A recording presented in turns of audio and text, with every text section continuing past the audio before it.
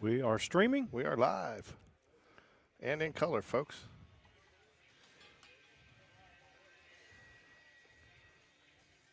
Beautiful day for baseball for at least about another 45 minutes until that sun goes down. Then it'll be a chilly night for baseball. Oh, that's why it's not connected.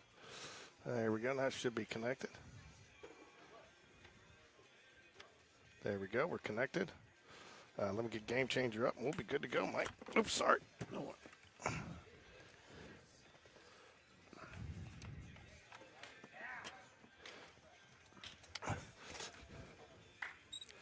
Beautiful day here for now. Yeah. We'll get the like heater. I said, for about 45 more minutes. We're going to go from sunburn to frostburn. Sunburn to frostbite, right? I'm glad you brought the heater. Yeah. Good on you. We are here for a doubleheader today, folks. 2 games of live high school action here from Vestavia Hills. How's your volume, Mike? You need me to make an adjustment for you? Sounds good to me.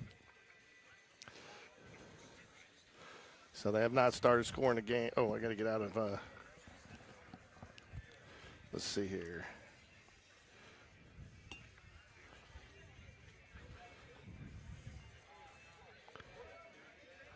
Log, sign out. Sign in.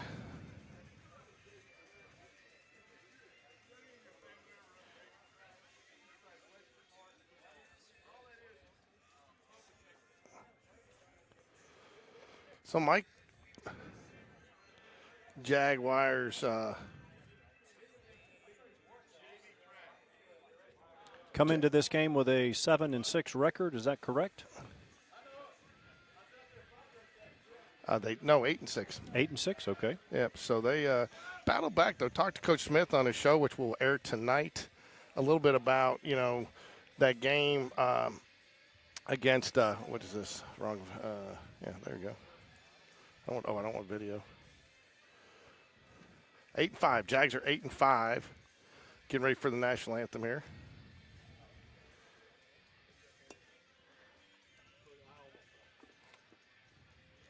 Rebel fans on your feet.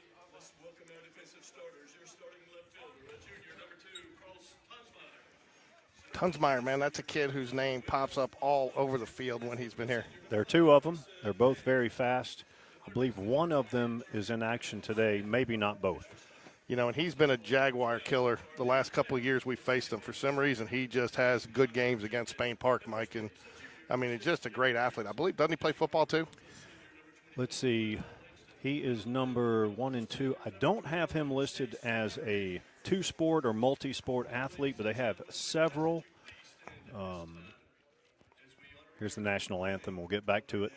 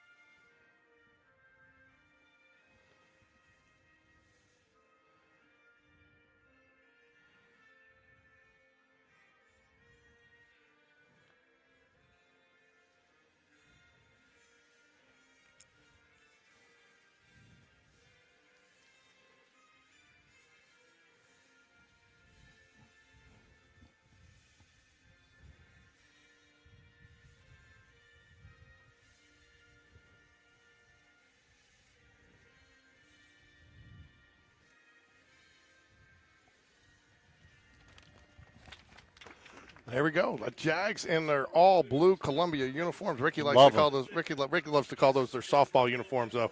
I love them. Yeah, I do too. David Spencer does a great job always on the uniforms.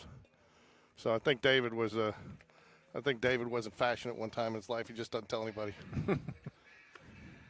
Number 21, Chase Rafferty. I know his dad, Lee. Is he pitching tonight? He is. He's on the. I'll tell you what, he shut us down last year when we played over here. He was on fire, and I tell you, when he's on, he's tough to hit. Huh? Well, apparently he's one of many that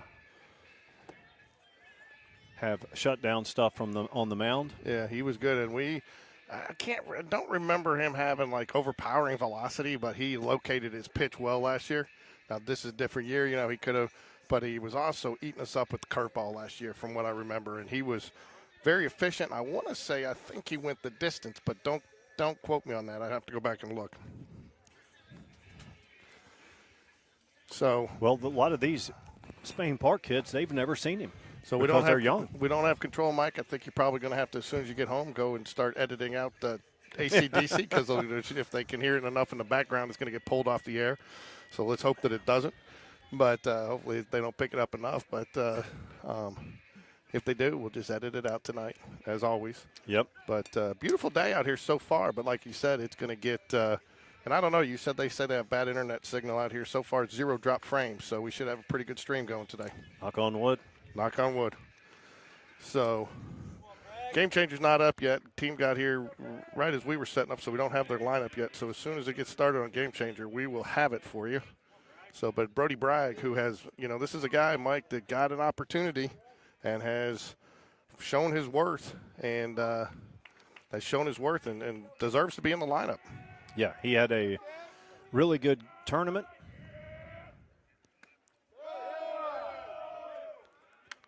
First ball inside.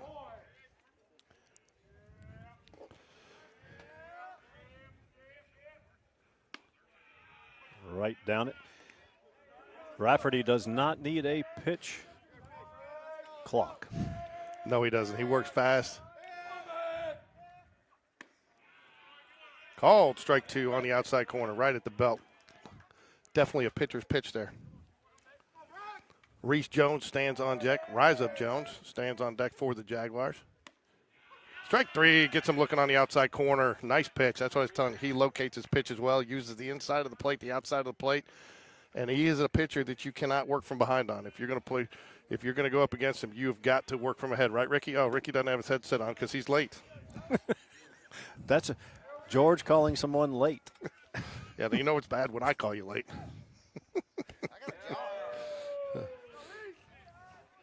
One ball, no strikes here to Ricky Strawn, who just showed up.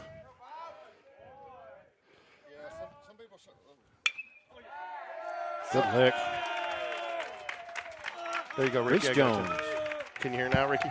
Single over the second I need baseman. this one Rebel sign out of my face. Well, break it off like we did last year. There you go. That's what took a lot of work. Oops.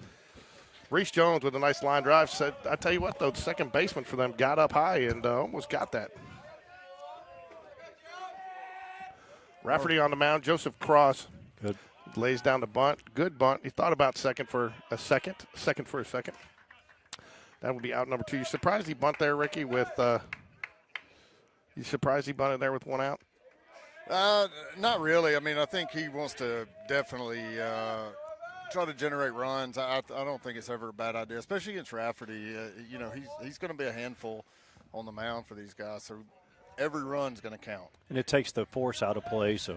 Look at this new patio up here. I know, man. I thought you would have built that. I wish I would have. Tell you what, he's giving the corners today, Ricky, this umpire. You're going to love his strike zone. Not. I believe the Merrill family donated the funds for the pavilion. It's really nice. I was up there talking to some Vestavia people pregame. Yeah, it looks great. It's a great idea. Evan timeout Taylor gets hit by the pitch. He gets the Evan Smallwood Homer Simpson award. Yeah, but it was a curveball at least. Yeah. So I got to get that graphic up. I keep saying I'm going to do it, but the Homer Simpson Did George? Did you get to watch the video of the Blue Wahoos I sent you the other day? Yeah, I did. I mean, how does the coach leave him in for that many pitches? I don't understand how that happens in the AA level. To walk or to hit 4 batters in a row to lose a game that way. But you're up by 1 run. You're up by 1 run. You have a runner on base, and then you literally knock 2 runs in to lose the game hitting 4 batters in a row. Yeah. At Double A? Double A, the Blue Wahoos from Pensacola. They were the winners in that scenario. Connor grab and go. He'd like to go on this one. A lot of chatter coming out of the Jaguars dugout today.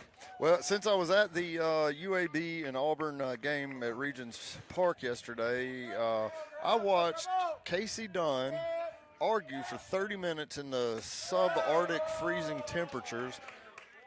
The craziest thing I've ever watched. I had to go home and rewind it on ESPN and rewatch to see we couldn't figure out what he was even arguing about. And it was a hit batter. That's what made me think of it. Also seeing his father's name on those 8,000 state championships out there in right field. Is that a relation to Coach Dunn? Yeah. I know, I'm just joking with you. Oh, I was about to say. Any Dunns around these parts that play baseball, coach baseball, do anything with baseball, or I'm sure are all part of the Sammy Dunn tree. I asked Coach Dunn. I said, did you see Casey? I heard Casey was arguing last night. He said, I didn't see it. I said, apparently he argued longer than the game went on. It was the craziest thing, and I don't know if he's got some kind of if he had knee surgery or is about to, but he had a horrible limp. And watching him walk out there multiple times to argue, I thought he really wants to win this argument. Well, I didn't realize he said he's got a bee in his bonnet for Auburn. He's got a what? He said he wants to beat Auburn. Dunn said every time. I guess they passed him over a couple times for that job, so he loves beating Auburn. Dunn does. I'm sure he does. He doesn't beat them very often, but. Yeah. That was a walk-off, right? It was a walk-off. Auburn won last night? No. Sanford? No, UAB. UAB. Keep guessing. Birmingham Keep guessing, Southern. George. Swing and a miss, strike 3. Gets out of a little bit of a jam. But I tell you what, it was nice to see some base runners early on Rafferty and get his pitch count up a little bit. Last year, Ricky, I think he was pretty efficient. He had like 50 pitches through 6 innings, and we really struggled with his curveball last year, so I think that's something to watch to see how the Jags respond this year. Yeah, his curveball ate the guys alive last year, so hopefully we can do a much better job. So you guys like the new little graphic on the bottom, the little Jaguar baseball with the SP? Looks good. That's all right. So people know who we are. I've seen better. Want to thank one of our sponsors today, Birmingham Landscape Design. It's getting to that time of year, folks. It's March, and that means the weather's getting good. You don't want to be in your yard. You want to be out on the golf course. You want to be at the lake. You want to be at the beach. So who are you going to call? Birmingham Landscape Design. What's that phone number? 205-962-9022. Put Ricky to work. Put Ricky to work, folks. But I want to thank Birmingham Landscape Design. Also want to thank Alabama Outdoors, RFG Advisory Group, Strongbox Storage. We have several more. The Vance Law Firm that we'll be naming throughout the game. Start getting graphics on here. So, middle of the first here, we are due up for the Rebels. Was that Taffy? Is that Taffy? Can I see it? You got the angle on it. Tonsmeyer and Tonsmeyer. W. Tonsmeyer. Taffy, Tonsmeyer. Tell you what, when are they going to run out of Tonsmeyers here? I do not know, but I mean, they seem like they have been here forever. Well, one of them. They're Mormon. One of them is not till next year, so Cross doesn't graduate until next year. All right, he's in the 3-hole. So lineup, and you know who we don't have here this year that we have called for a number of years? JPH. Oh, I heard his name on the. Did he play last night? No, he didn't play. But I heard his name on the Jumbotron. They were doing some kind of giveaway, and they started talking about it, and they said something about JP Head, and then something happened in the game, and the announcer just cut away and never came back to it. So here we go. Taffy up for the Rebels here in the first inning. He's also the quarterback, QB1. Patrick Lightning McQueenie on the mound for the Jaguars. Taffy is the quarterback? He's the starting quarterback, yes. QB1? He is QB1. Vestavia likes the short, stocky quarterbacks. They had JP Head last year, and now Taffy's got the same similar type of build. Just misses a bit high. 1 ball, 1 strike here. I tell you what, I'm glad I canceled my business trip just to see. I keep passing McQueenie over every game he's pitched. I've been out of town, so I canceled my trip today to be here for this one.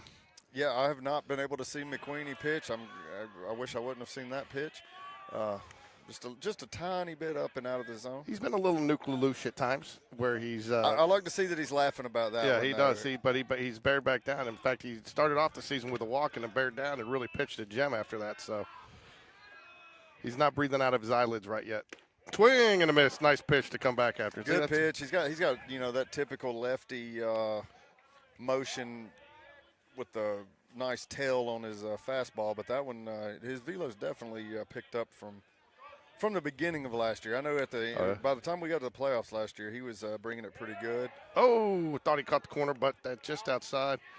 Evan Taylor did not complain about it too much. 3-2 full count here now. So Coach Smith asked his catcher, and the catcher confirmed that it was outside. Payoff pitch here from McQueen. He got the sign. He's on the delivery. He's got a slower motion this year, Ricky. He definitely has a slower motion. It looks like he's worked on changed his whole delivery.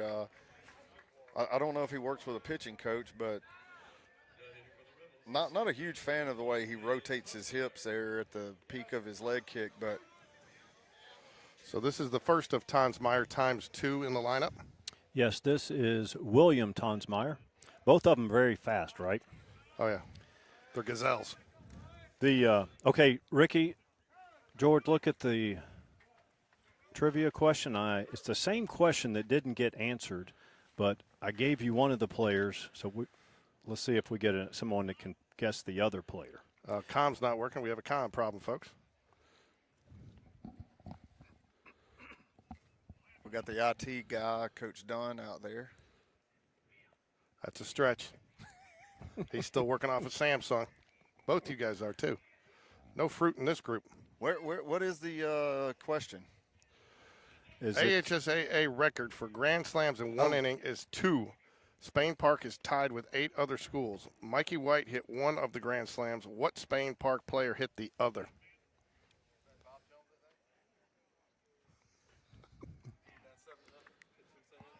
Which one?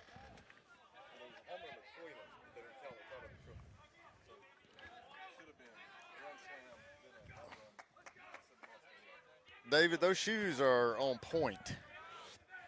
All right, we're back at it. Runner on first after the leadoff walk. Good called strike in there to Tonsmeyer. I'll tell you what, too. I'm interested to see now that he's got a guy on. You're talking about his delivery being so deliberate. I wonder if he works a little bit better out of the stretch, to be honest with you. Yeah, it could be that. Let's see how it does. I do know that he struggled a little bit. He's got a solid-looking move right there. Well, he must know it, too, because he did not have much of a lead there. I mean, he has got a tiny lead over there. No, fouls it back. Good pitch. Brings it. He did the same thing when his right leg goes up. Just watch his whole hips rotate all the way around towards second base or towards right field, and just not a big fan of that. I feel like you get too much moving around and stuff. It's a lot more movement getting back to 0. 0-2 here to the batter Tonsmeyer. McQueenie on the mound for the Jaguars. Evan Taylor, the catcher. That's your battery. Fouls it back. Nice pitch there. A little off speed there, huh, Ricky? A little off speed, and Tonsmeyer got a bat late on it. He wasn't looking for that, but he fouled it off. Tell you what, Tonsmeyer is a solid-looking individual. I know he's fast as lightning. Yeah, I already said he's a gazelle. He is. Well, gazelles are long and skinny. He's definitely not that. The gazelle's fast, though. The gazelle can outrun the lion, right? He looks like he's got some Bo Jackson legs. But he Tuck him out. He might not be able to outrun the lion, but not the Jaguar. Gets the strikeout. You guys like that one? Yes. Your jokes, the few jokes you tell that are funny are good until you start laughing at them. He usually starts laughing at them, Mike, before anybody else even has a chance to. You know his best one was the wind up with the golf swing, but he wanted confirmation for like 5 minutes. But I was laughing so hard when I heard that one. Good pitch. Nice pitch. This is another Tonsmeyer. Yep. So both of them are in the lineup today. Yeah. I tell you, he's a good bit taller than his brother. Yeah, a little bit, but still the same. I think they're both equally as fast. I don't know. The one who just batted, who struck out, he's the one I saw last year run, and he could make a triple on a hit that doesn't even get past the outfield.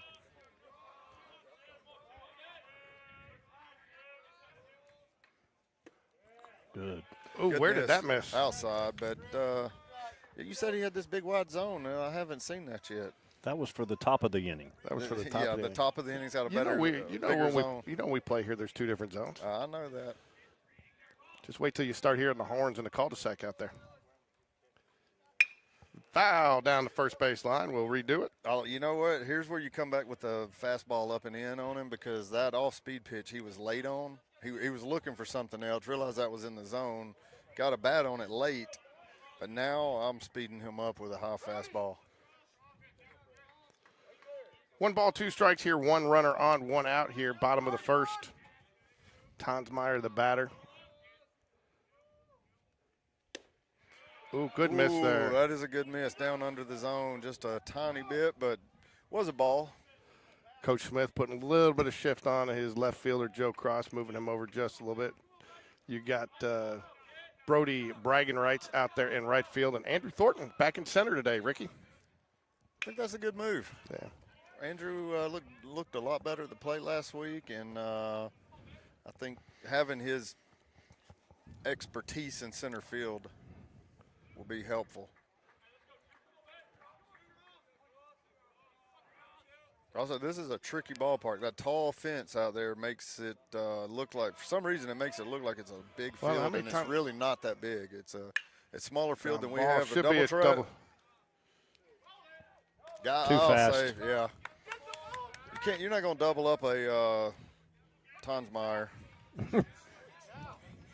2 outs now. Coach is telling Jack Sellers needs to charge that ball just a little bit more, maybe turn that just a little bit quicker. But I tell you what, just a good at bat there for Tonsmeyer, but ends up being a good out. A lot of times you see a pitcher or batter battling off pitches like that, it results in a hit. So I think Jag's happy to get that out there. Number 20 is Gavin Smith for the Rebels. His dad played professionally. Where? I do not know. Well, if you're going to throw out My facts, pen you better- ran out of ink. They had so many Rub some accolades. dark chalk over it and see your Swing pen and a lines. miss. So that's your the dog ate my homework excuse? No, I had to get so much. They have so much information up there that my pen ran out of ink. I think Game Day Sports Radio has enough money to buy us a good working pen. I would think so. I would hope. No balls a strike. Nice pitch there by McQueen. Gets past him.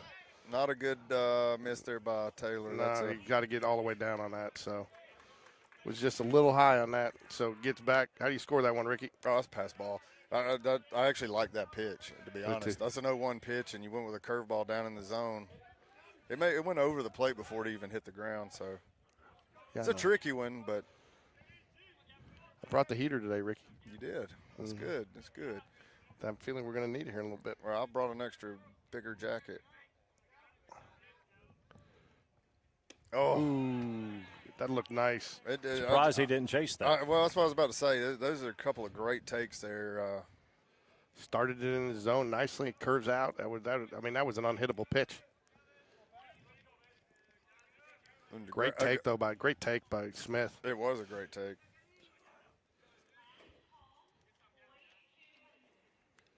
Fly ball right field. Brody Bragg lost it. Andrew Thornton's under it and catches it. Nice play. Nice play by Thornton. Caught it and banged into the wall. Brody Bragg fooled me because I lost the ball too, and I saw him running towards it, and then he cutting back. And I think that one was just to your point. It's hard to follow some of these out here in this outfield. I keep saying that one day I'm going to come up here with a rangefinder and find out what that fence is out there, because it looks like it's about 400, but it actually plays about 330. It is not a very long field. And that was just a pop-up that he got under, and it made it all the way to the wall in center. Due up for the Jaguars, number 6 hole hitter Nash Davis, followed by Eli Smallwood, and then Andrew Thornton. And if somebody gets on, then that will round out the lineup with Jack, New York Times bestsellers. So we got a couple of mid-80s throwing lefties battling it out today. I guess this is the ace for both squads. Yep. Now, I actually talking to Coach Dunn a little bit and with Coach Smith and his show, which airs tonight. You might see several pitchers in here. I think they're getting ready they're going to have to set a rotation coming up here with Chelsea coming up on that Tuesday-Friday matchup in 2 weeks with the first area series. So if they're wanting McQueenie to go that first Tuesday, they may only work him a couple innings tonight to get him in on Tuesday, set that rotation for next week. So if you only see him go a couple innings, even though he's pitched well, that is probably why. In fact, there is somebody down in the bullpen already warming up. Sure is. Yep. So the plan was who to get out there. Hey, who's number 20 for us? That is Nash Crash Davis. Is he warming up? No, he's at the plate batting. Who's on first? What's on second? Correct. But Nash. who's on first? I'll tell you what, man, that bat looks about as big as his lower leg. I mean, it's so small. Long fly ball Goodbye. out of here. Nash Davis with a home run puts the Jaguars up 1-0 over the Vestavia Hills Rebels. Touch them all, young man. His first home run as a freshman. He's the first freshman I know of starting for Spain Park, at least in a long, long time. And And that's is that his first home run of the year? Yeah, his first home run of the Spain I know Park career. he's had a couple of close ones. Yeah, he did. And they've been straight to center field. And just like that, the Jags are on the board. Second hit of the game is a home run. This is something we did not do the first time we faced Rafferty, was get on him early, put pressure on him. You know, and he got stronger as the game went last time, so it'll be interesting to see how he responds here, Ricky. It will be interesting, and so far not very good. 2-0 here to Eli Smallwood. –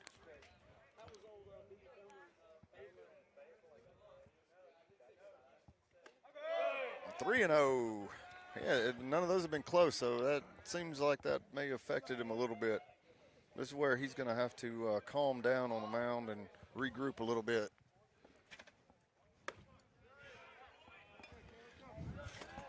Called strike.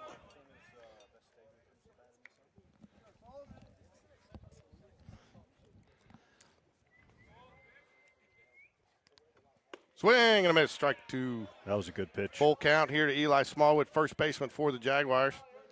Nobody out here, top of the second. Good job there by Rafferty to battle back and get this thing full up. Swing and a miss, strike three. Big strikeout, man. I tell you what, just came back with 3 straight fastballs, and Eli couldn't catch up to him. no, he could not. That's something he's going to have to work on is when you know a fastball's coming, you got to be able to hit it. All right, now we got Andrew Thornton up at the plate. Swing and a miss, strike one. Nice play in center field. Great play out there in center field. I thought that might get down, and he gauged it correctly. I'm telling you, there's so many, Mike, I've seen out here over the years that you think that, you know, oh, he should be able to get this. And then next thing you know, he's at the wall and the ball just finds its way over the fence. Well, you're down here in this hole, too, and you don't feel the wind. And sometimes you can have a wind behind the ground ball. That's going to be a tough play. I got a good bounce, did. but it's a slow bounce, so you only got him by a step. Yeah, Thornton's got some speed. I thought he was going to have a little bit more. The ball got out there a little quicker than I expected. As fast as Thornton is, the short Tonsmeyer would have beat that out by 3 steps. Is that how we're calling him now, the short and tall? I don't know. I need to find out their first 6 names. foot and 5'9". Yeah. Well, that's not. That's what they're listed as. 6 No, foot and 5'9". That's not correct. Ball misses inside. I'll On tell the you that. Tonsmeyers? Yeah. The short one's like 5'6". Okay. With the afro, maybe 5'9". Cross and William. Cross is the taller. Okay. So Oh, it's a hard hit ball is going to work its way foul down the right field line. Jack Seller's been hitting the ball well. I think that's what separated him at that second base position that's kind of been open all season long. Yeah, Huge moment in the tournament. Well, you know, we talked about it in the first week or so of the season that he didn't look great. He wasn't making errors at second. He just wasn't fielding things very cleanly, catching fly balls. Line drive to get, nice play. Get a good hop from the shortstop. And a good scoop there by the first baseman. Gets the out, and will do it for the Jaguars, but not before Nash Davis puts the Jaguars on the board with a solo home run down to left center field. So Jags lead as we move into the bottom of the second, 1-0. We're going to bring Rusty Weaver on, and he'll talk about his son plays on this team. Rusty played here at Vestavia years ago, and he's going to give us some insight. He's right behind us. He's coming in. All right, here you go. You got it. You got to stay on. There you go.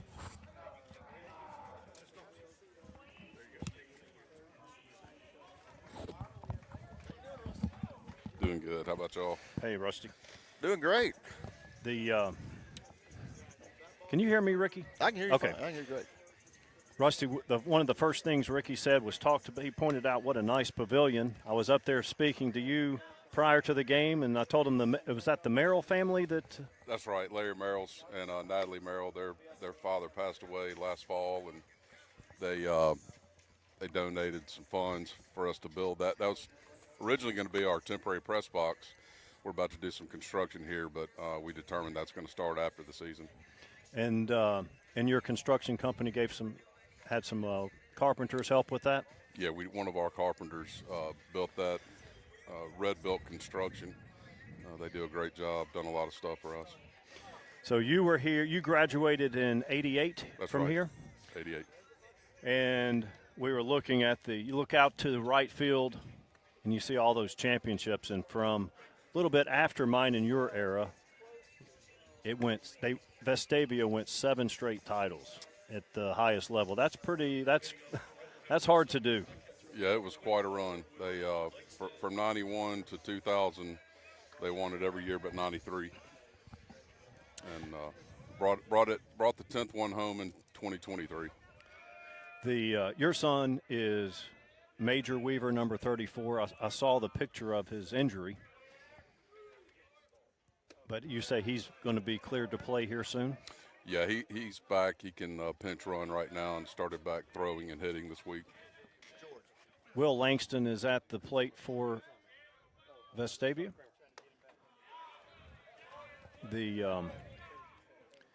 What kind of improvements are you guys going to have done here after the season? We're going to renovate the concession stand and the press box and add some offices above the concession stand, and then both locker rooms are going to be renovated. Adding some bathrooms. We don't have enough facilities here, so we're putting in ADA bathrooms for men and women. All that'll start. Hopefully construction starts in May. And Major he's a junior, correct? He's a junior, that's right. Number 24, Will Langston draws the walk. I saw Mitch Weaver's here. He is. I just saw him walk up. He was class of 91 with my brother here, and his son is the other Weaver on the roster. What number is he? He is 30. He's a left-handed pitcher. Okay. Now, we saw Rafferty in the first inning, 1, 2, 3, I believe it was, maybe. And then last year, George and Ricky were saying we didn't get anything off of him. Rafferty gave us a lot of trouble last year, and he seems to not be throwing the curveball as much this year, but it's kind of early in the year. Yeah. You got your headphone. There you go. That might feel more comfortable. And that's Lee's son, right? He's another guy that grew up with in our era. Yeah, Lee Rafferty. And Chase has been throwing a lot of strikes, and he did seem to throw a lot more breaking stuff last year. But, yeah, I noticed, too, that, though, his velo is up in the 86, 87 range on PBR, and I don't think he was near that last year, and that may have been why they went so much more with the breaking ball and off-speed pitch. Is Halla still calling pitches? I believe he is. Okay, I hadn't seen him over there. I'm looking for Santa Claus-looking sucker. They may have PitchCom working today. Oh, okay, yeah, probably so. Ryan played basketball. He won the state championship on the basketball team. What was that, 92? I believe it was 91 or 2, yeah. Yeah, because my brother played on the team that lost in the Final Four, and then Halla and Wade Kaiser won it. Had Chad Jones too, right? That's right. That was either 92 or 93. And then Ryan went on to play at Auburn. He played baseball at Auburn, that's right. He did. Everybody, back in the 90s, everybody at Vestavia went to Auburn. Jay Wagner, you say Rusty, you said he's the only player that had his jersey retired? That's right. It's the only Vestavia baseball jersey that's ever been retired. And we had a baseball dinner back in January, and Senator Jabbo Wagner was there, and we were looking at our Hall of Fame display and saw all the records that Jay still holds in Auburn baseball. He still holds a ton of offensive records. Yeah, I remember when he was in high school. Of course, stories get better as we get older, but as I recall, he struck out like 2 times in his high school career, and both times were caught looking and questionable. I think that's correct. I mean, he was a tough out. Offensive weapon. So, do you want to share the story about Major with the scissors? Yeah, we can talk about that. They were doing some cleanup in the locker room a couple of weeks ago, and he somehow managed to stick a pair of scissors through his fingers. And they're not just through one. It went through all the way through his pinky into his ring finger on his throwing hand. Nice bunt. That is a great bunt. Joe Cross-esque. Move the runner over to third. So I know Spain Park's been playing a lot of small ball out of pretty much necessity. I know we have a long ball today. How does Vestavia play? Does it vary? It varies. Historically, it's been a small ball school, but we've had a lot more power in the last few years, and it's hard to take the bat out of the hands of somebody that can hit it out on any pitch. Yeah, my guess is Jamie is probably, though, not knowing that we weren't going to go longer with starting pitcher, and he probably realized, runs are going to be at an absolute minimum today.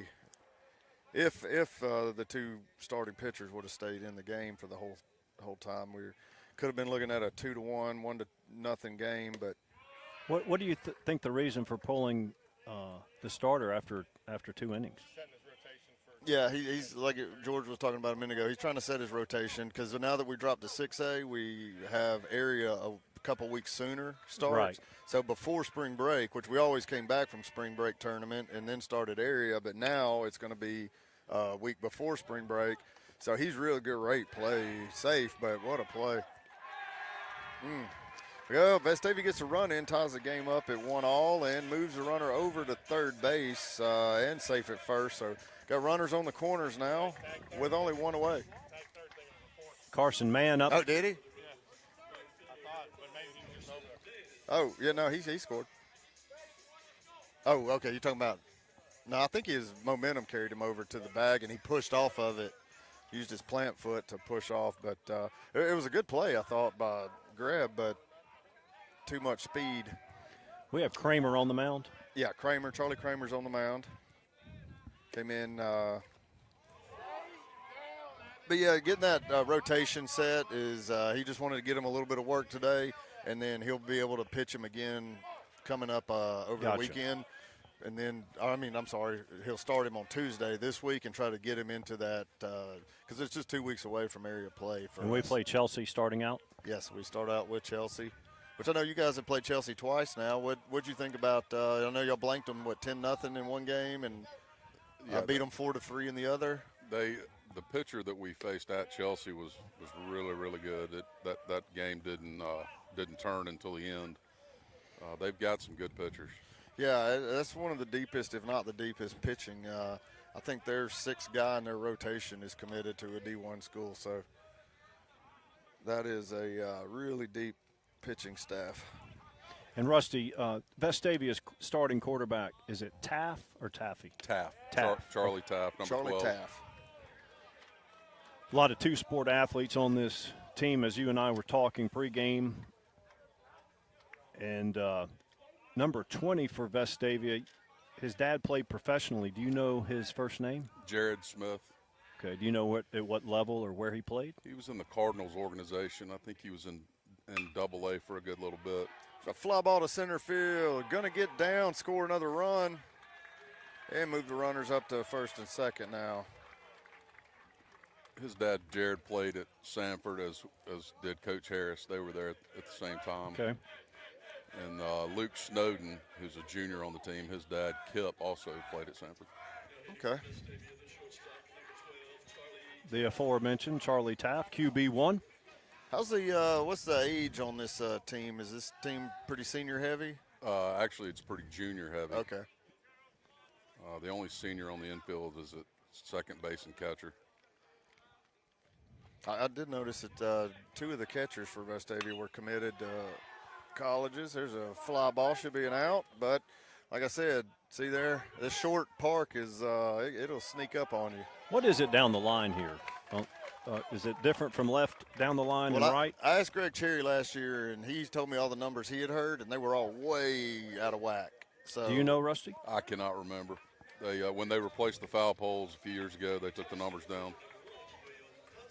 I'm gonna get a measurement one day, but We'll go out there and step it off. well, the thing is it may be 320 or 30 down the lines, but center field is not much more than that either. Right, yeah, you can see that. Just that 10-foot fence out there, though, really makes it look like it's a long way out for some reason. Nice pitch. William Tonsmeyer at the plate. Do the Tonsmeyers play exclusively baseball? They both only William played football. Carson Cross played football this year, but I don't think he's playing next year. I feel like William would have been a brutal running back. He is a good running back because he can fly and he's built like a little tank. Yeah, he runs over people much larger than him. Yeah, he looks like he's just a ball of muscle. He's a Southern Miss signee. Okay. And What his grandfather played football at Southern Miss. Oh, how about that? Now, what about other prospects? Do you know any other signees? Bruce Littleton is also going to Southern Miss.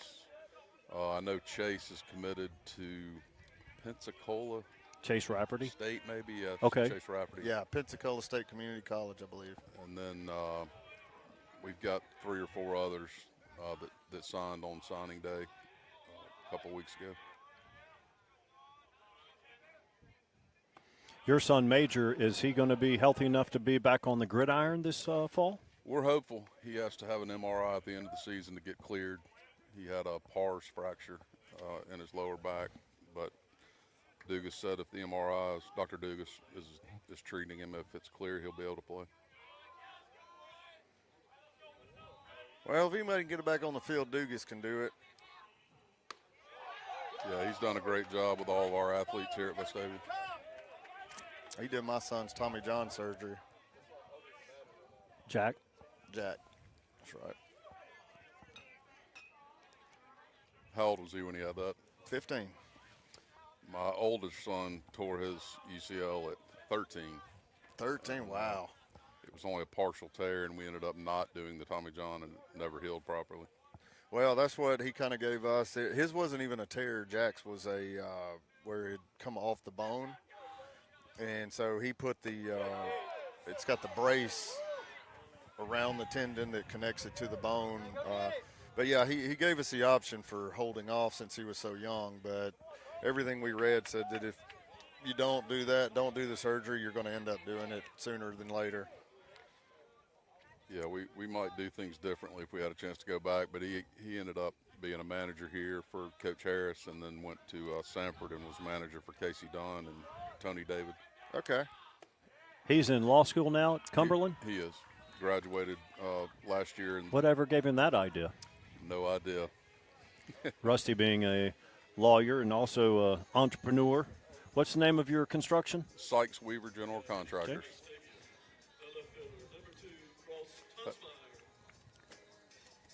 They come right at you with 1 and 2, both brothers top of the lineup.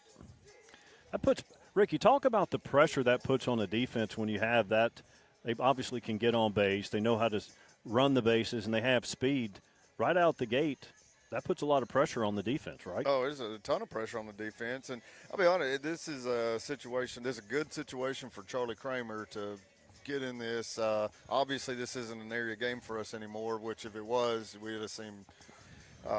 wouldn't see a pitching change after 1 inning, or 2 innings. But I do think also that was the only chance we had was keeping him in the game for the whole time. Was the best chance we had to win this game. So, well, McQueenie was just, I think McQueenie is the one pitcher we've got right now that is ready to face a team like this and at least give us a chance to win it through 6 or 7 innings. And not that all these other guys are not good, they just don't have that thing that he's got. There's a high fly ball on the infield, and good catch there by Reese Jones.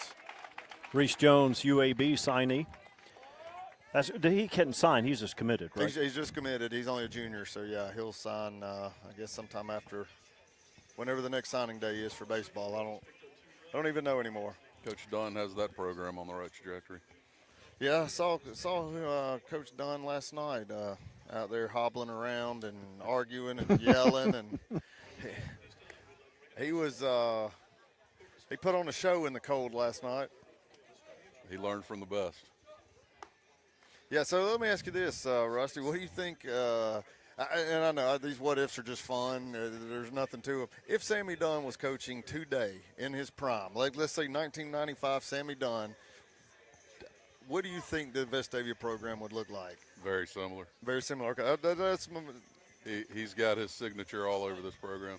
yeah, and you know he's it's just hard to because I played in I graduated in '95, played against Coach Dunn and Sammy, and and Casey, we're the same age, but it's kind of curious if that was just something like the baseball wasn't as good all the way around everywhere back then, or if because personally, it was being from that era, I don't feel like baseball was not as good. I feel like it was probably as good or better. Well, personally, well, you got 2 middle schools feeding now, right? That's Used to right. be just Pizitz. Same with Hoover. They have multiple middle schools. That has to have a play in that, right? Well, I think a lot of it is the number, and also just the youth baseball programs are just so much better yeah. than they used to be. It's not just a dad out there. It's probably a dad that played some pro ball or at least college ball.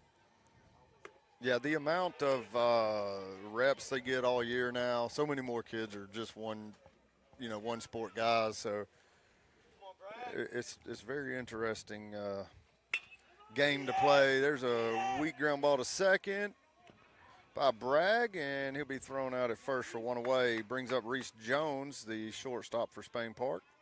Rise up. All right, so guys, listen, Ricky, when you asked about what this program would look like if Coach Dunn were, get him in today's world, I really believe this. Now it can't be proven, but if you take like the great, like Babe Ruth, and you just teleported him to 2025, I don't think Babe Ruth could make a high school team. I don't either.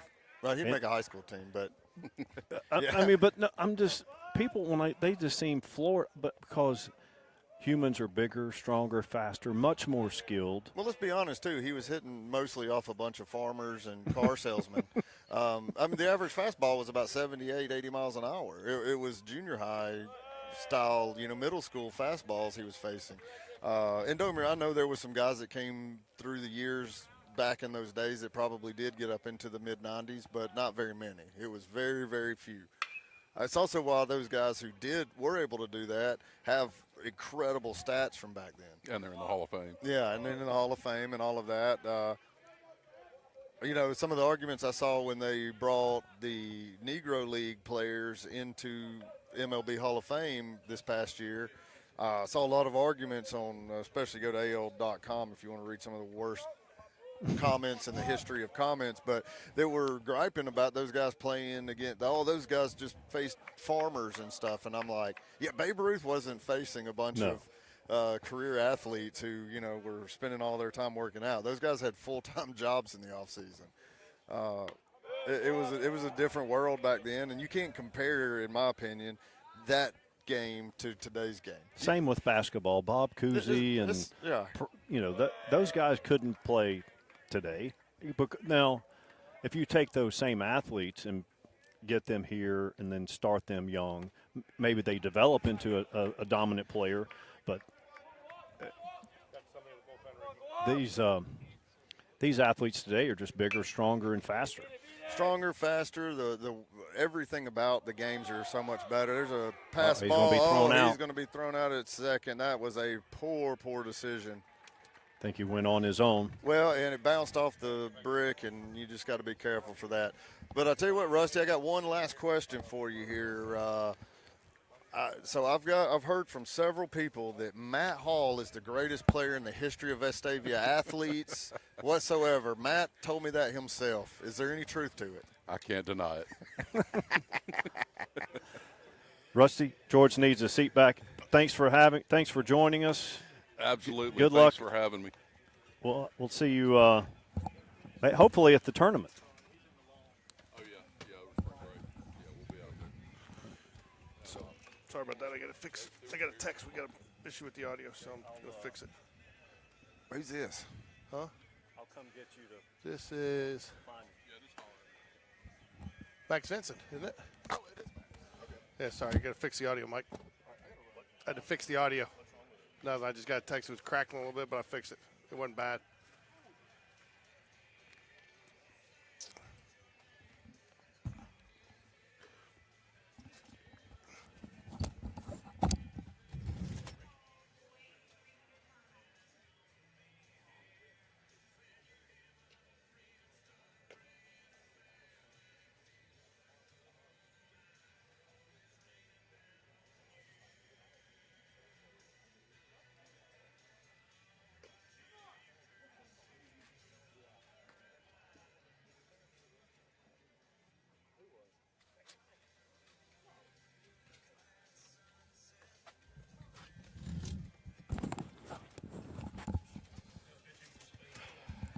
It's always nice when we get a visiting fan or visiting somebody involved with the visiting organization on to kind of give us some insight into their program, gives us a little bit more knowledge about the teams we're playing.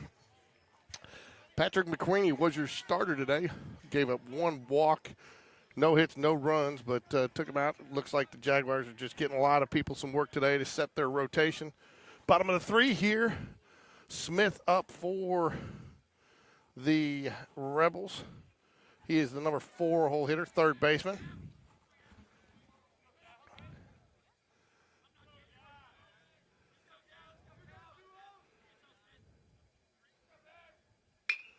Foul ball, Eli Smallwood. Easily fielded, grits the out. Out number 1.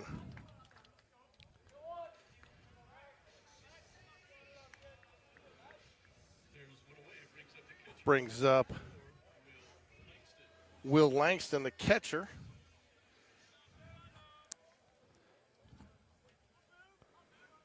Woo. Big old boy up here. He's definitely got some power and some pop in that bat.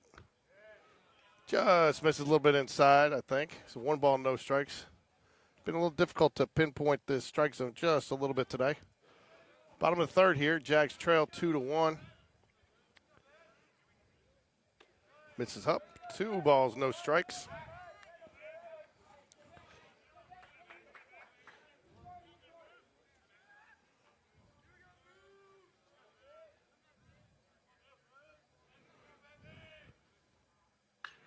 Fly ball left field. That may be out of here. It is. 3-1. This park is just, it's deeper than it looks here. You got that up, and it just carried, and it is out of here.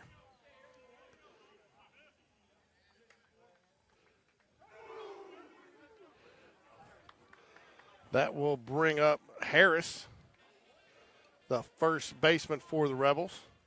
Hitting for Vestavia. The first baseman, number 6, Jacob Harris. Jacob Harris.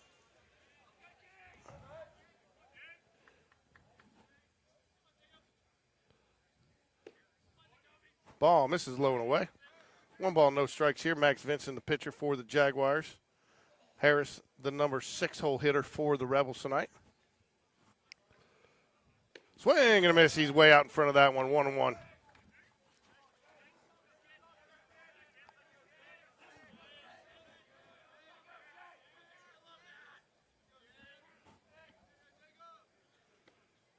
Nice curveball. Drops it in there in the top of the zone for a strike. 1 ball, 2 strikes. Max Vincent looks like he's working a little faster now. Definitely settling in, catching his groove. Nice to see him respond this way, too, after giving up the home run. Fouls it off. Good pitch there. Barely got a piece of that to hang on. 1 out here, 1 ball, 2 strikes to Harris. Jags trail 3-1. Their lone run comes on a Nash Crash Davis solo home run. Good curveball. Nice play. And he gets him. Good job. Reese Rise Up Jones and Eli Smallwood with the catch over there first. Way to stay down on it. Oh. 2 outs here in the bottom of the third. Lucas, the batter for the Rebels, designated hitter. Foul ball down the left field line. Jags trail here 3-1. Bottom of the third. This is the first of our 2 doubleheader 2-game coverage today. We will be doing JV following this one. And then we're off for the weekend. Our next game that we're broadcasting will not be until a week from Friday against Oak Mountain at Oak Mountain. We will not be able to make the Military Appreciation Night. We will try to stream, though, the Game Changer feed of that. So we will try to stream that. So if you can't, at least it won't be live coverage, but we'll try to at least stream the feed so you guys can catch that, at least the play-by-play action game cast. Swing and a miss, strike 3. Great pitch. Max Vincent drops the off-speed in there. Way out in front, never had a chance. So Max Vincent in for 1 inning, gives up 1, but gets 3 outs, and Jags will come in, try to get the bats going here in the top of the 4th. See if we can't cut into this Rebel lead.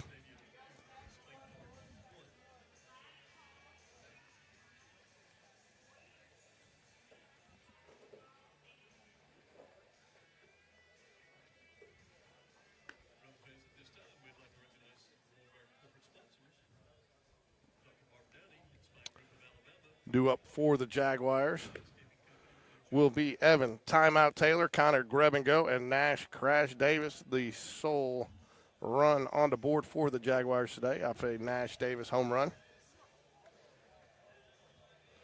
Wind's picking up a little bit, getting a little chilly out here. Got the heater going, so I don't know where my compadres went.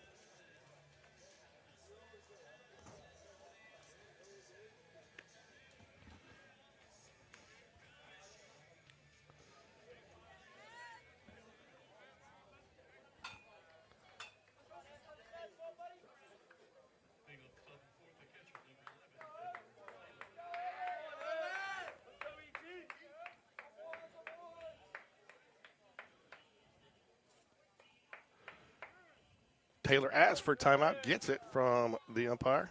Oh, no, the catcher asked for it. Looks like another comms issue.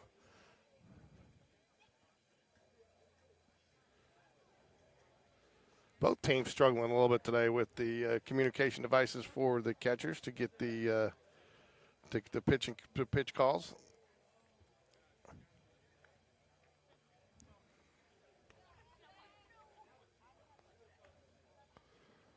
Taylor, Greb, and Davis due up here for the Jaguars.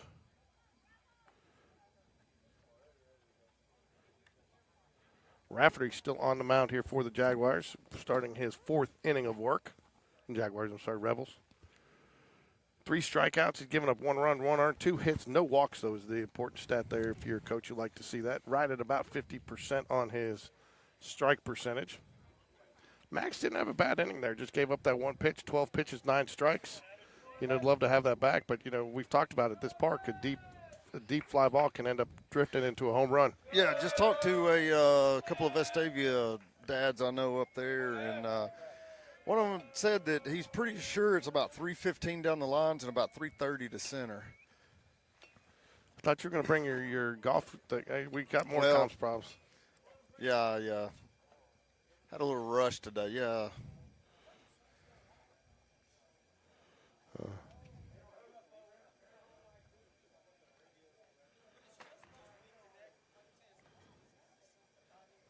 Sometimes I think with all these comm stuff, if it's not working, just scrap it and use hand signals. There you go. Yeah, that's what I see Doug Cole out there today.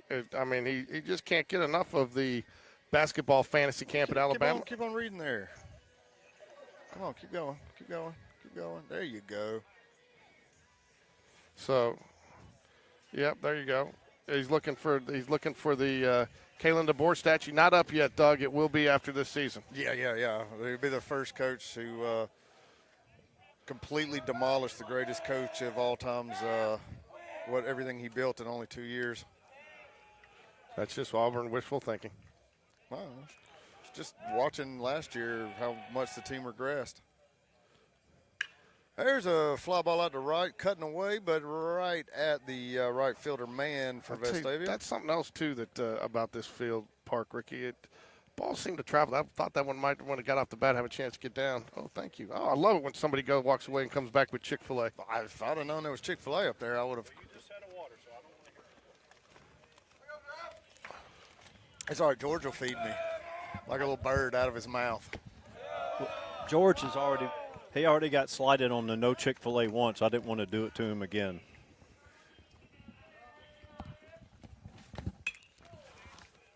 Pop up out of play. Foul ball. So I'm still waiting for the answer to the trivia question, but, did you hear David Spencer say it should have been a grand slam home run and a grand slam? How does that work? Isn't that what he said, Ricky? It should have been a home. Yeah, but I think he didn't finish that. I think maybe it was. Because don't you have to get some guys on base in between to get 2 grand slams? Yes. That's how grand slams work. So I don't know how he said it was a grand slam and a home run, but it got scored a triple and then a grand slam. I know how it could be. Like the Mets World Series or the Mets when they didn't let him. They tackled him before he scored. Yeah, but you still gotta get people on base. Ball low, misses. 1 ball, no strikes here. 2 outs. Top of the 4th. Nash Davis put one over the fence last at bat. Eli Smallwood stands on deck.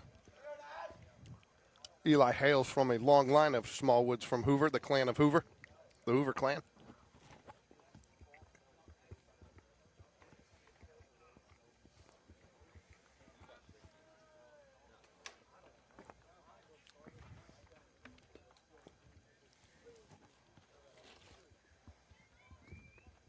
Two balls, no strikes here to Nash. Crash Davis.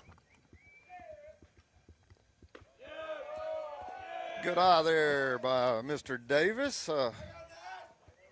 We've He got, got one of the 2 hits for Spain Park today. if you came out here and saw Mr. Mike Lorino, you'd think he was calling the game from a sub-zero temperature refrigerator. He's got the hat on. I'm not going to lie, after it warms up into the mid-upper 70s for a week and then it gets back down to these temps, it feels like it's sub-zero. He swings at ball 4 there, Ricky. He did swing at ball 4. I didn't want to bring it up, but there's a ground ball up the middle, and that gets through for another hit, and 2 for 2 for Mr. Crash Davis. That'll bring up Eli Smallwood.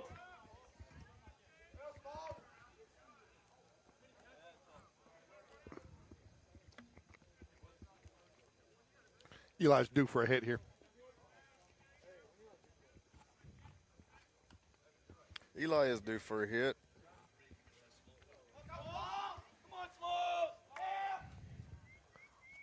I know Coach Smith had a conversation with him after he went 3-0 and then struck out in his last at bat. That was. What did he say to him, Ricky?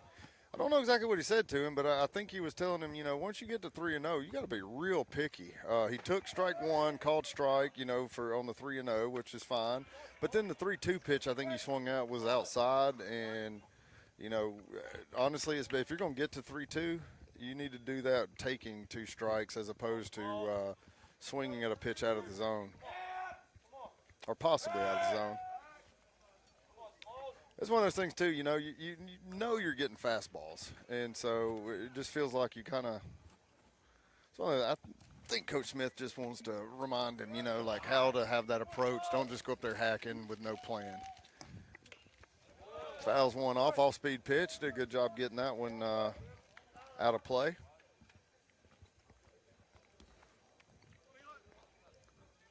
What do you got going over? You got wires everywhere, Mike. You got 2 cell phones. Is that the Ricky, you need to bring out your gun. I keep forgetting to bring it. I'm going to put it in the car tonight. See how fast I run to first base. Yeah, my gun, you have to be moving more than 1 mile per hour for it to register, George.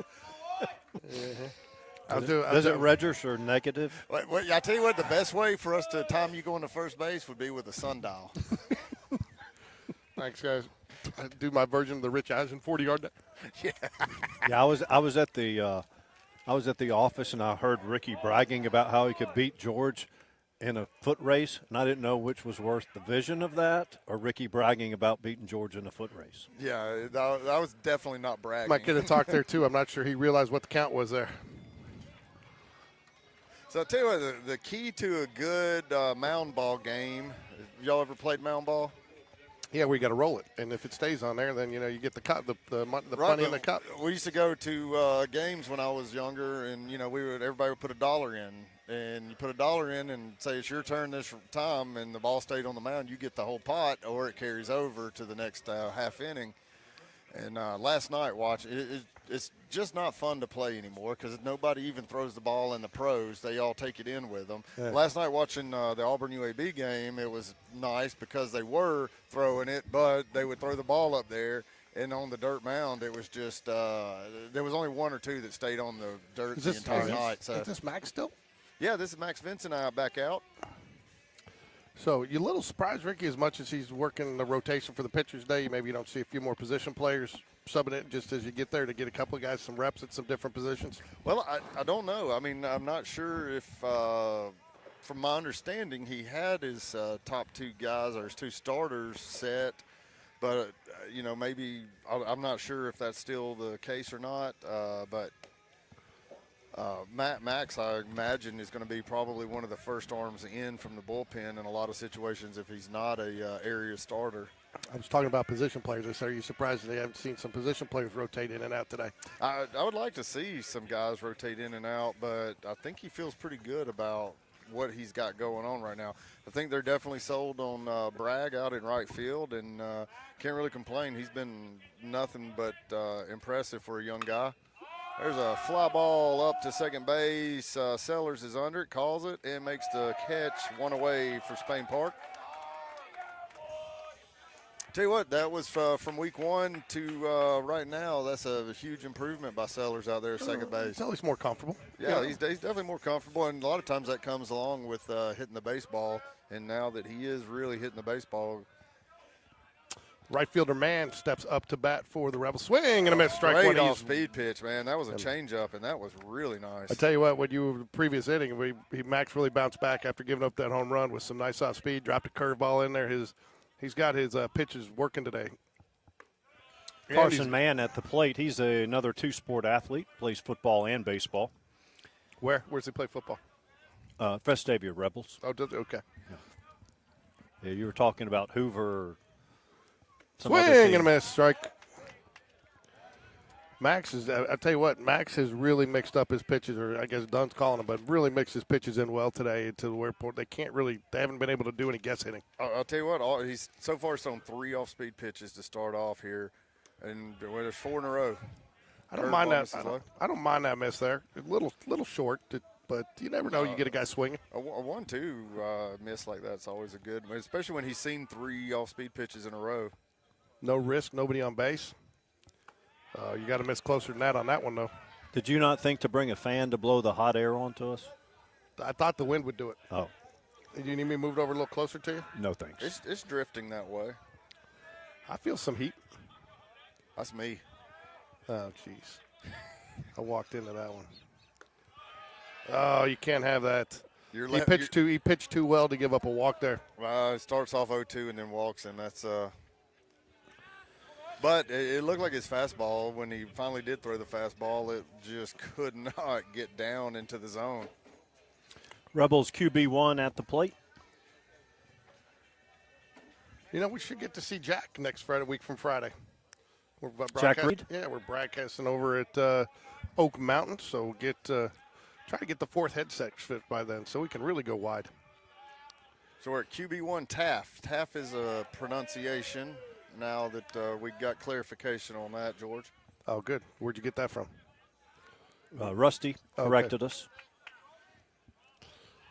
Taffy is like saltwater taffy. His name is Taff. Okay.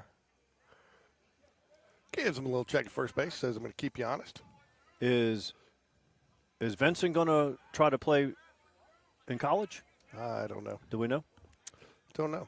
Do we know what his college plans are? I do not know what his college plans are. Nice pitch. Froze him. But I can find his mama and go ask her, though. Yeah, I'll just pass by Bryant on the way to the concession. Heard a gunshot. No balls, 2 Oh. strikes. There's a track meet going on. I know. Yep. They always have a track meet here. Strike at the 3 gets him looking. He'll take that lonely saunter back to the Rebels dugout, right? Yes, he will. Then now there I can say he saunters, right? Coach Dunn won't get me on that one. No. If we say the opposing team's sauntering. Back to the top of the lineup. And we have Tonsmeyer back up. Coach I Smith feel like making a I little. feel like he's been in the box all night. I know. It's because there's 2 Tonsmeyers and they're back to back, so it just seems like there's a whole lot of Tonsmeyers at the plate tonight. Well, this is his third at Swing bat, and a already, miss. isn't it? Third or fourth at bat in the 4th inning. No, he's Got a walk, a strikeout, and this is third at bat. This is This third. is third at Okay. bat. You probably think he's had 4 because his brother. He's just you keep calling the name. 2 outs here, 1 strike to the batter. No, 1 out. Sorry, couldn't see him. He was blocked. Okay. Not throwing shade, Ricky, but that national champs 1998, how could that be? That's just Well, a vote? Yeah, it's Baseball America and BCA. I forgot BCA. I don't think's around anymore, but that was baseball. Briarwood Christian Academy. Yeah, but it was not that. but- Swing and a miss. Evan Taylor. Oh, good throw. Just took him a little too far off the bag, but good pitch by Max Vincent to get the strike. That's one right there. You know, like I said, I've seen a lot out of Evan Taylor, and definitely shows a lot of promise as being a very, very good catcher in the coming years. But you see a lot of the things he needs to work on. And as a sophomore, please don't think I'm throwing shade at Taylor here, but you definitely see some of the things like he's got to get that. His pop right there was really slow and delayed, and just didn't really feel like he drove that throw. Well, part of that too, though, is, he was coming up early on some earlier, and Coach Smith had said to him, "I want you to stay down a little longer and make the, Oh, and get the that's pitch." the most important thing is because he Yeah. was taking strikes out of the pitcher's hands. So, but that's we talked about that a little bit, and Coach Smith, it'll be at his show tonight how he is in a little bit of a developmental area, and they. So pop up out to left field. No, that's well hit. Foul ball. Was that what? That left the park. I know. That's all it takes. So this is like the green monster out Yeah, there. that just sounded like that stung his hands, Yeah. like it came off of the hands and had a rattle to it. Didn't seem like he really got it. No. I'm telling you, balls get out of here that will not get out of anywhere else. But part of talking to Coach Smith, he said, you got the sophomore, you got a couple of seniors. He says, when you feel like you got some guys all at the same level, you kind of go a little bit with the younger guy because you always want to be developing. No offense to the seniors. He said, they're good, but, he felt like they're all kind of on the same level. And so that's kind of where Evans kind of got his role on this team is by, kind of competing with those guys and being at the same level. Yeah, and look, I mean, I know that could be maybe possibly controversial. I don't necessarily think it is. If you think there are 2 guys at the same level right now, you get reps to the guy that has the most room to grow. And, That's the tiebreaker. That's the tiebreaker is you got a guy that has a higher ceiling in high school baseball than the guy who is almost at the end of his high school baseball career. So, Well, there was talk last year. I mean, there was high expectations on him last year when he was playing freshman. No, I guess he played. I think he actually played up JV last year. oh, Taylor, yeah, Taylor played JV. Yeah, as a freshman. So again, same thing with Brody Bragg. Is he just a sophomore too? Just a sophomore. So He started this season out on JV, but he's, I think, cemented his spot in the outfield now. There we go. Battled back, got the ground out. I tell you what, though, that's a tough out to get right is. there, man. He got him by a half step, and that was a really Routine good grounder. play by Reese Jones out at shortstop. Yeah, that's 3 away, though, and score remains 3-1 Vestavia over the Spain Park Jaguars as we go to the top of the 5th inning.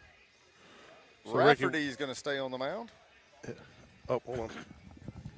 All right, so Ricky, Yes, sir. we have Crash Davis, Bragg, Taylor, the younger kids. So when they're that young and they're making their hay and they're learning at this level, it's gonna they're on the big screen, right? So it's not like we have a lot of players on this team that are juniors and seniors. I say a lot, but I think we have a few that are juniors and seniors, and this is their first year on varsity. So do you like seeing that as far as program growth, like to go ahead and have because Davis is only a freshman. Right, Davis is a freshman, and we've got several sophomores starting. I think between the juniors and seniors, we don't have a lot of guys playing out of the junior and senior class. And I know that's probably frustrating. As a coach, I think you would rather it be a little more even for each class, but having two huge classes the last 2 years of seniors, and it's just, because he had that huge senior-junior class 2 years ago. Right. And that's why we had 40 seniors graduate over the last 2 years. And it's obviously now you've got a super young team when you had a super veteran team for 2 years in a row, actually 3 years in a row. And but there's another square to bunt, and that's going to be a called strike for Andrew Thornton at the plate.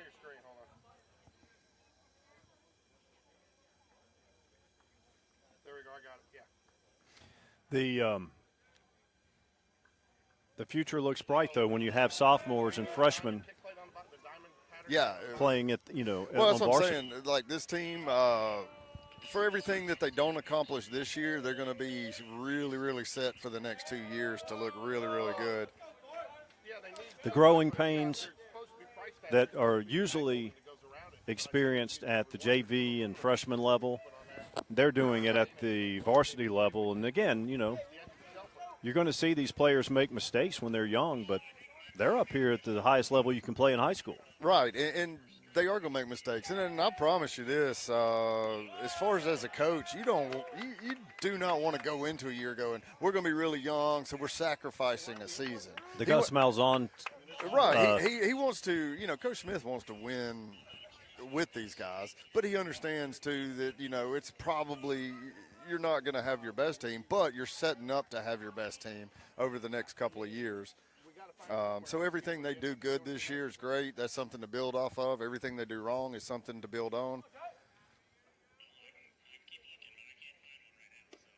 I remember Malzahn, one of the things that rubbed people wrong the most was the cliches and platitudes and like, hey, we're young. And then like it would be every year. Yeah, you're young, but you're still talented. And coaches today, especially in college, every team's young because of the transfers. Yeah, I think about that a lot is the guys who transfer a lot, they started a school or sit the bench their freshman year in college playing football and then transfer again, and they just keep chasing playing time without earning playing time at a school. Those guys, some of them are going to be good enough that they just have the talent to get through it. Some of them, though, are going to fall apart and not see anything come of their careers because, listening to Nick Saban talk about it last year is that the development that happens between stepping on campus, whether it's the spring of spring of your senior year of high school and you're an early enrollee to your sophomore, junior season, he's like, that growth is the most important part, that development, being part of the program. There's a fly ball out to right field, and it's going to be caught as the runner goes back to first now. Jack Sellers is retired, and one away. Going to bring up Brody Bragg, the sophomore. I think the Matthew Weidra lookalike. Top of the fifth here, Andrew Thornton. No, Brody Bragg, sorry. I was talking to Mike Playa at length. Hagan Holly might be playing, might try to play football at the Navy Academy if he ends up going there. Okay. He's been accepted. So he and I had a conversation about recruiting and especially recruiting for the academies. And he said, he was talking to an Army recruiter for the football team, not for the military, and he said, look, I'm not going to go sign a tight end from high school anymore. I can get a grown man that's in the, teams can get a grown man that's in the transfer portal. It's a whole different game. And the high school player, it's at the detriment of the high school player because they're less and less, have less and less opportunities now. Right. Yeah, no, I agree with that. And I'd love for Hagan Holly to play at Navy. That would be fantastic. Well, they have hard hit ball right to second base. Oh, and he throws it away, trying to turn the double play with a spin move. Oh, indecision there. That's Yeah. right. Max Vincent's going to Mississippi State, majoring in forestry. Okay, nice. That's right. He told us that. So That is a great career there. Well, it used to be. I don't know if, well, he's going to have to work for a big corporation now. Birmingham Landscape Design. I said a big corporation. Oh, Where's a little bitty blip? Also, we don't do any foresting. Ricky, don't talk about yourself that way. I'm sure you're bigger than a blip. Now, me, on the other hand, I am a blimp. Oh, don't be mean to yourself. Let us do that for you. Okay, thank you. Yeah, Hagan might. He's interested whether he goes to the Merchant Marines or the Naval Academy. And but there was a kid, McFadden, that was, a phenomenal athlete at John Carroll, and he didn't start on varsity. He had to start with their sprint football. Have you ever heard of sprint football? I have not. I think it's 170 something and under. Oh. And so if you're good enough, then they'll move you up Okay. to Army, Navy, whatever. So it's like a military academy JV squad. Right, but they'll play you'll see Drexel, Army, Navy, Holy maybe Cross. Georgetown or something like that. They'll have a sprint. They have a sprint league. Ah. And hopefully Hagan tries it.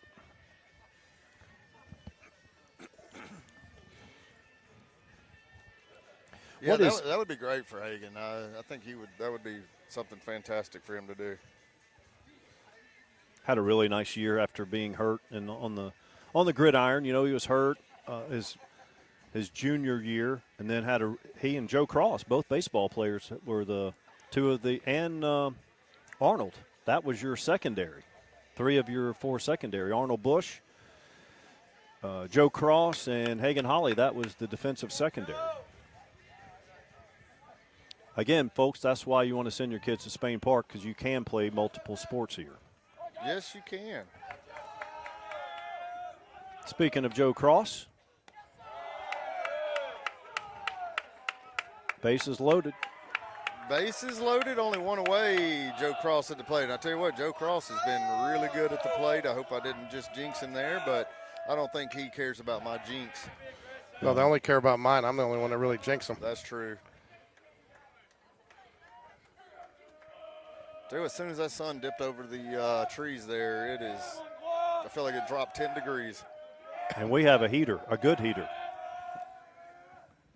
Good eye. Yeah, but you're sitting way down there, and George is blocking all the heat coming off of me. I know. No, that's not true. I can move it up. You guys are converplaners. George, you missed the joke. I know. I did miss the joke. I'm the heat, I and know. you're blocking it. Good Fouls are grief. back out of play. 2 balls, 2 strikes. George, if I have to explain everything to you, it just takes all the fun out of making fun of you.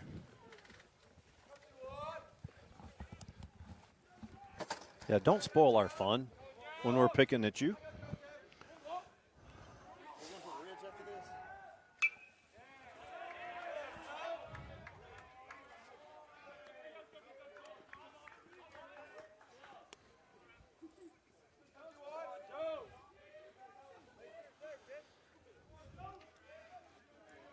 Two balls, 2 strikes. Joe Cross at the plate.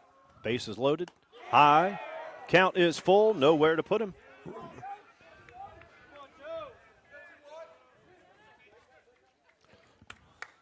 Joe's a tough out, Mike. He is a tough out. He's been putting What on do we a got going there? There is some action in the you love to see that when the pitcher misses the catcher so much in the bullpen it ends up out in right field. That's a good sign for who they might be bringing in. full count. Full count with Joe Cross, the hot innings. Joe Southern Cross. Line drive. Get down. No. Should score a run. Nice at bat, though, and he really got that. He got a hold of that one. He's been seeing the ball very well. He'll take that RBI sack. Makes the score now, Vestavia Hills Rebels 3 and the Spain Park Jaguars 2.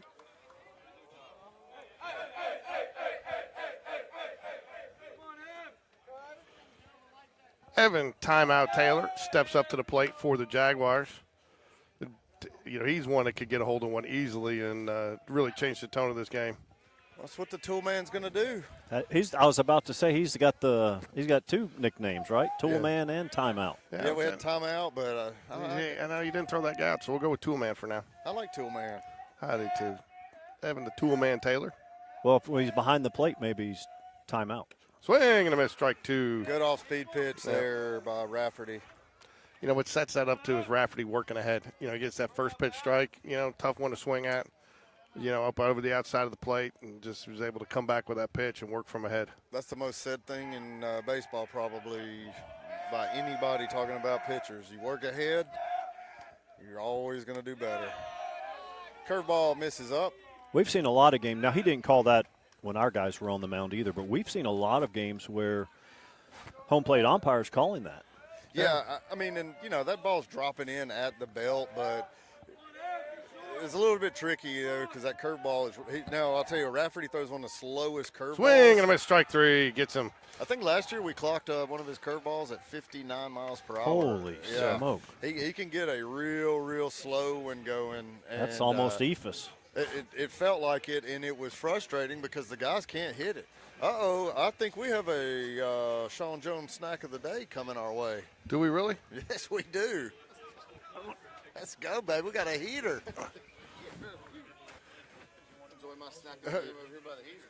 It's time for the Sean Jones snack of the game. We're going with a Chick-fil-A sandwich. We had one ourselves, but let's not say we, because I did not have one. You didn't order. I gave you. I took your order. You asked for a water. Look, I just have to sit over here and drink my water. So I thought you got a Chick-fil-A sandwich too. I did not. Oh, you did not? Then that's twice you, because Jordan brought a Chick-fil-A for me that day, and you didn't get one that day either. Oh, so it was he that got slided. I'm going to have to go get him a Chick-fil-A. So it's he that got slided. But, Sean, that's 2 games in a row. The Sammy has been the snack of the game. On Saturday was the turkey sandwich, homemade by your wife, right? It was? Was it very nice? She said you took multiple down there. Was that? Huh? So, Sean Jones, the snack of the game. I'm just waiting for the day you show up with the pickle. Usually have the pickle seeds, right? So, anyway, so get a Chick-fil-A sandwich here at the Vestavia concession stand. But want to thank Sean Jones for his ever so popular Sean Jones snack of the game. He's glad to have friends with him, too. He's one of many. Tell you what, I wouldn't mind if our concession stand over at Spain Park started stocking some Chick-fil-A sandwiches. Problem is there you make no money off of it. Because what you get them for, unless you... I am not on the side of who makes money off of my Chick-fil-A sandwich eating. I'm on It's the a side fundraiser. of how good it tastes going into my belly. I'm telling you, man, that Kanaka sausage dog down at Robertsdale was on that was on If point. they start putting those in there, I would be happy with that too. Although the cheeseburgers are good. Max Vincent getting another inning of work here for the Jaguars. I like it. And Max is doing a good job. There's a fly ball up. That's going to come down on me in the dugout. Oh. Now that camera's Ricky, you got to protect the cameras, man. Oh, I don't care about those cameras. Game Day Sports Radio has good insurance. Yeah, it's called George Corey. Yeah. Like, we need to get some. He's got a job this year. Yeah, I do. I actually work. Yeah. So, you guys should be feeling a little heat coming off of there. Oh, did you let one go? No, it's nice and toasty. No, thanks. No, that'll be later tonight. I'm sure Wendy will be thrilled. There's another pop fly up, and Evan Taylor This should one. be able to get this one. That's a tough catch. Oh, he drops it in foul ball. That was almost fair. Greb should have, and So- that's what the coaches are telling him. Greb should have called him off of that one. All right, Ricky. Don't you think, Ricky? Yeah, Greb should have took that in a heartbeat. That's people have no idea how difficult that is. When you see a catcher make that look easy, that's a very talented With all that guy. equipment on? Well, yeah, that ball too, the spin on it, and when it gets that high, it's got a ton of spin, and it's moving back out towards the pitcher. So when he's turning around facing this way, it's going back behind his head.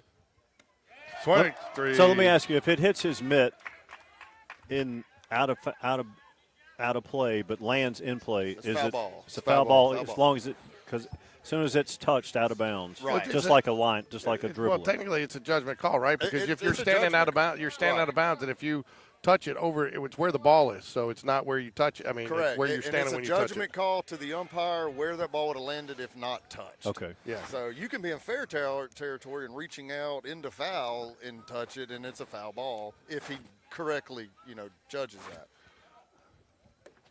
Yeah, but the Connor Greb was standing. The coaches told him too. That's a teaching moment for a younger player there. We got a guest. We got Sean, the snack of the game, Jones, jumping on the air with us here today. That sandwich was amazing. Yeah, it was. You look refreshed. I'm very Foul ball. refreshed. Sean, there's a guy that I used to work out with in the offseason named Craig Bryant. Do you know Craig?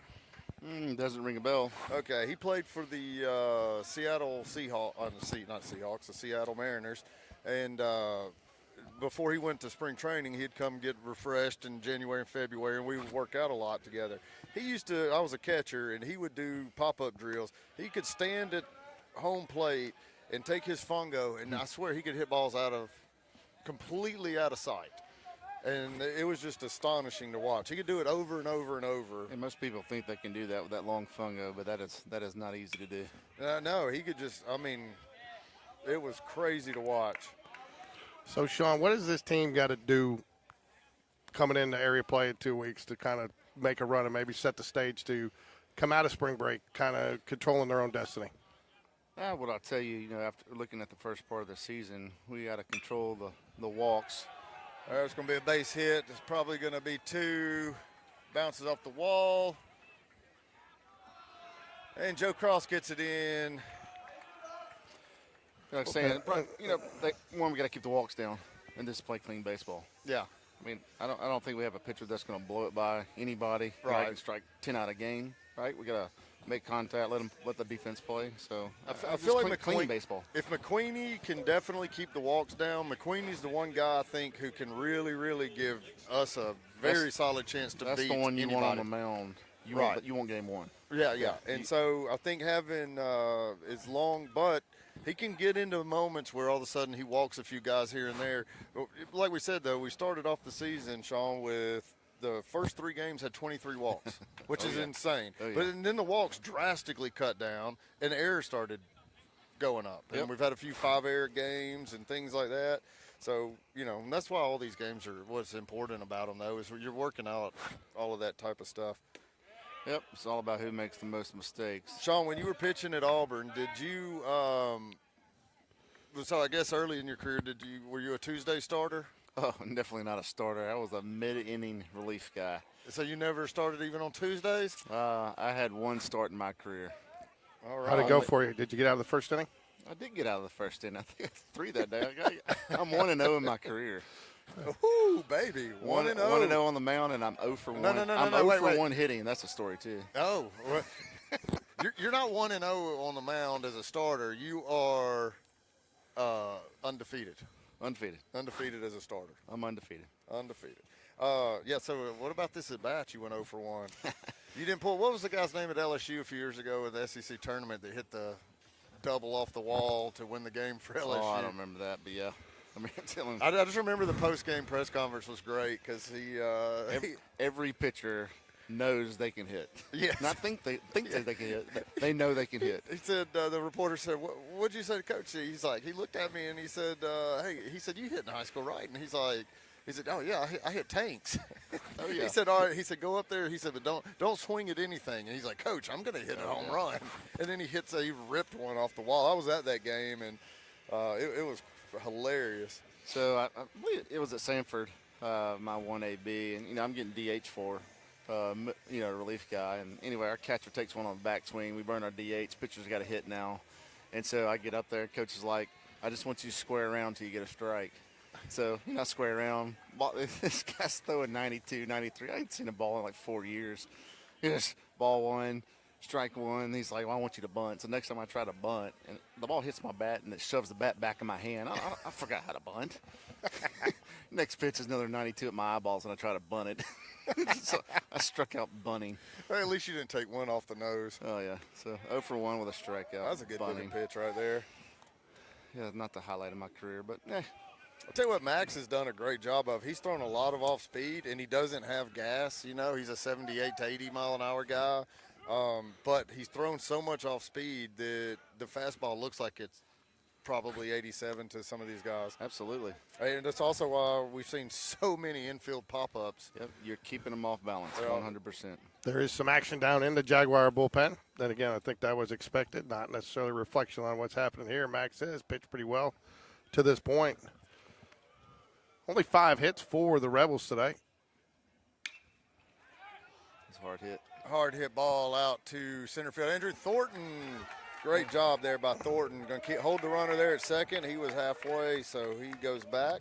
And now we have 2 away. See, that's what I'm talking about there. Max is not trying to overpower the guy, but the guys are making contact. That's a hard hit ball. When you got an outfield that fast, hey, Right. let him hit it. Well, and We'll that's, play with it. we Well, that's talked to Max on the air last week, after he was the player of the game. And so what we talked about was, I was like, Max, do you, at what point did you realize, like, the type of pitcher you are and how great you can be by not being an overpowering pitcher if you just understand that that's what you are not going to be. So how do you- once you learn that, you're going to be great. So how do you see this rotation shaking out? You got McQueenie, your 1. You think looked like from what they pitched last week, Logan Bradford's your 2? Logan and probably Charlie are probably right in there to me. I'd like to see Logan another time for sure. He's got good enough stuff, but he's another one like Max, pitching the contact, letting his defense play. I mean, he's got good enough stuff for sure if he's on. So, yeah, probably Charlie or Logan, maybe the 2 guys. And then Max he's competing for a spot. He wants to pitch. Yeah, I know he does. You think you could see him, though, coming out of the pen? Get foul. Foul And ball. it is foul. You think Max? Yeah, I think right now he's probably a pin guy. He's Yeah. probably a long inning relief type guy. Yeah, I think Max is going to be a good middle reliever type because he throws strikes. Yep. And the worst thing is bringing in a middle relief guy who walks the guy. Yep, absolutely. Yeah, so you get your middle relief, 2-3 innings, maybe long relief, and then maybe you got Thornton out there as maybe a closer type role. Well, when you get to area play, though, obviously, I mean, and this is kind of for everything, but an area is really important. If you can get 5 to 6 innings out of your starter is Yep. ultimately. Absolutely. What were pitch counts like back when you were pitching at Auburn? Still the hunt. It was probably the same, 100. 100, okay. Yeah, for a starter, it's probably around that mark, 90 to 100. Did you get drafted, Sean? No, sir. I was not that good. He got drafted by Mrs. Jones. Yeah. Now, was photography her hobby or her business? Oh, that's her hobby. She just loves to do it. That's her excuse to stay away from me. What's your hobby, Sean? Eating. Eating and coaching and watching baseball. Boiled peanuts. I've been coaching up until, I guess, this year will be my first year without coaching at all. It feels weird, doesn't it? Oh, it's going to feel weird. It was felt weird with Reese, but now with not coaching Taylor, it's going to definitely be weird. But I enjoy it. You need to watch the Great swing pitch. and a miss, strike 3. There's Great a- pitch. Oh, great off speed. You need to watch Coach Smith's show when it comes out later tonight. He said some nice things about your son Reese in there. And he said we talked a little bit about his leadership in the show this week, and I said he seems to be getting a little bit more comfortable in his skin, a little bit more personality out there, that you see. He was so that he said, yeah, I can tell he's really feeling it. He's chirping a little bit out there.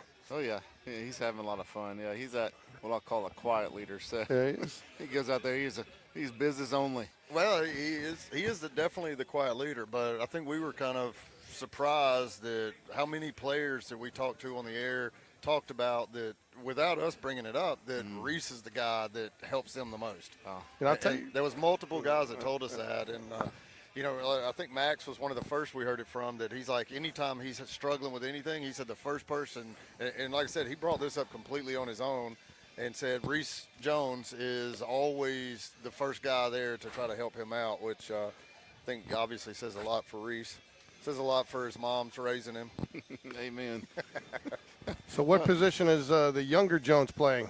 Man, he is currently he's catching. He's a little third, little shortstop, and pitching. So I'm not quite sure where he's going to end up. So, but you know, in our travel team that we had, he was the utility guy. So Was he? when somebody pitched, he just kind of filled backfield. So he knows his role. Like compete wherever you're at, but he understands how to play those positions. Are you coaching his travel team? I was. He'll move over to Excel where Reese is this year. So. Now, will they play on the same team or no? Oh no. It's divided by age group still. Is it still divided by age group? Yeah. Reese plays a couple of these guys on this team. The left fielder, Cross Tonsmeyer, and Gavin Smith, who's at third right now. So those two guys are on his travel team. Oh, he just missed that one. Just missed that one. Yeah, if he would have barreled that up, that ball would be. He's been seeing the ball lately. He really has. So who's the more obnoxious one at home? Reese or what's your other son's name? Taylor. Taylor. Reese or Taylor? Huh? You get them together. Yeah. It's Reese. It's Reese. Separate. It's Taylor. Really? Oh yeah. So Reese will pick on him a little. A little. Yeah, definitely an older brother. So he's definitely the varsity, giving him the varsity freshman hazing. Oh yeah. Ooh, I'll tell you, that's a tough pitch to hit right there. I was sitting behind the plate, and I'll tell you, these balls are a little different every pitch. Yeah, some are two balls off the plate, some are one. Didn't seem to be a lot of consistency here. Ball misses high. 2 balls, 2 strikes. Well, I mean, hearing you say that after all the games we've called here over the years, it's. I mean, that's just par for the course over here.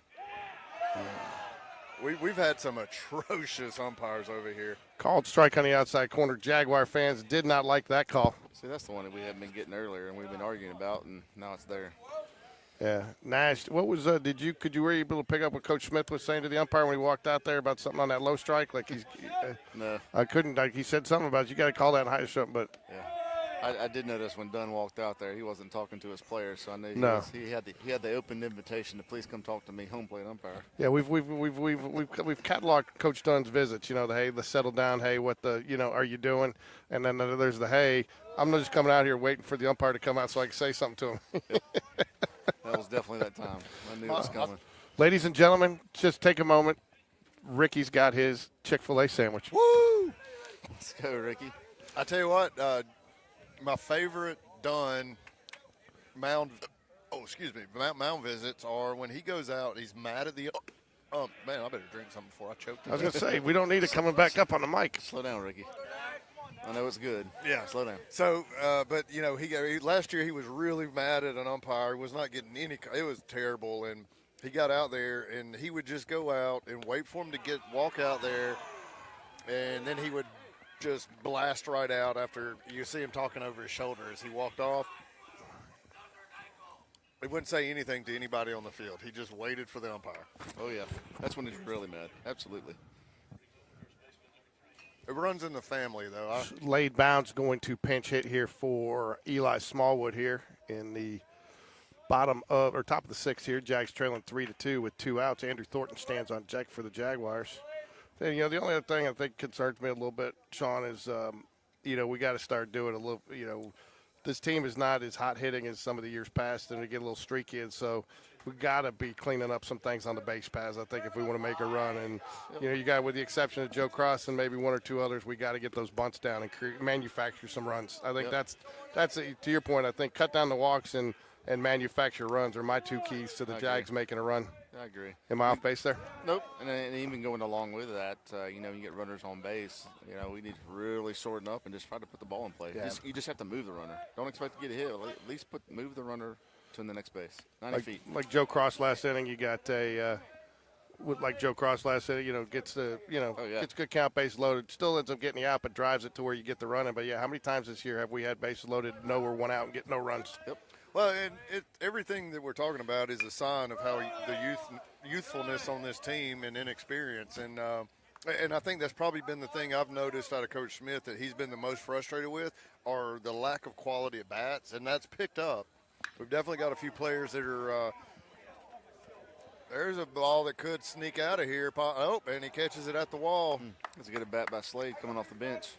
It is, and I think that's a good place right now for him. He's been struggling with the plate a little bit, and I think maybe take a little pressure off that everyday starting role, maybe get him some pinch hits at bats to get some confidence. And even though he didn't get on there, that was a good at bat you can walk away feeling good about. Yep. Well, and the biggest thing for Slade in that situation is you're coming in for a guy who's struggling at the plate, so they're pinch hitting you for him. Yeah. So really, your expectation is not much. Yep. They're hoping you do something better than the guy you're replacing, but you don't have pressure on you in that situation. Yep. Go ahead. Oh no, you go ahead. Yeah, I think for Slade, he's going to be a part of whether this program wins or not later on in the year. So he's going to be able to contribute, whether it's coming off the bench or pinch running. I mean, and also with that speed, man, he's got some lethal speed. So we need him on base for sure. Yeah, he just needs to get it going. And I think I think also too, moving him down a little bit, taking the pressure off that leadoff spot he started off the year at. That's a tough spot, especially for a sophomore sometimes, and put him in a situation too where maybe he can be a little bit more selective on some pitches because he's down a little bit in the lineup. Yep. So Max Vincent going again.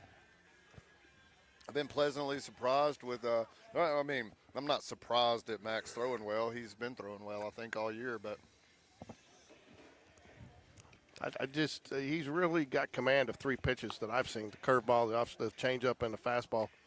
So as Ricky would call it, the not fastball at his speed. But well, I'll say this: we don't have many pitchers. This is the biggest change from me pitching in the '90s or catching in the '90s to watching baseball now. Is how few guys throw a good changeup. It's all curveball, slider. They want all that kind of stuff. Nobody really understands, I think, how great a good changeup can be. And you can be, in high school, you can be a great two-pitch pitcher with a great changeup. Deep fly ball.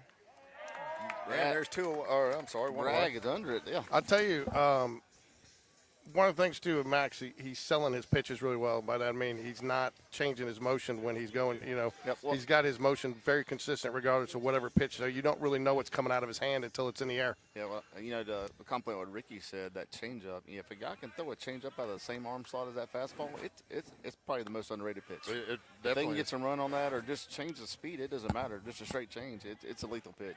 And when you look at some of the really, really great pitchers in MLB right now, most of them throw a great changeup, but I think that because you see so many guys that don't throw a changeup anymore in MLB, but you look at like a Max Scherzer changeup and some of those guys, it's just deadly.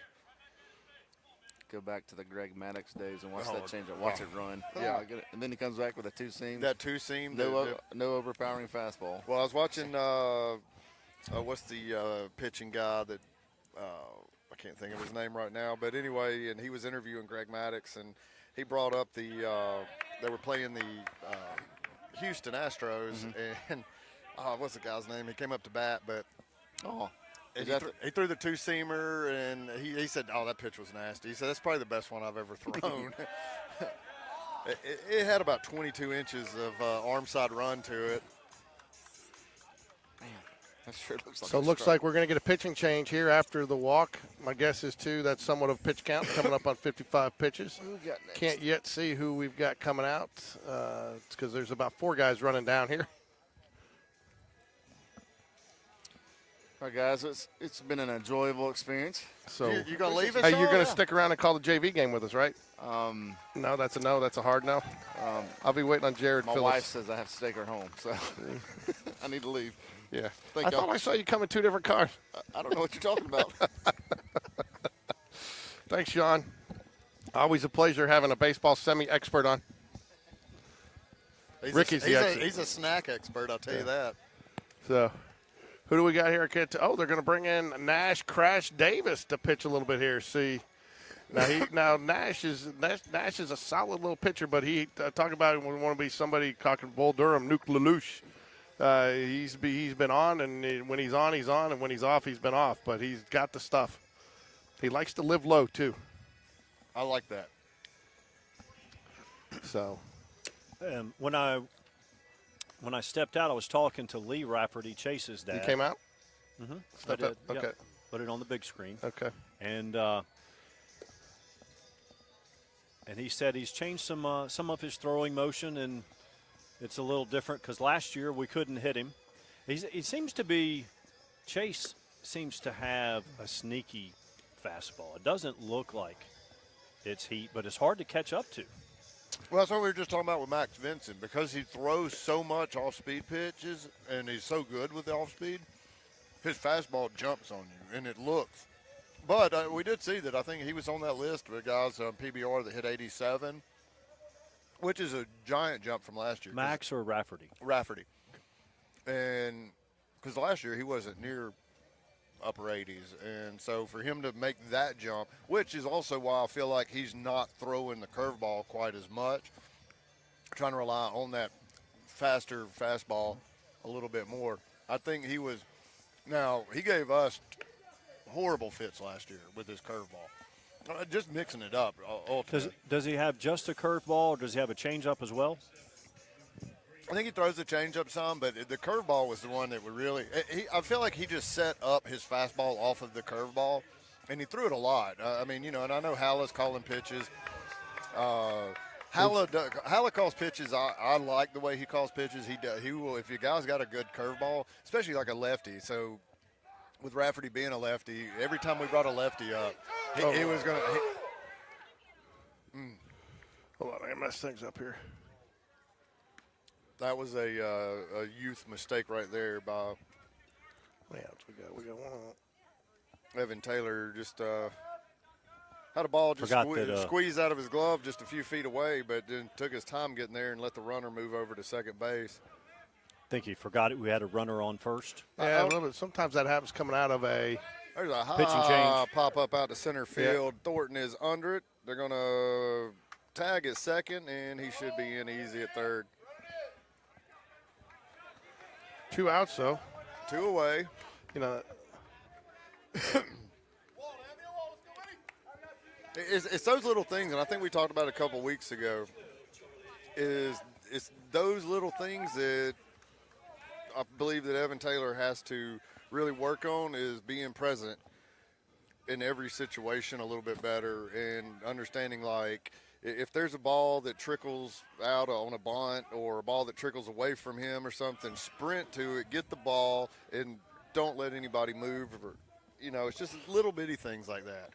And again, you know, you can see he's got all the foundation to be a great player.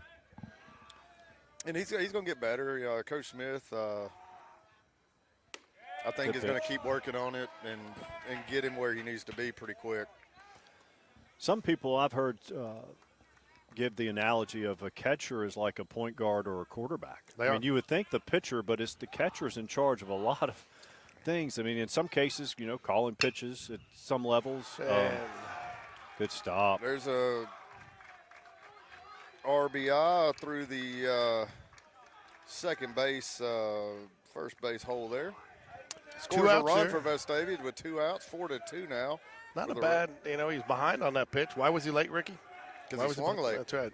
Why was he behind it? Because he swung late. But no, I mean, good. He finds that hole over there, and with a good base hit to RBI 2-out base hit for the leadoff. That's Sullivan. Taffy's up now. No, Taffy just game changer's lagging. And it's Taff. QB1's on one. Ground ball grab. He's going to field it in fair territory. Tough play. I don't think he gets him even if he fields it. I don't either. So, tough play right there. Short hop. He's trying to scoop it and throw it and just couldn't get it, but I don't think. And again, that's one of those two. I think he questioned the first two whether or not to field it and let it bounce. Ricky, when you were playing behind the plate, did you feel like a quarterback or a point guard? More like a point guard, I would say, because you're directing everything. I was like an air traffic controller. I thought you were more like Ricky was more of a cheerleader. No, I was very loud, and I find that hard to believe. I felt like I had full control of everything going on the infield. Everything. Is RLC a competitor of BLD because they've got your logo out there? RLC is Richter Landscape, and then the green team next to it is another one. So Richter is a Vestavia guy. His son played last year here, and so he's always been the one landscape company on the wall out there. But now I see green team, and I've seen several others, and they've got everybody in the there's been a couple of guys graduate a couple of years ago from here that have opened up small landscape companies that are One ball, one strike here, 2 outs. Both runners advanced. They were stealing. Even the pitch was in the dirt. Evan Taylor really no chance. This one should be a little bit easier for Greb. Nice throw over there at first base and gets the out. But not before the Rebels get that run back. 4-2. Jags have 3 outs to get to tie it up, to force it to extras, possibly take the lead and win the ball game. So going to be a tough, tall order. But I don't know. You think they bring Rafferty out, or you think he's done, Ricky? He looks like he's sitting in the they're making a pitching change.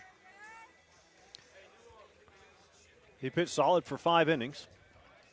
Really, the only hard hit, he gave up a couple of hard hits. One of them, Crash Davis, hit over the left field wall. But other than that, wasn't quite the mastery that he had over the Jags last year. But good solid outing for Rafferty. Well, I'll tell you what, too, and I'm a big believer that situations matter a lot for players. And last year before, it's always been a big area game. And even though last year wasn't the same area, it still felt different. Right. And you know, right now it's like obviously we're running through working pitchers and getting innings. Feels like and everything. preseason, right? It does. It feels like and Who's this on the mound? And let's be honest. I mean, we all play in a basically a 6-game area. 11. This is Will Daniel, Will 6 Daniel. foot. I went to college with his brother Jeff, or his dad Jeff. And Okay. he's my attorney. He's my attorney in the case against the lady that. Is he a criminal attorney? No, he's a civil attorney. He's the one, the lady that took all the money from us and left us high and dry. What about when you tried to rob that convenience store? That didn't happen. Allegedly. Allegedly, it didn't happen. Allegedly. That was in a video game. But no, Will Daniel, and I talked to his dad today. He's been their closer all season, been pitched pretty well. Said he topped out at about 88 last week. Got an 88 velo on his fastball last week. So Looks like he got a little 3/4 arm slot. Yeah, he's been dealing with some injuries. He played shortstop a little bit, and I think he settled into this role. Had a nice summer season. I think he played for the 33s, and but he's been pitching nice. But he's had some back problems that he worked through over the last 2 seasons, and but I think he's through all that now, and he's really kind of settled into this team, and they have high expectations for him in this closing role. So, and he's been closing most of their games for him. So, good to see him play. I think his dad's here somewhere. And but anyways, good kid, good family. So, He's got an uncle that's doing a lot of pro bono work for you. no, his dad. Oh, his dad's your attorney? Yeah. On the case with the lady that took off with all the money. But did you learn your lesson? Yes. Not to leave your cell phone on the counter when you're trying to rob a convenience store. Yes, I did. Thank you. I actually wasn't my Andrew, cell phone. It was my driver's license with my. All right, so here's a funny story. My son Jack works at Collier's Nursery right up here off of 459 in Acton Road. And they had a guy a few weeks ago over the weekend came in and stole a bunch of plants and bushes. Seems like an odd thing to do. But the next morning when they open up a few hours after they open up, a guy comes in and says, "Hey, I dropped my cell phone in here earlier." Well, where all the plants got Swing stolen and a miss, from, strike 3. Nice pitch. He's definitely got some velocity, Ricky. He's got velo, but it looks like his off-speed pitches are he's got some really good movement. It looks like he throws a nasty slider as well when he was warming up. Go ahead, Ricky. George's play-by-play gets in our way. Yeah, I know. But anyway, so when they came into work and opened up that morning, they found all the plants were missing, and there was a cell phone laying on the ground. So a couple hours later, this guy comes in and says, "Hey, I was in here earlier today and dropped my cell phone." And they're like, "Oh, yeah, here it is." And meanwhile, while they're like, we got to go get it in the back, they called the cops, showed up, and sure enough, he was the one who robbed the I'm sorry, World's George. dumbest George, I hated to tell on you, but Thanks. Appreciate it. No balls, 2 It was a new strikes. cell phone. Tell Give you him what, a break. Tell you what, Daniel's looking pretty solid here, and really taking a handle to the Jaguar lineup here in the bottom of the or top of the 7th here, trying to get the. I guess it is a save opportunity. So, Yeah, 2 runs. it's 4-2, man. So 3 runs. All it's got to be within Ricky, 3, right? this first opportunity we've had to call a save in a while because the games have either we've been getting blown out or we've blowing them out. We haven't had any real close games. Well, we've got one now. Well, Ground ball, second base. A little bit behind it, but it will be an out there. 2 down. Jags down to their last out here. Will Daniels trying to collect a save for the Rebels. Brody bragging rights trying to bust up the save here, getting things started with a 2-out rally. 2-out rally. I'm glad. 2-out rally. This is when having a lefty up is really good, though. Yeah. 2-out rally. So they don't have the crushed walnut here, right? They do not. This is turf. This is all turf with rubber infill.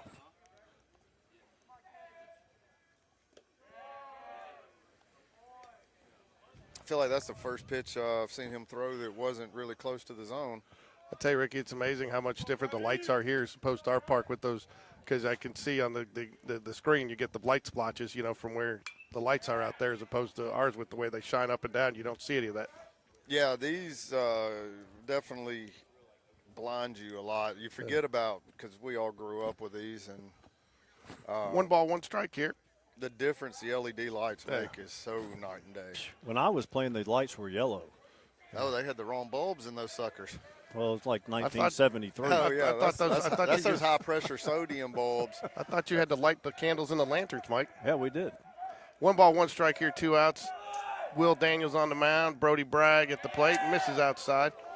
You know, you got a good point there too, Ricky. Some of these guys, they come in, they got that lefty, and it just looks a little different, you know. Yeah, well, that's what I'm saying. He's faced 2 righties, and with that 3/4 arm slot he's got on righties, it's almost no shot. Everything's coming across their body, and it's complete opposite, obviously, for the left-handed batter. 3 balls and a strike to the batter, Brody Bragg. Love to get a Now runner on here and see Reese Jones, what he can do with it. And- Reese gets and a hold of here's- one. You can tie this up real quick. Yeah, and here's where Coach Smith is looking, because he's got Brody Bragg, great walk, great at bat, and that's what he's looking for. Is he's sitting looking for a middle in fastball down the middle, or you take. Yeah. It's that simple. If you're down 2, this is the situation you want at Spain Park. You got Rise Up at the plate and Joe Cross behind him. Yeah, you've got the best situation going here to get back in this ball So game. if you're Reese after that little 2-out walk there, are you looking fastball right here down the middle? Do you think he's coming with it? Nope. I don't know if he's going to get a fastball. I mean, he will, but he wants to get a couple of strikes, or at least 1 strike on him with an off-speed pitch. Here we go. He missed with that one. Pitching coach going to come out, talk to him a little bit, settle him down. Reese Jones going to keep trying to apply the pressure. Reese Jones 1 for 2 on the day. You can't tell it now, but Ryan Halleck could absolutely nail it from 3. He was on the Vestavia State Championship team. He could fill it up from. Oh, he was a phenomenal athlete. Yeah. I mean, I was on varsity when we played against Vestavia back in like '92, and I remember he was a pretty incredible guy. Of course, you know, back then, like it felt like the entire roster of Vestavia every year all went Division I to play baseball. Right. It just seemed like that was just how it went. Like the Parkview team. Yes, like the Parkview team. That's still just mind-boggling to me that 11 seniors are playing college baseball. It's not easy to do. I know there's some JUCOs and smaller colleges, but it's not easy to make it to Look that at next that Hoover level. roster last year, and I think there was 9 guys that were committed to D1. And there might have been a couple of JUCOs in there, but it seemed like the majority were D1 guys. But even JUCO, I mean, it's hard to play at that level. There's a Fouls it back. fastball. I think Ryan came out and said, look, Yeah. throw strikes, use your fastball. Well, I mean, I imagine that Ryan is calling the pitches. But I don't know. I would think so. I don't know how many guys actually call their own game anymore. Good. pitch. That's a nice fastball on the inside corner there. Yeah. 1 ball, 2 strikes. Jaguars down to their last strikes here. Reese Jones trying to extend the game a little longer, folks. He's going to get the off-speed pitch here. He went fastball in. Not a bad pitch to come with after you just got that one on the inside corner. Bring it in just a little bit more. See if you can't handcuff him there, Ricky. Yep, that's what I think he was wanting. He really wanted that called strike 3. It was inside. It was inside, but there's ball 3. Full up now. Fastball misses down. 3 balls, 2 strikes here. Runner should be going, right, Ricky? Oh, yeah, I think so. He better be. This is where I like to throw over one time just to see if you catch him leaning, you know. That's a horrible way to lose the game, too, in the game for Ground ball. It's going to have to be a play to first with the runner in motion. And the ball in the dirt, but he pulls it out, and that will do it. Jags fall here at Sammy Dunn Field over at Vestavia, 4-2 as we head into Military Appreciation Night, part of Rivalry Week here on Game Day Sports Radio. Say that fast. Rivalry Week. So we take on Hoover at Spain Park. There will be no video coverage, but we will be streaming the Game Changer feed. We should be streaming the Game Changer feed on Tuesday. I'll be out of town, and then to round out Rivalry Week, we will be over at Oak Mountain before we start area play the following week. So Jags fall. The box score has it. Jags 2 runs on 4 hits, no errors, fairly clean game in the field. 4 runs on 6 hits for Vestavia. Key stat, though, was 8 strikeouts for Rafferty today, Ricky. 2 walks in the Jags. You know, the strikeouts are just not making anything happen. You got to put the ball in play, as Sean Jones said earlier. And we had a couple of situations where we had runners on where maybe if we had put it in play, we could have had something happen. So, hey, there he is. We were just talking about your son. So you want to get on? We'll be back here in a minute for the JV game, folks, but so stick around. Hey, Ricky, would you give I know we normally do one player of the game, but I would say Rafferty would be player of the game, and then for Spain Park, maybe Nash Davis. Yeah, Nash Davis, I think, for Spain Park, and definitely Rafferty. I mean, Rafferty, I'm sitting here looking at what he did, and 99 pitches, 56 strikes. I'm sure he would like that ratio to come up a little bit. You know, that's roughly right at 56%. But, yeah, you know, he's still 8 strikeouts, 7 strikeouts for Rafferty, and only 1 walk. So he gave up 2 earned runs. So, you know, definitely 6 innings pitched is just fantastic for him. Get in and knock that out. So, and then for Spain Park, I wanted to mention Nash being a freshman, getting his first home run, and he played solid, and he came in and pitched. He seems like, I mean, I've seen him progress so quickly, you know, from the first game he played probably 3 weeks ago or something that I got to see him play. Till now, he looks so much more confident and everything, and he's going to be a really, really good player for Will down the line, or for Spain Park, I should say. And I hope he keeps playing basketball too, because he can, you know, his older brother is going to be, he's a starter on the basketball team, and I think he's got some potential on the hard court as well. Are we going to do this in one stream? We're going to stay on the same stream and do JV? Probably so. I guess, yeah, if they're going to play right away, I think he'll just keep it on the same stream. We'll take a break, though, and we'll be back. That wraps it up for the varsity game, and the JV game will be coming up in about 30 minutes.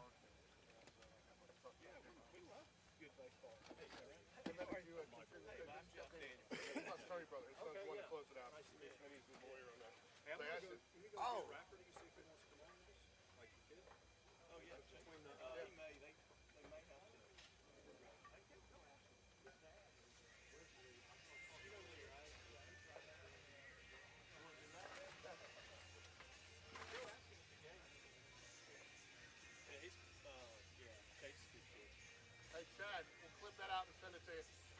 We'll clip that out and send it to you. His home run. We'll clip it out and send it to you. He's had one in his career. Yeah, there you go. I think he's got more in his future. He's just a freshman. Oh, yeah. Good lick. Good poke, huh? Didn't get him there on the hit. Yeah.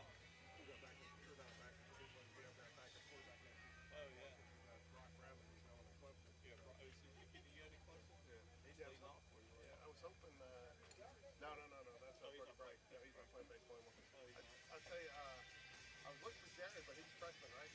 Freshman. Yeah, I thought he's JV. He's a freshman. He's usually here, but they may play tomorrow night. If they were hitting, if the freshman were up here hitting, he'd be here. Yeah. No, I think he's somewhere today. I think they're on the road today. They may be. They're away. Your wife here? That's my, yeah, she's so were you sitting up on the deck there? I was on the deck. Yeah, my uncle John is here. What does it take to get on that deck? Can anybody go on there? You walk up there and act like you're a Rebel fan. Again, I'm on this. No, but it wasn't like one of your pay things. Like you reserve seats over there. You don't have to pay like the booster fee. They're not enforcing anything. But my uncle's 75, so there's chairs there to get him down. He has problems.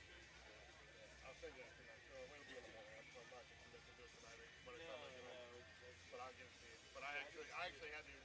Fortunately, I had everything backed up, but I had to re-download it all, reset everything up. It was rancid where it worked. They got on my personal stuff, so they fixed that, but it's all clean. But so there wasn't much. Now, I told you, I think it's insurance money before she started, but she sold the insurance money. Because I had to claim. I got 25 grand from the insurance company, not for what she did, for the damage, the water damage on the floor. Yeah, it's not related. No, and it's dated before, but that's the only thing I've got from insurance. I mean, I didn't. It's before she was hired. Yeah, it was way before she was hired. It's like 2 years before she was hired. It's not, that's your money. Let's see. Take, hey man, What's the first name? Chase. They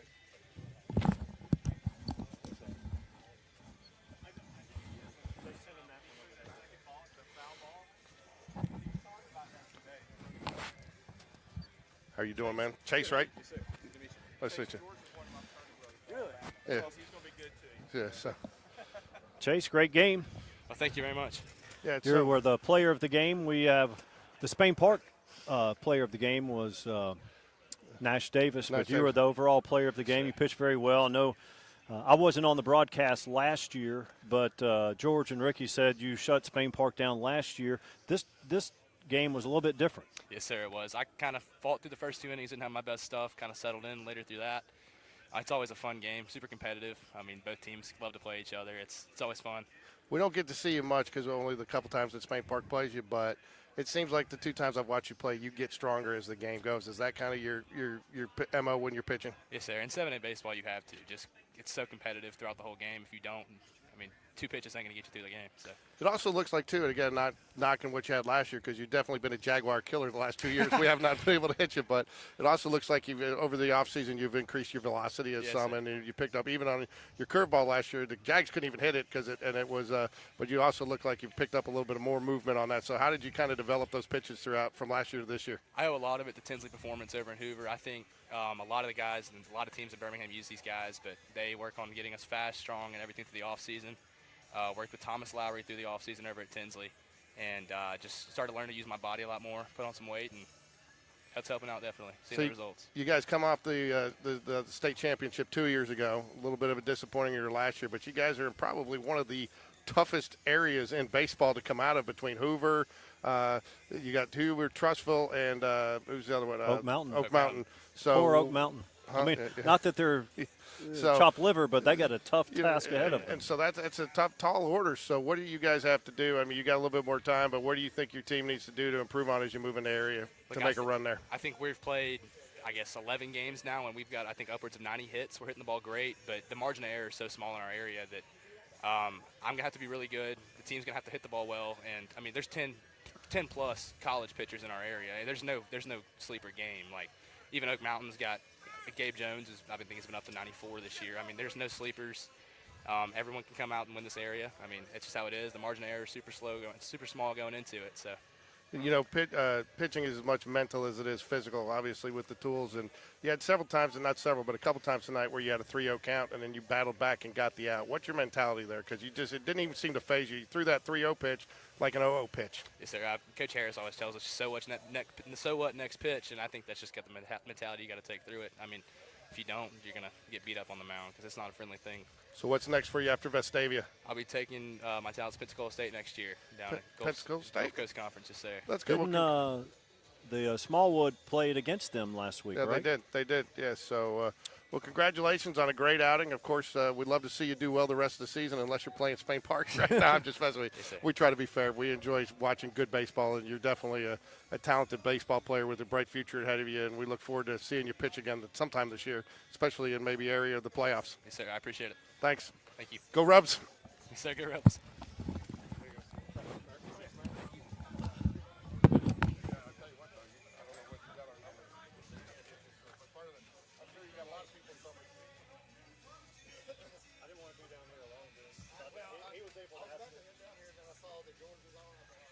He was able to ask like actual questions about pitches and velocity and stuff.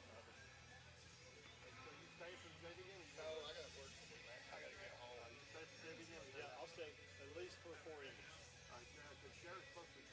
Okay. Yeah, I'd love to stay and help you, but hey, why don't you move over to Ricky's? I really would. I'll see you in my hike. Thanks for the sandwich. Hey, so I will not be at Military Appreciation on Tuesday. I'm in Yeah, Salt I Lake heard you City. say And then, but Friday we'll be over at Oak Mountain. You want to come do that one? Yeah, I'll come do that. Yeah, any of them that you're going to do them, I'll let Oak Mountain's nice. The last couple of years, I just went and pulled my truck down there.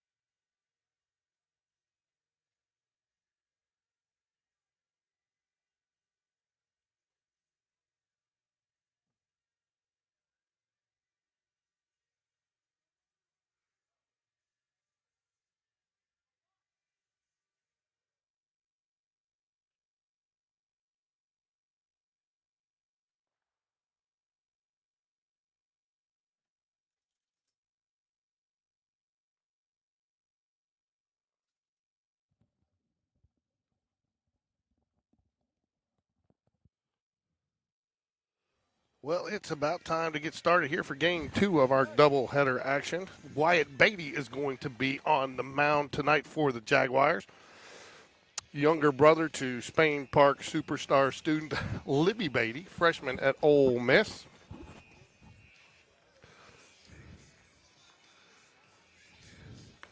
Coached Libby for a number of years in basketball. She was one of the good ones that I had. Never had any bad ones though, right, Mike? No. Nice unis by the Rebs. Yeah. Looks like kind of almost some Expos, and then who else? Like a cross between the Expos. I think I'm going to go with Expos. Good. That's a solid throwback call right there, Mike. So that heater's worth its weight in gold, isn't it? Oh, man, this thing is – we could charge rent. I know. So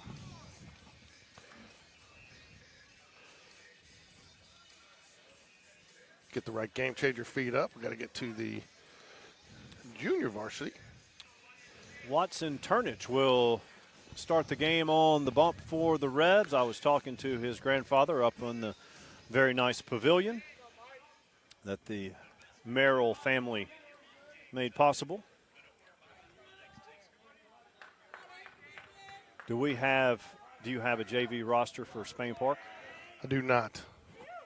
I'll get it here in a minute once it gets up on Game Changer. But we'll start the game here.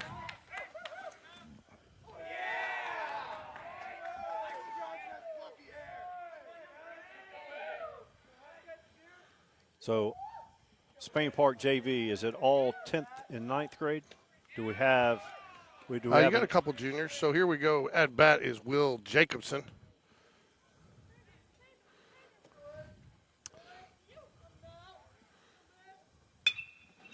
Nice little hit. Second base should be an easy out, and he corrals it.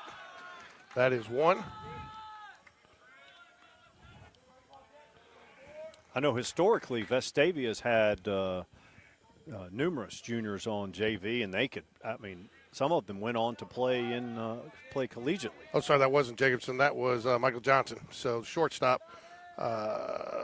Now Brody Smith, son of Coach Will Smith, will bat for Jaguars. Ball just misses high and outside.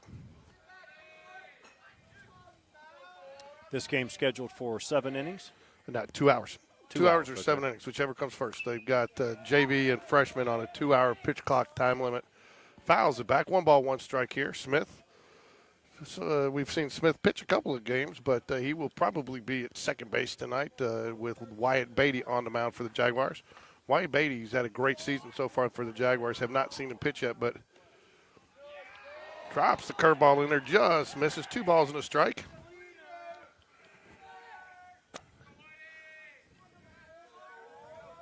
One out here in the top of the first here over at Sammy Dunn Field. Ball in the dirt, 3 balls and a strike.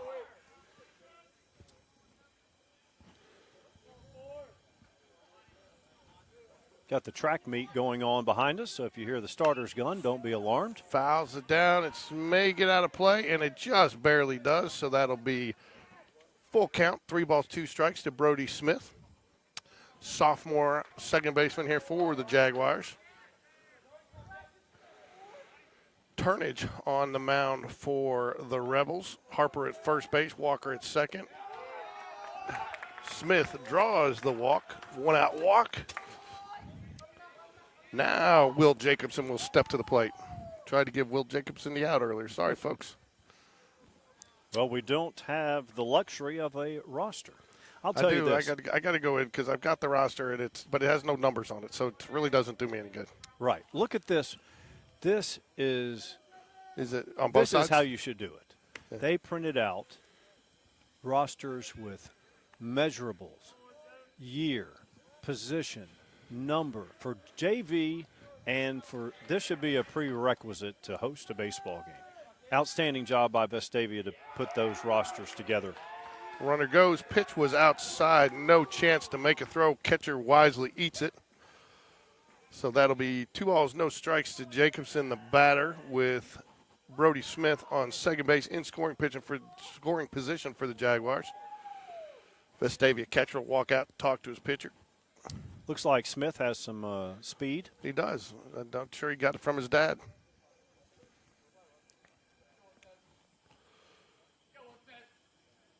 want to thank everybody for joining us, sticking around for Game 2. If you haven't had a chance, make sure you get out there, like and subscribe.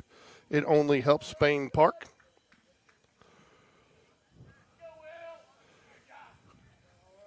Chase Rafferty was the Game Day Sports Radio player of the game in the varsity game.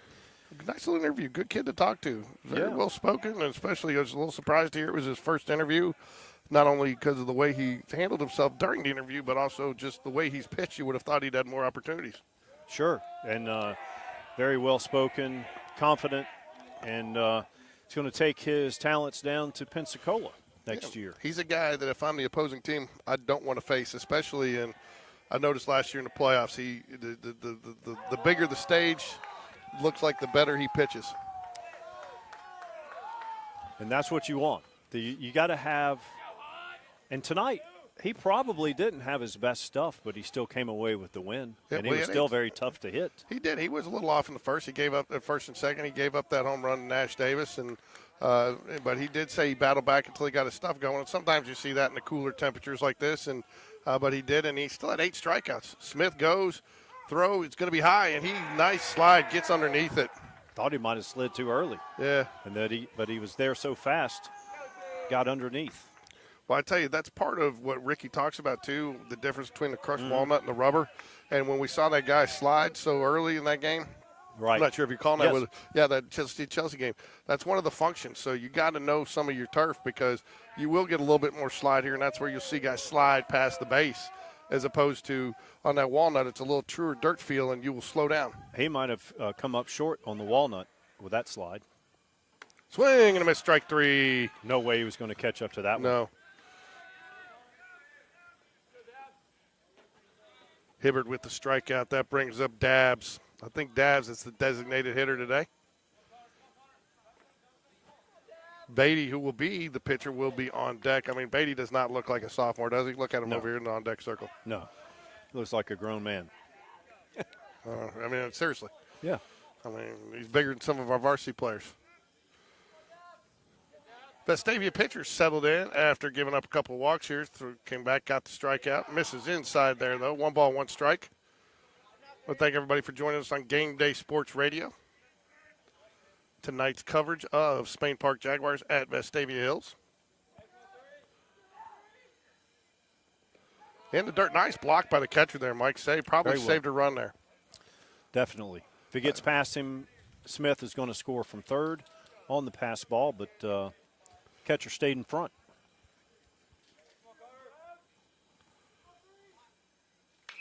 That is gets ripped. it, but it is going to be into the bullpen foul. It was ripped.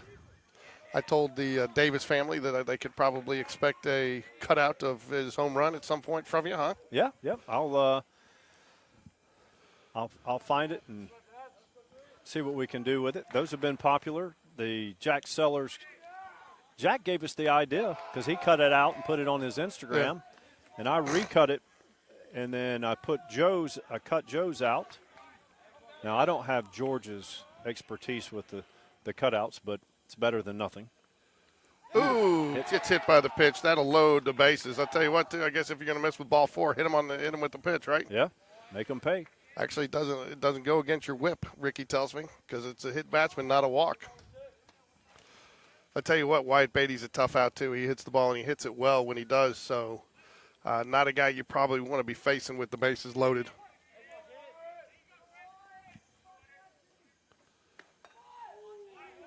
Outside.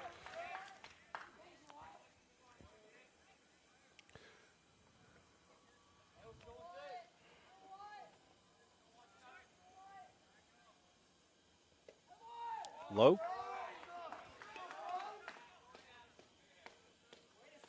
Two and 0. Nowhere to put him. Probably see a fastball here. High. 3 balls, no strikes.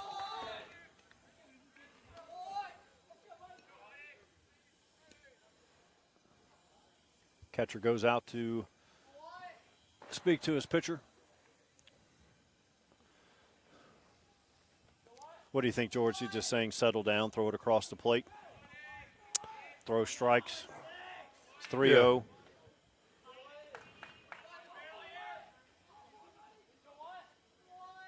It's the same. Especially this one because he's not going to swing 3-0, right?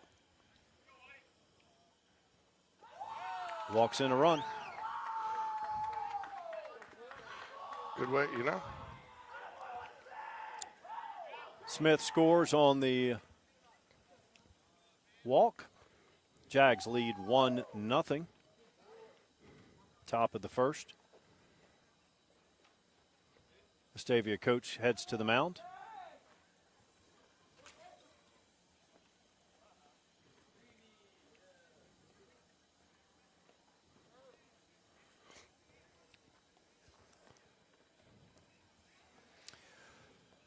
When you see not always the case, but when you see pitchers in a tight situation and the ball's in the dirt, that's usually the sign of tension.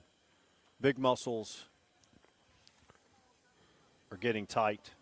Same with a field goal kicker. If he's right-handed, they're going to miss it left. A right-handed golfer is going to miss their tee shot left when the big muscles stop moving.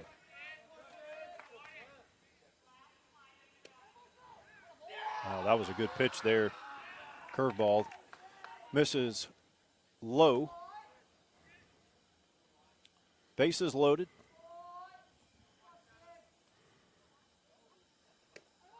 Inside. 2 balls, no strikes. Who do we have at the plate, George, for Spain Park? We have got Tristan Slimp, the catcher. 2 balls, no strikes to Tristan Slimp. There's a strike.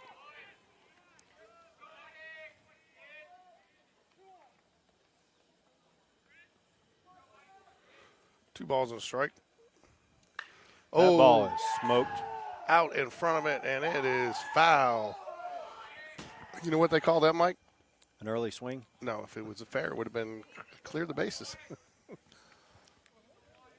Because everybody's moving. Right. 2-2, bases loaded.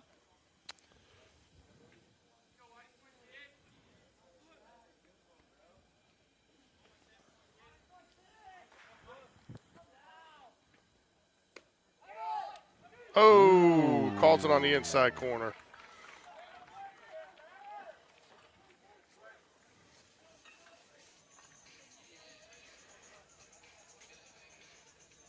That Jags do get 1.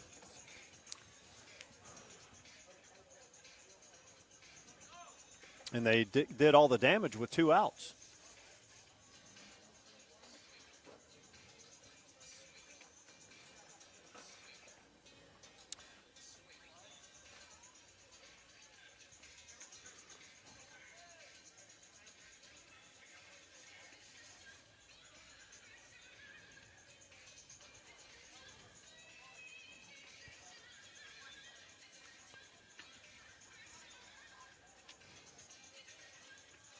So they're not going to have numbers on their roster either in there? I don't know. No, they will just on the ones that are batting. I mean, so Mac Beverly at first base, Brody Smith at second, Michael Johnson at short, Will Jacobson at third base, Maddox Phillips out there in left, Hudson Hibbard in center field, and Nick McKissick out in, I think it's Nick, out in right field. Oh, so.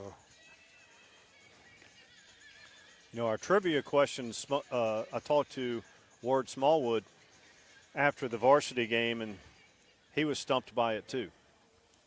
We gave out one of the players. The other player is yet to be named.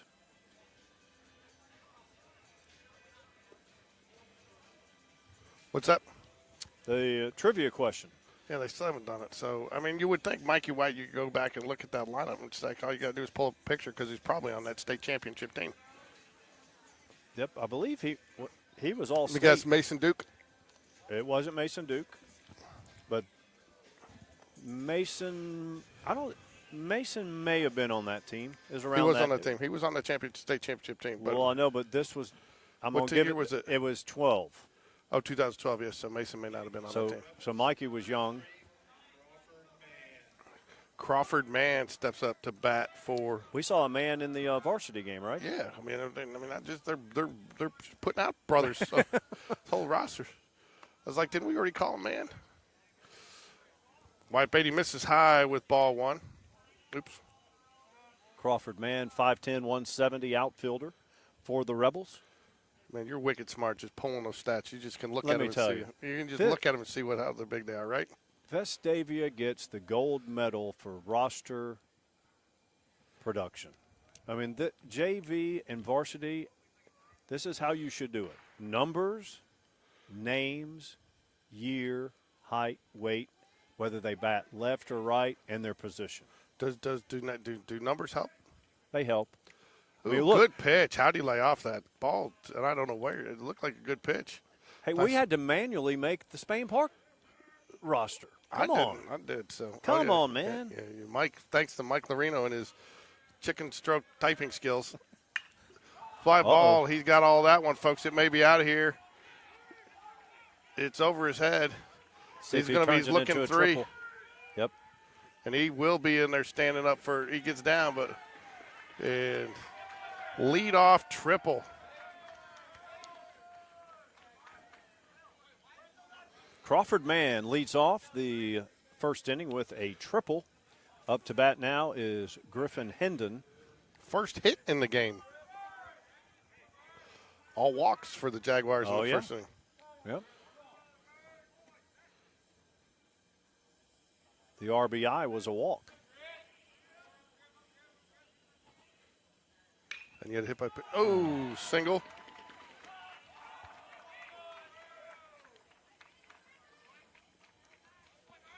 Got to fix my white balance when I get out here. It's a little orange out there. And just like that, we are tied. Coach Whitaker going to go out and talk to him, settle him down just a little bit. I think this is just a settle down. You getting a little toasty? Yeah, I was going to get it in between us. I tell you what, man, that thing works, doesn't it? This is luxury of kings. Should I bring it for basketball next year? Well, I think they would frown upon that. Propane tank inside. there were some games where we were cold enough to need a heater. Yeah. Are you talking about our shots on the floor? Yeah.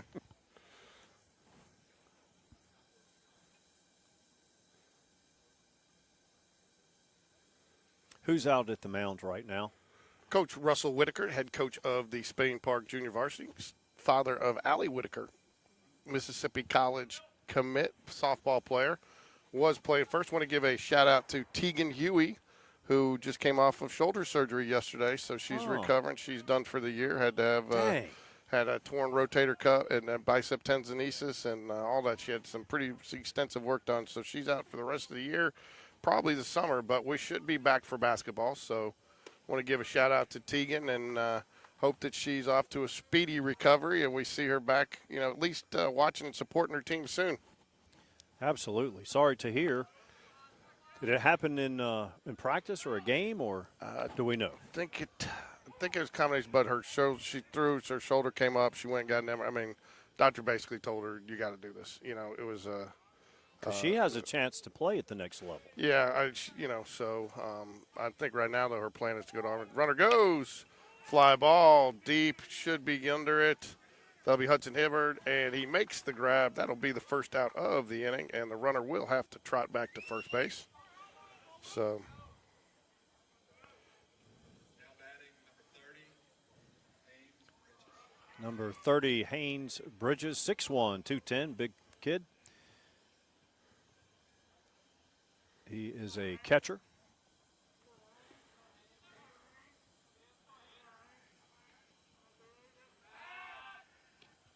Yeah, just like a couple of years ago when I sat in on a JV game with you, George, Vestavia JV, a lot of times their sophomores and a couple of juniors on JV look like varsity players.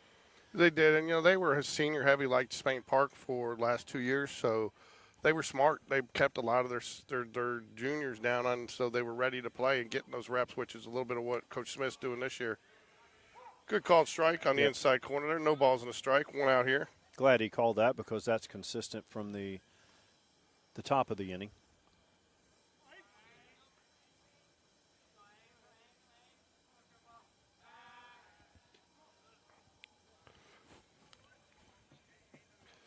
How much of an advantage is it to be left-handed with a runner on first? Oh, it's huge. That's why you'll go see, and that's what Coach Dunn will tell you, that if he hadn't been a left-handed pitcher, because just being able to see it and make that move, fly ball down left field line, it should be caught. It's going to be in foul territory. Oh, the left fielder has got to call him off of that ball. I think the left fielder might have lost it in the lights. Did he? Because he stopped running. I say left fielder really needs to call him off that ball. That's his Because he's ball. running forward. Yeah, that's the reason. Yeah, and he can see it the whole way, whereas the other guy's running. But no, a left-handed bat. I mean, that's why you'll see a left-hander that can throw in the 90s. You know, they're throwing everything they got at him to try to get him to sign because it's just a premium. The other thing too is it's.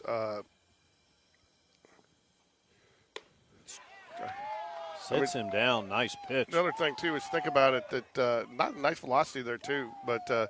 The other thing, you know, is again, you got that pitch where you can work it on the outside corner a little bit, drop it out, bring the curveball outside, drop it in over the outside corner where it looks like it's way outside. But no, just really just having that move and be able to go. And as long as you don't bring your foot back across you just got to, it's a much easier pickoff move and it's harder to steal on a lefty. So it's big.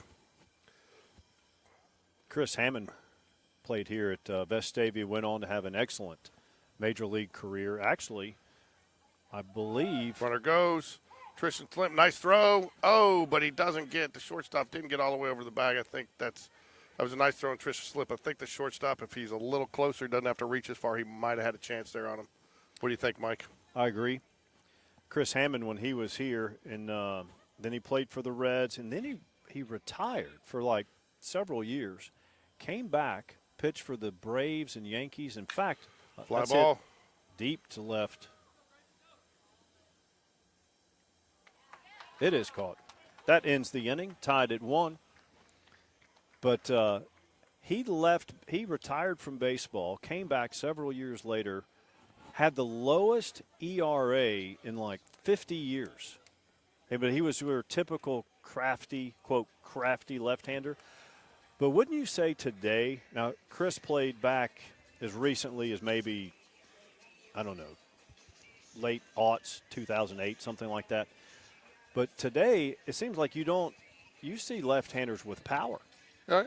And back in the day, you didn't see, you had Randy Johnson, freaks, but not many. No, and, traditionally it's like if you go back, how many left-handed golfers did you really see back in the day? And still that's a little bit probably not the best. That's probably apples and watermelons comparison, but – you just see it more, and it was your speedy guys trying to take advantage and hit left, and then the thing I don't see, you don't see much of anymore is the switch hitters. For a while, the switch hitters were big. Why is that? Do you think? I just think these guys have gotten into, and they just don't. People don't spend the time on it anymore. You're developing at one side, but have to do with the specialization of the game too. Yeah, probably a little bit in analytics and everything. I just don't think though. People. It's tough to do, and guys would hit. And I think too is, when I get back to the analytics, I think you start looking at what's the real advantage there, or do you really want to perfect your craft on one side or the other? Because you would see guys that would hit sometimes 20 points higher than one side or the other, but a lot of that was based on, and I think too some of it has to do with the pitchers getting stronger over the years because there used to be such an advantage of. And, you still see it some today, righty-lefty matchups, because, again, you can't come in with that curveball or that. And so you see it. But I think the pitchers have so many more pitches in their arsenal these days. And with analytics, I think the pitchers really I think that there's still an advantage there, righty-lefty, lefty-righty matchup. But I think you don't see it as much. I don't think it's as big of an advantage as it used to be. More later in the game, right? Yeah. Middle relief to, And again, this game is not about Major League, but baseball is the one sport where postseason and regular season are nothing alike. It's the only sport. Top of 2 here, due up here for the Jaguars is, who do we got? McKissick. Sorry, you know what? This kid's got to be an athlete, Mike, because we called his name several times, I think, when we did the one of the football games, JV football game. Oh, yeah, I remember that name. So he is definitely an athlete, and he's got some speed from what I remember. Did he get a he'll take 6? I think I'll take 6. Thank you very much. We had a lot of those at the bright future coming up from Barry in the JV ranks. 4-pitch walk to lead off the inning for McKissick. I wouldn't be surprised to see him go here with his speed.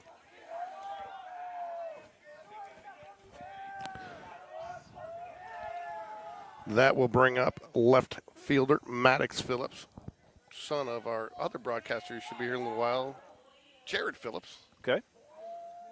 Beth Phillips, basically.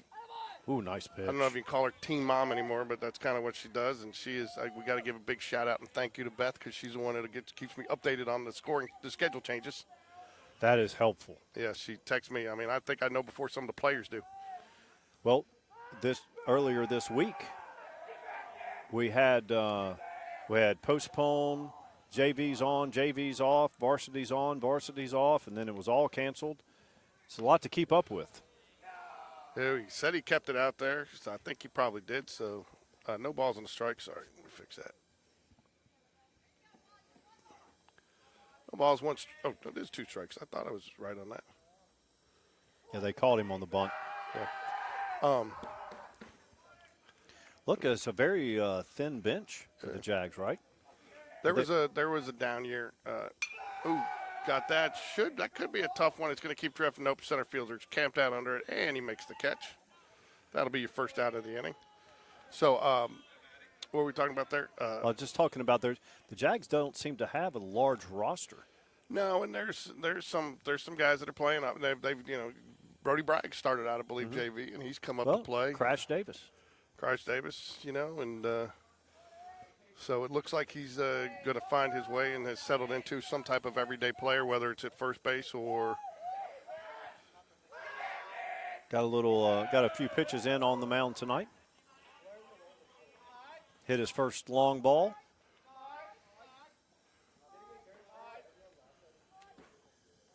I like the new Jaguar baseball on the screen. Tough to catch up to that high fastball.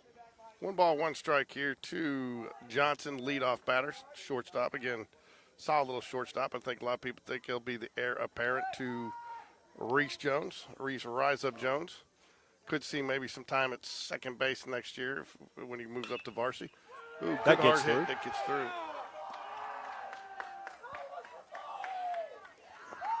Nice hard line drive down to third base for the first base hit of the game for the Jaguars.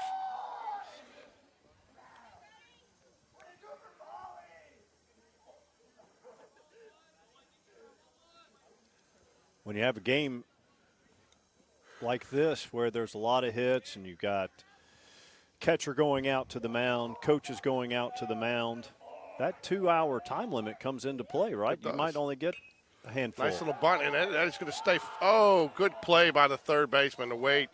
I mean, that was trailing the line all the way down and just had a little bit of roll.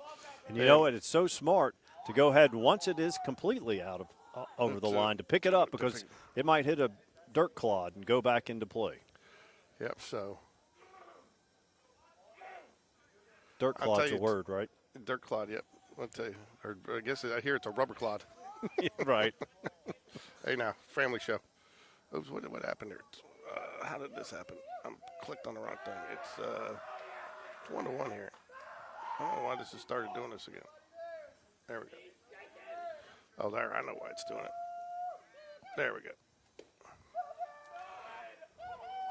Oh, you got a delayed strike call. Oh, wow. Seriously, I already gave him a ball on that. I'll fix it here in a minute. That looked low and outside, Mike. That's because it was, but it was a strike.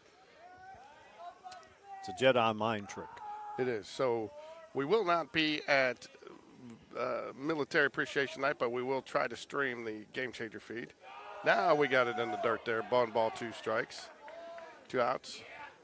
Wouldn't be surprised to see with Brody Smith at the plate for the Jaguars.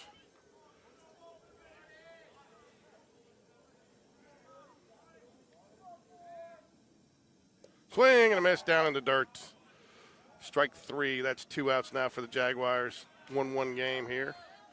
Doesn't I tell you look, what- I don't think Brody was expecting off-speed pitch there. No, I don't either. And I tell you too, it's kind of hard after getting that strike call that was low and away earlier in the at bat. I mean, tough to kind of recover from that a little You got to bit. swing at everything close after that. That brings up Will Jacobson, third baseman for the Jaguars. McKissick on second, Johnson on first. Ground ball off the little end of the bat. It's going to be a tough play, but he should get it, and he does, and that will do it. Jags getting on strand 2. Rebels get out of the inning as we move to the bottom of the second here. Due up for the Rebels will be still waiting. Still waiting. On game changer. There we go. Ponder, Richardson, Walker, 6, 7, 8 hitters for the Rebels. I do have to say that Watson Turnage, he hasn't had his best stuff. He's had a lot of pitches in the dirt, but he's only give up one. He had to grind it out in the top of the first and the top of the second. And same goes for Spain Park. You know? He's only given up one hit. It's the 4 walks and a hit by pitch. I mean, that's 5 freebies right there. You know, when you – I tell you what, you talk about it, Mike, it is lonely in the Jaguars dugout. I don't see any subs. That's what I'm saying. I see a couple of people down in the bullpen. We can't see the full bullpen, but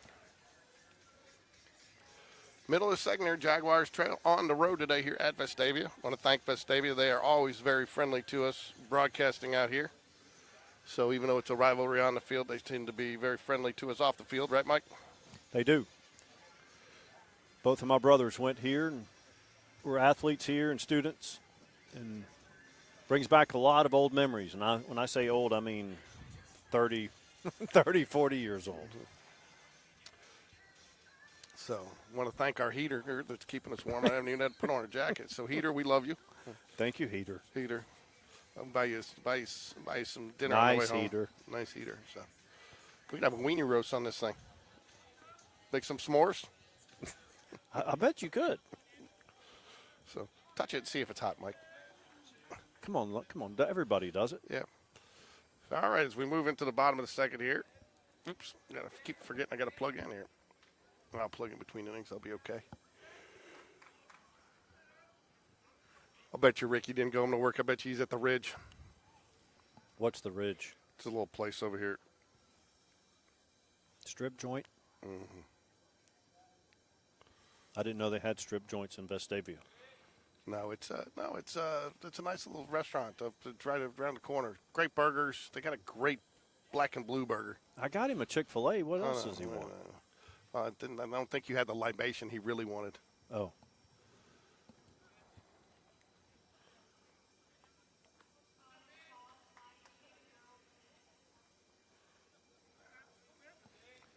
Well, you know the track meet's nowhere near the end because they're not even talking about the 200 and the 4x4. So we both remember those days, right? I miss those track meets. Not just to watch your kids, but I remember watching Marlon Humphrey just tear up every event he was in for years. Now, of course, with the Baltimore Ravens. 3 balls, no strikes here. You know, the thing about Wyatt here, too, is he's not missing by much, you know. Nice pitch right there. You know, he just needs to squeeze it in just a little bit. He hasn't been missing by much. You know, and I mean, I would say that, and it's been the same both ways. So I think this umpire's fairly tight little strike zone. Ooh, just misses outside. Wow. And that was a strike to Brody Smith. And Brody's was even a little bit lower. So I concur. So got a courtesy runner for the catcher. Daniel Richardson, number 9, up for the Rebels.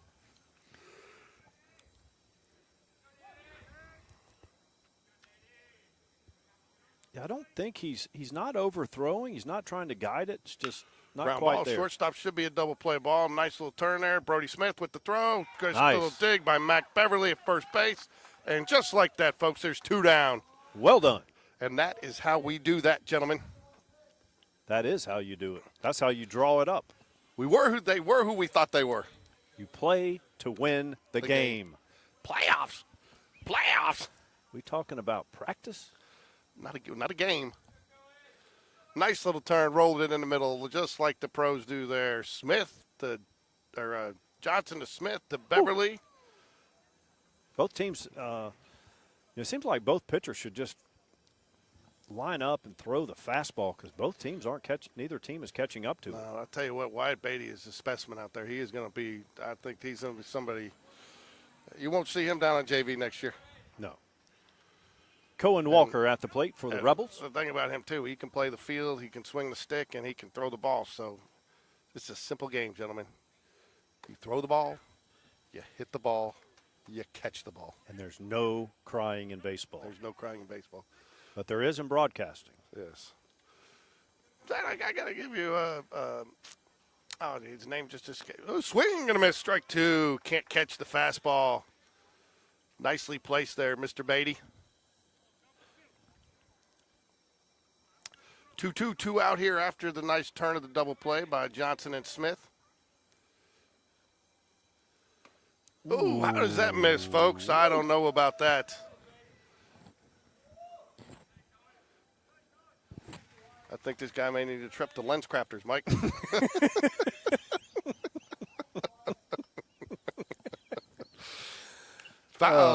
And folks, it's okay if you don't think it's funny. We do. We have no problems amusing ourselves.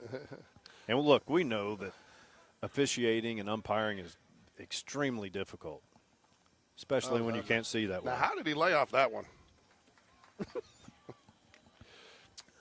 Just a bit high. Just a bit. Ball 4, ball 8, ball 12. You know, the umpiring's a little bit easier if you had good vision. It is, man. That's coming from a guy who wore contacts, got LASIK. LASIK wore off, and now I'm wearing glasses again. And Wendy got bifocals today. She's not enjoying them. She's getting used to them. She just needs to let her hair go all completely gray then. Yep. Strike called on the outside corner. Nice pitch. This is if you're, your JV coach. This is where you want to see really what you want to see out of your pitcher. How do you respond after that 2-out walk?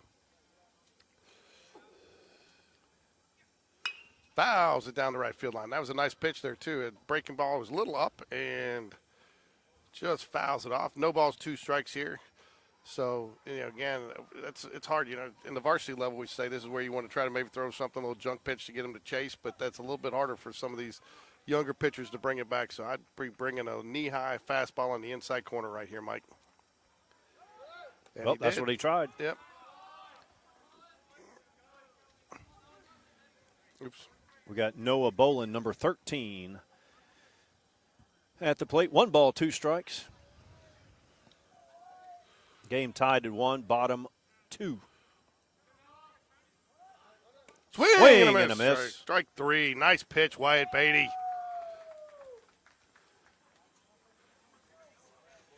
Tristan Slimp is a solid little catcher, too, for this team, and he's a sophomore. So Sophomore? Okay. Yeah, it's going to be tough, though, with Evan Taylor as a sophomore, too, playing, so. Doesn't hurt to have 2. No, it and doesn't. then So. maybe he can play another position as well. So. Then you have injuries. I mean, but the future looks bright. You've got a lot of sophomores. You got, I guess, Nash is Crash Davis is the only freshman we have up, right? Yeah, and he's also, while he is a freshman, he is sophomore of age. He reclassified. Okay. For a couple of reasons, one of which was the sports, and the other was academic. He took some additional classes, I guess, to be college preparatory. But with him right behind Brock Bradley, Right. So, anyways, and developmentally, and I also think too, obviously, when he did, he was much smaller as well, and he didn't, he finally sprung up. So, so he's, while he's, still freshman maturity wise, because that's. He's played the same number, but he's a little bit older in age. He'll be that freshman with their driver's license. Yeah, that's common. I think Joe Cross did that when he was really young. Yep. I think Hagan did it when he was young. I don't. Sure. But Hagan. But a lot of kids are having to do that, and I don't have. I think it's the right move in most of the cases. Now, I mean, we did it when he was in. We could have sent him to school his first year, and we held him back for a year. Just not held him back, but he was right at that cusp. He could have gone or not, and we kept him in an extra year of kindergarten. And I think it made sense. And Did the same with my son. Yeah, so some people would still say I'm still held back. All right, Hudson Hibbert at the plate for the Jaguars. Misses the first pitch in the dirt. Ball one, top of the third here. Well, there's a fine line between held back and flunked. It is 1-1. I don't know why it keeps doing that. I got to figure out. I didn't get held back. I just got kicked out. 1 ball, 1 strike here to Hudson Hibbert, top of the third.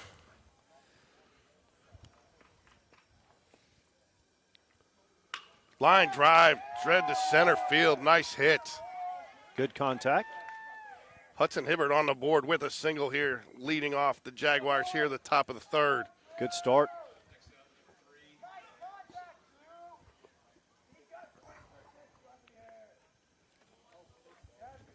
Dabbs will bat now for the Jaguars.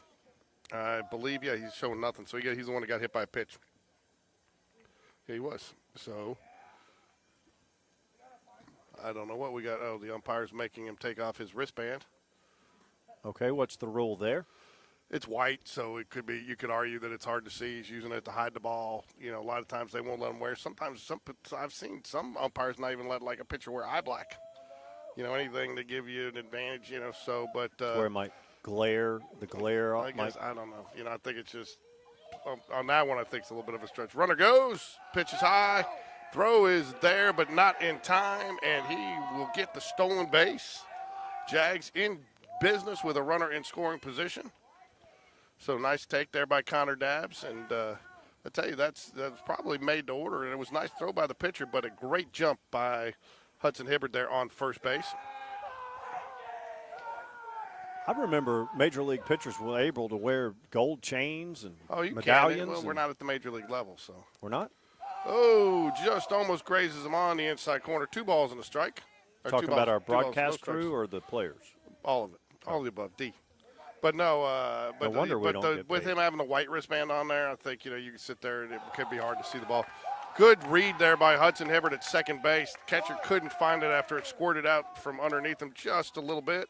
And he will get to third and get a runner in scoring, even more scoring position after the, just score that a pass ball there. Good strike at the knees. 3-1 count here to Dabbs. Okay, imaginary hypothetical. So if the runner's on third and say the count was 1-1, would you bunt here or you could. I mean, if you've got a good bunter, now, I mean, that was ball 4. I mean, you could. I mean, if you've got a really good bunter like Joe Cross, you can try to squeeze, send him, again. But you also want to do it, too. Again, you want to do it in the right count because, if you – nice shot, but it is going to go foul. He turned on that one, and it is foul ball. 3-2. We'll do it again. Now, you got to be careful there because if it's a 0-2 or 1-2 count or something like that, right. The pitcher can always, if he sees him go, he can always throw it outside to where you have not a buntable ball. So you got to be careful there. Sometimes they'll do a safety squeeze. Make sure it's down before you go. Get a good lead and. I mean, you could here, and I've seen him do it before. Coach Smith will do it, and he pulls the string on. The change up there, gets the strikeout. Nice way to battle back for the pitcher there after being down 3-0. Yeah, Turnage is really grinding. All three innings he's faced adversity, runners in scoring position. He's only given up 1 to this point. Good pitch. Called strike down at the bottom of the zone, but a good pitch. Wyatt Beatty, chance to help himself out here and put a run on the board. Wyatt seems to be he's really gotten a little stronger after that first inning. Pop up, it should be caught. It's to the first base side. It is drifting a little bit on him. Struggling. Oh, and he misses it. That's an error. Wow. Runner couldn't go, but that was tough. You could see that ball swirling around up there. He moved back and forth with it. Wyatt Beatty will reach on an error there on a mile-high pop-up. That's a case where if there was 2 outs, the Jags would have scored. Yeah, you've seen that happen. You saw that happen in a Yankees game. They popped it up to second base, and the guy from first just was running hard the whole time, and then it hit. It was on the turf, and it bounced so high out there they ended up winning the game on a little infield pop-up instead of going like extras. Little League. Yep. So Tristan Slimp, the catcher, will step to the plate now. Runners on the corners, head, shoulders, knees and toes. That's a you and Ricky thing. I haven't mastered that. Ricky's got the little bass voice of knees and toes after. But Ooh, that was close. for those of you that are just joining our broadcast, last year we joke around when we'd say runners on the corners. It sounded like a nursery rhyme, so that's what it evolved into. And now Ricky's ringtone is head, shoulders, knees, and toes. And sometimes I accidentally make that my alarm, and there's nothing better than waking up to that song in the morning. Except for my wife, who gets not real happy with me after that happens, especially after hitting snooze 4 times. 1-1 count here to Tristan Slimp, the catcher. Tristan's had a nice day behind the plate so far.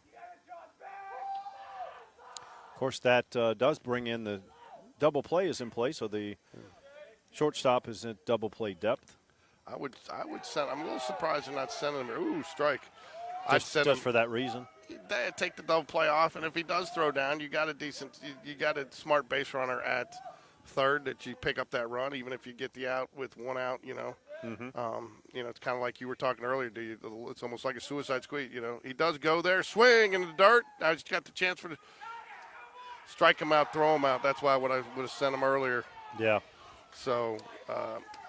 With only 1 strike in the count. Yeah, I would. That's why I sent him earlier. That way you don't get to strike him out, throw him out.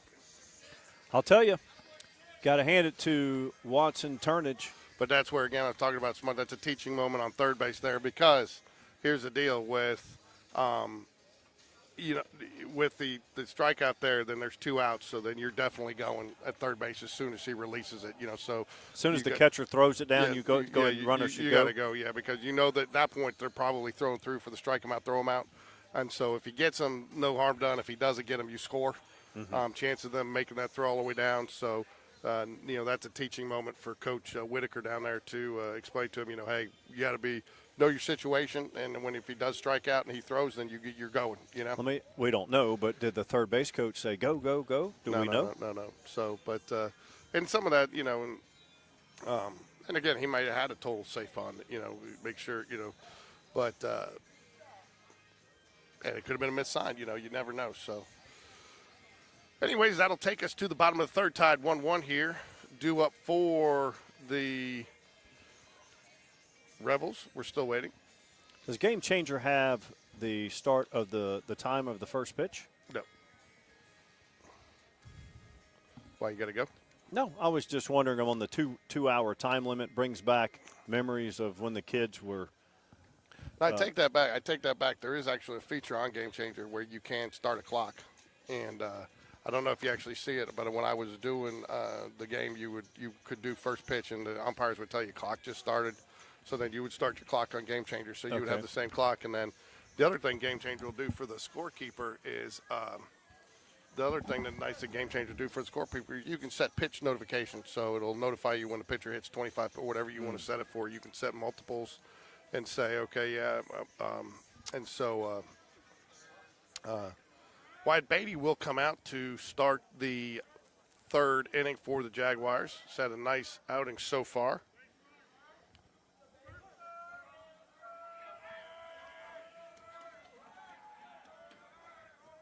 Lefty on lefty. Good pitch. Can't see the number from here. Who's at the plate? I can't see it either. His hands are in the way. Does Game Changer have it's coming up. Mann's at the plate. Okay.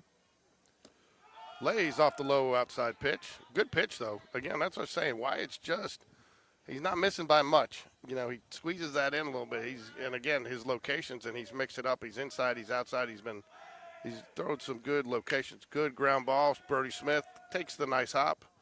Easy throw to first base, and that will be the first out of the inning.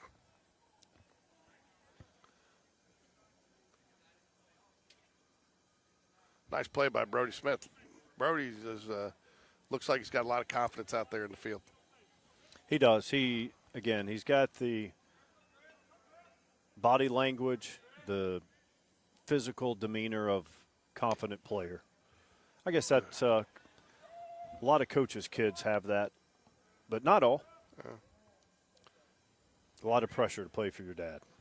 There it is. Tell you what, though, it's funny because, Now you got to, with Brooke and with Will, you get two different stories sometimes, like how they met, and Nate tells it one way, she tells it the other when we interviewed her. But one of the things that Will says is she gave him a hard time because, a fly ball to right field. Oh, it's going to be right fielder should call him off there. He does. Ball drops. And drops it. That's where. Welcome to JV baseball, Mike. So, but again, he's got to call him off that earlier. Somebody's got to take charge there. That's just still a function of these guys being a little bit younger, a little bit immature, as far as the game goes. Yeah, inexperience. Yeah, so, and that'll come. You want a right fielder knowing that's my ball all the way, Right. and calling it early, so not having to worry about it. And Brody can get out of the way quickly. But it looked like they both were going for it to the last minute there, so.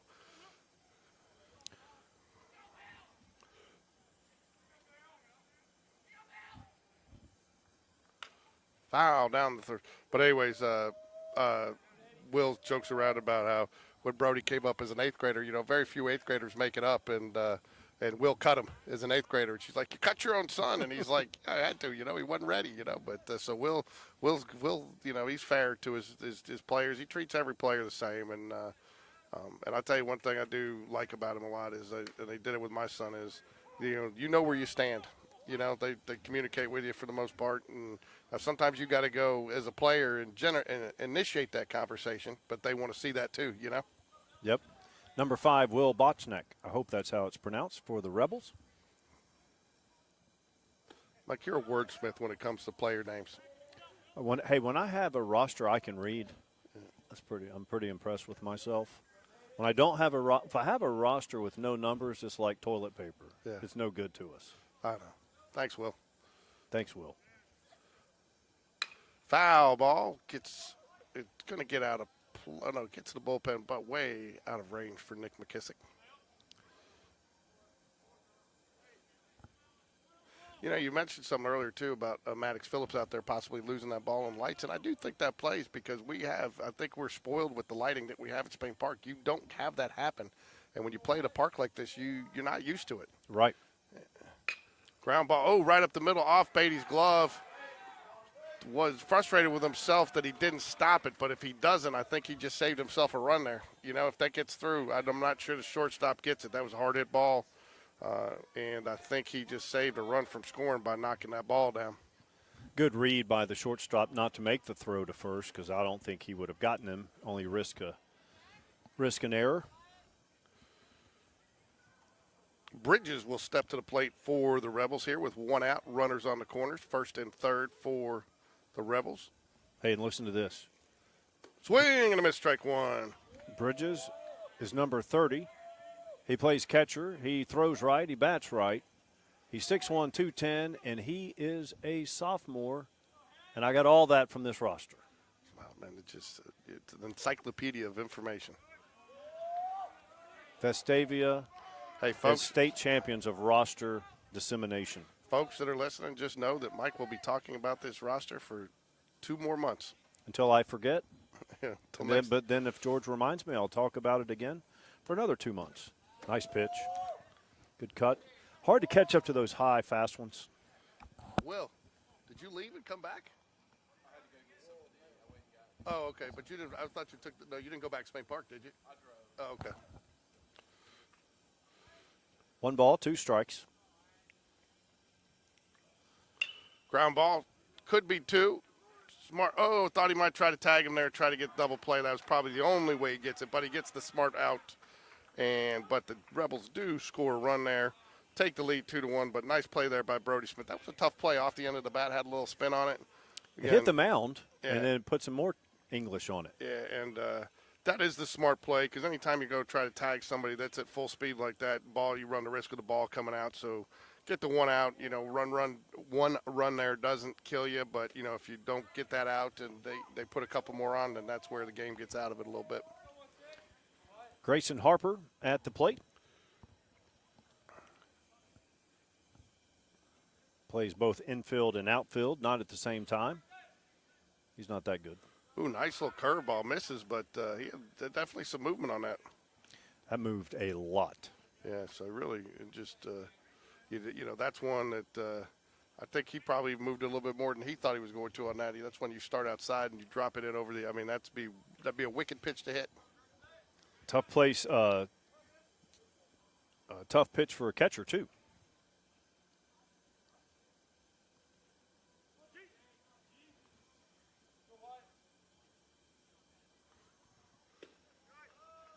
Misses just outside.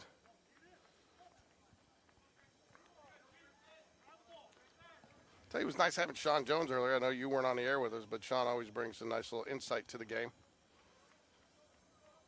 Tell you what, though, that guy must eat 10,000 calories a day. Is he active and fit? He can get away with it as to where you and I can't? I don't know how active he is. You know, he's a plant manager out at Honda.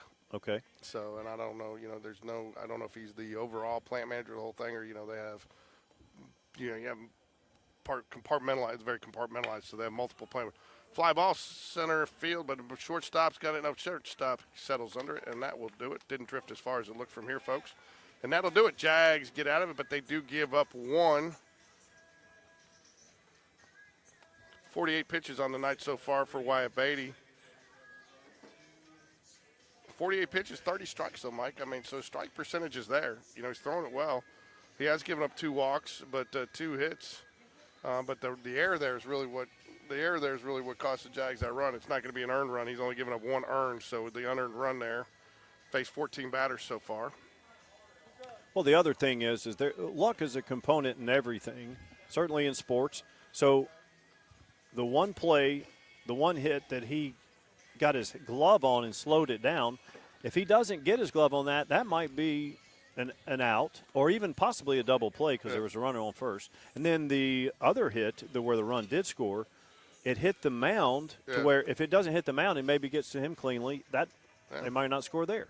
So it's a game of, Well, you're going to have to score another one to win this anyway. So now you score one, you tie it, so no damage really done there to get out of it with only 1.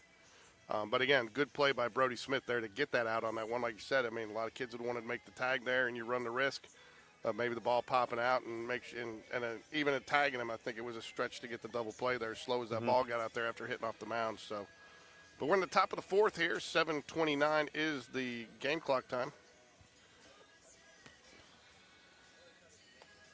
And we don't know first pitch time? No. Okay. But as soon as this is over, you can get out of here. I know you got to be at work in the morning early, and I can get this cleaned up since they let me bring my truck down here. Yeah, that was nice.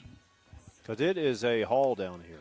Yeah, so it's not fun to have to wheel that all the way up there. So, but I can just put the cases, pull the truck up, throw them in, and be heading out. That's a workout going back up that incline. It is.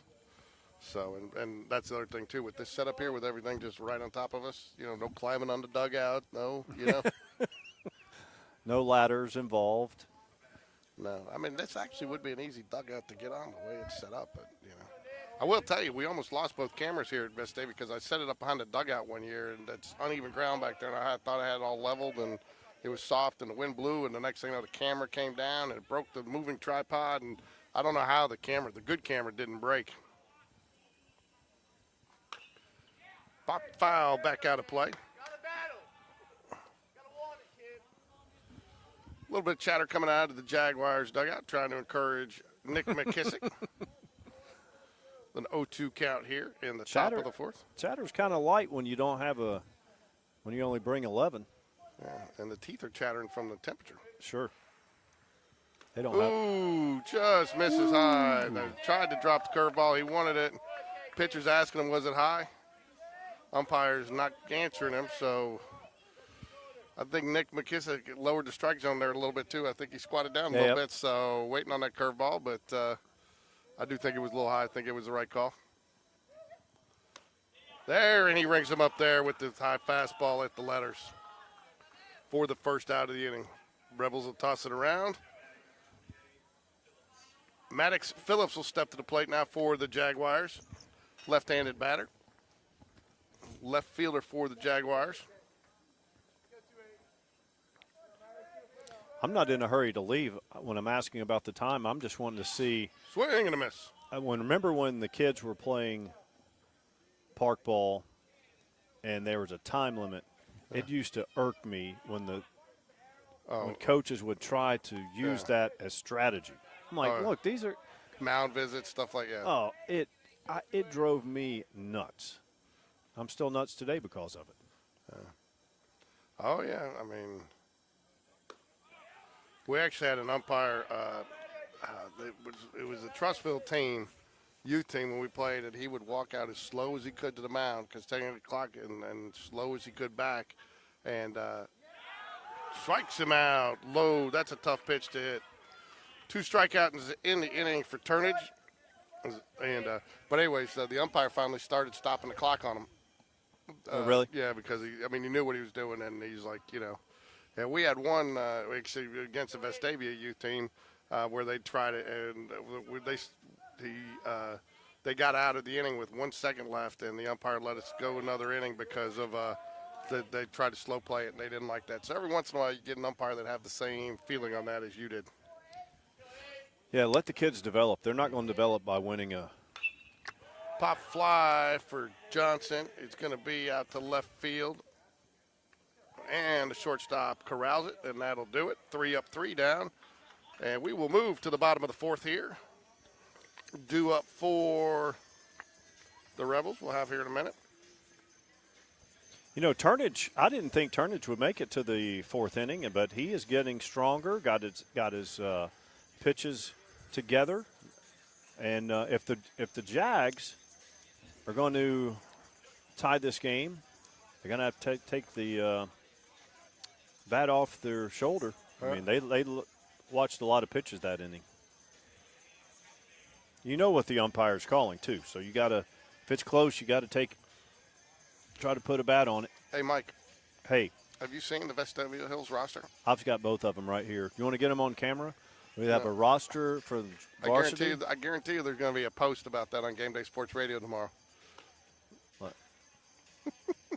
And they've got a blue one and red. They've even got them color-coded for your pleasure. That's right.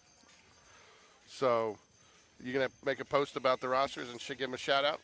Yeah, I will. And then, like I'll say, this is our manufactured one that we had to make. As Mike went through Game Changer and typed it up manually. And then, like, Brody Bragg and Nash Davis don't have a number, so I had to write it in with a pencil. So.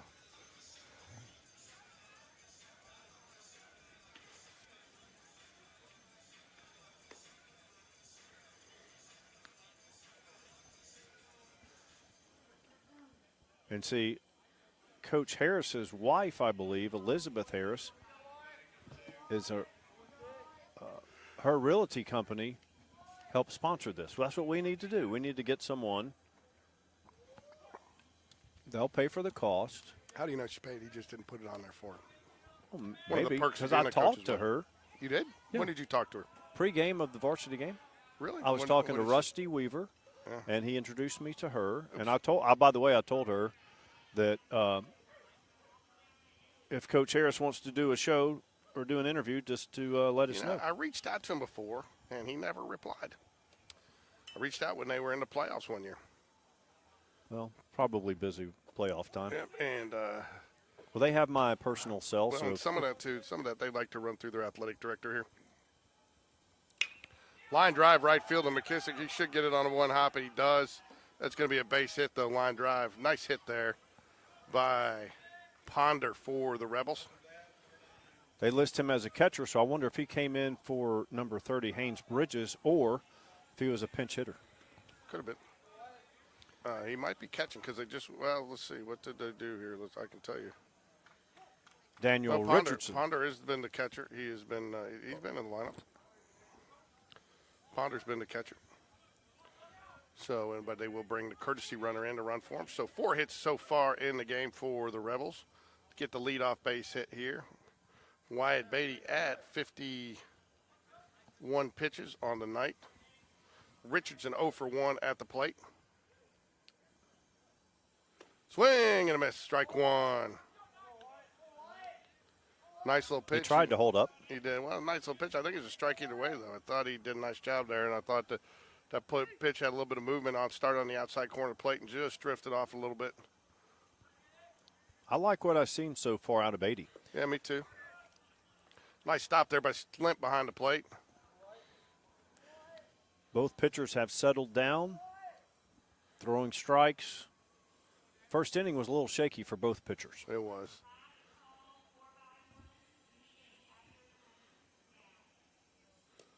Oh, got a little comfortable on that one, reaching outside for it. You still got to slide over, even though that's up. So tough pitch to catch, though, but you kind of expect your catcher to make that one. We're getting close to the end of the track meet. I heard they made a call for the 4x1. I'm not sure what they're talking about here. Might have hit the batter. Batter not showing signs.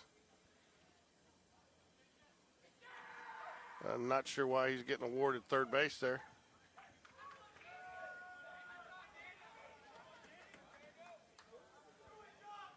What's that? They're saying, I think he's saying it went into the dugout here from where it was. No, but it didn't. I don't know. Hey, Will, what'd they call there? His foot went in here. So it's a dead ball on 2 bases. Okay, yeah.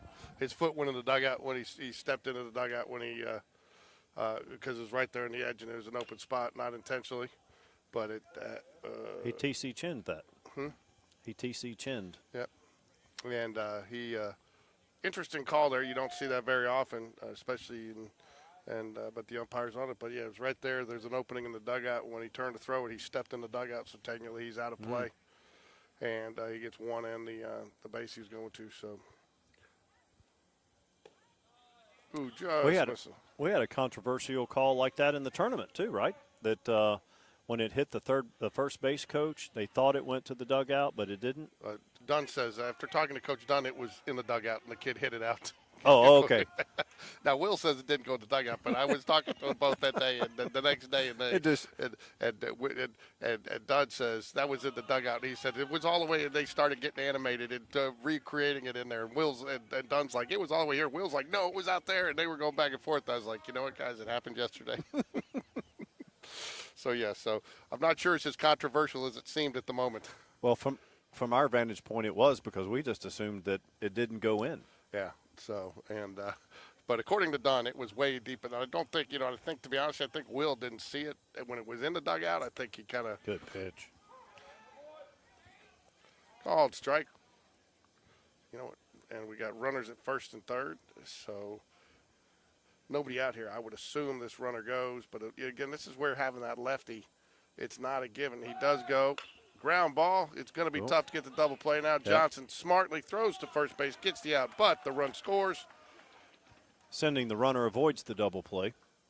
It does, and that's a nice, good job, bit of base running, and a nice awareness there by Johnson to not even try. Younger kids sometimes will try to force it when it's not there.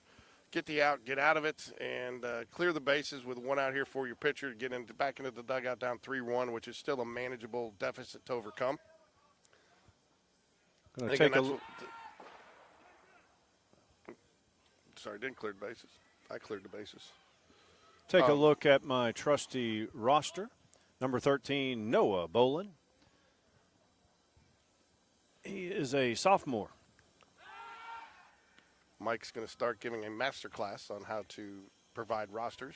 Vestavia's got the master class on it. That's what I'm saying. You're going to start hosting it for all the people on how to do the rosters and bring in the examples. I'm going to take pictures and send it to every team. This is how it's done. Fouls it back. Nice little pitch there by Beatty. Oops.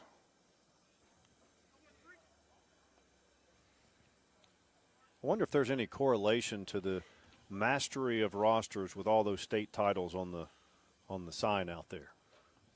I mean, I doubt that anybody on that sign did anything with the rosters. Is that what you're saying? No, what I'm saying is attention to detail can lead you to be a champion. So you think Sammy Dunn started the tradition of doing the rosters? Maybe he was hell-bent on, hey, we're going to have rosters, we're going to do things right around here. Runner goes. He's got time. Throws high, and he's under the tag. Nice little throw there. I think if that throws lower, he's got a chance to get him.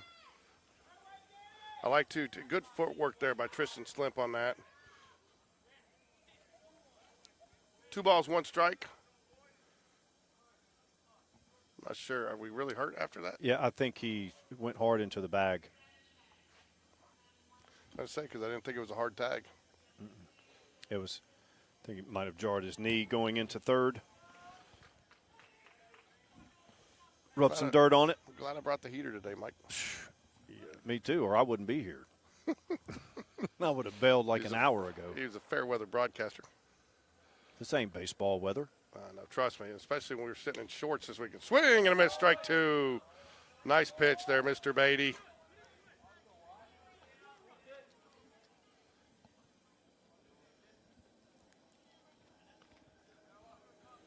Two-two pitch here, one out. Ground ball, first base. Handled nicely by Mac Beverly in on the, and again, good positioning by the Jaguar coaches there to have him in to cut that short, so the runner has to hold there. Right.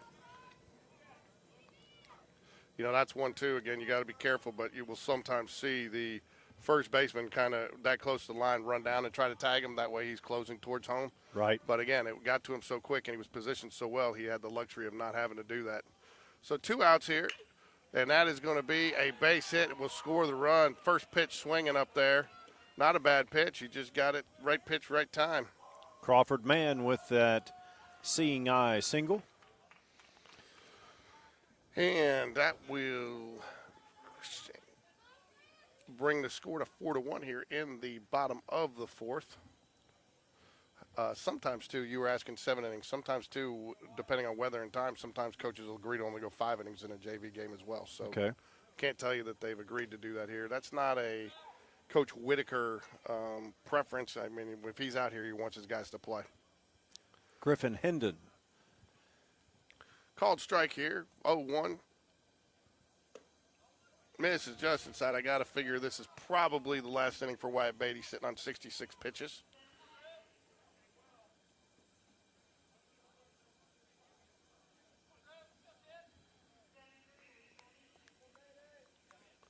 One ball, one strike here. Pie ball to right center field.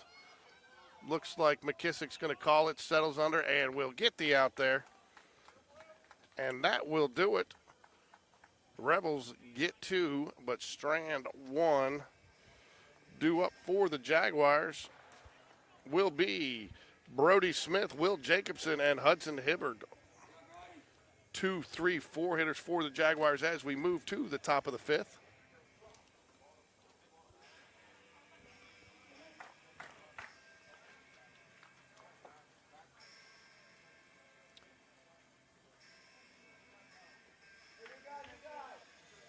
Yeah, New pitcher in for the Rebels. Walker Neely, 5'9", 165, left-hander. I'll tell you, I got to hand it to Watson Turnage. In the first inning, top of the first, he struggled, had several walks. Catcher went out to the mound.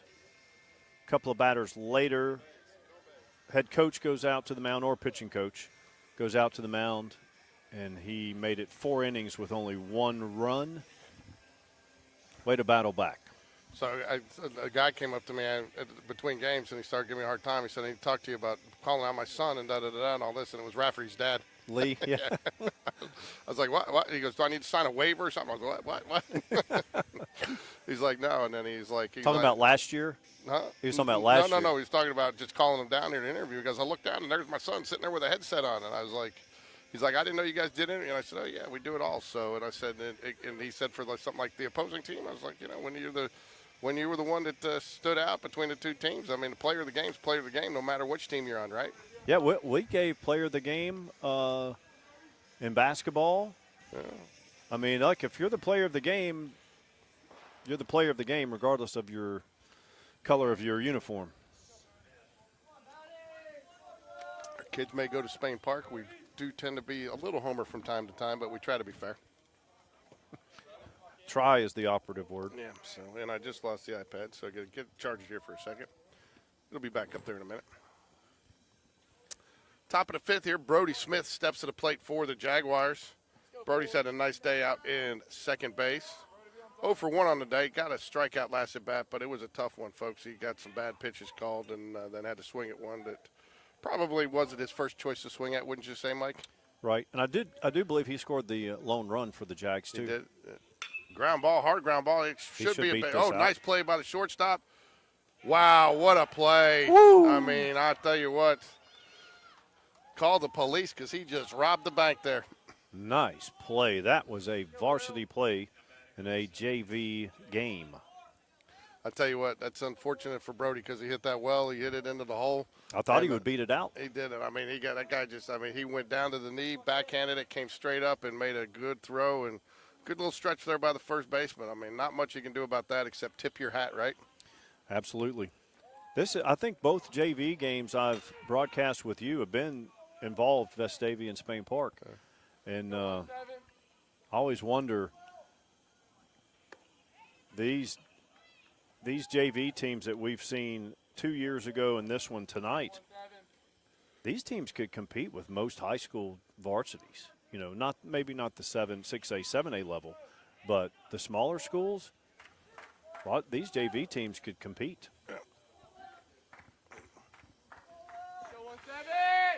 One ball, two strikes here to Jacobson. Good Strike pitch. three, struck him out.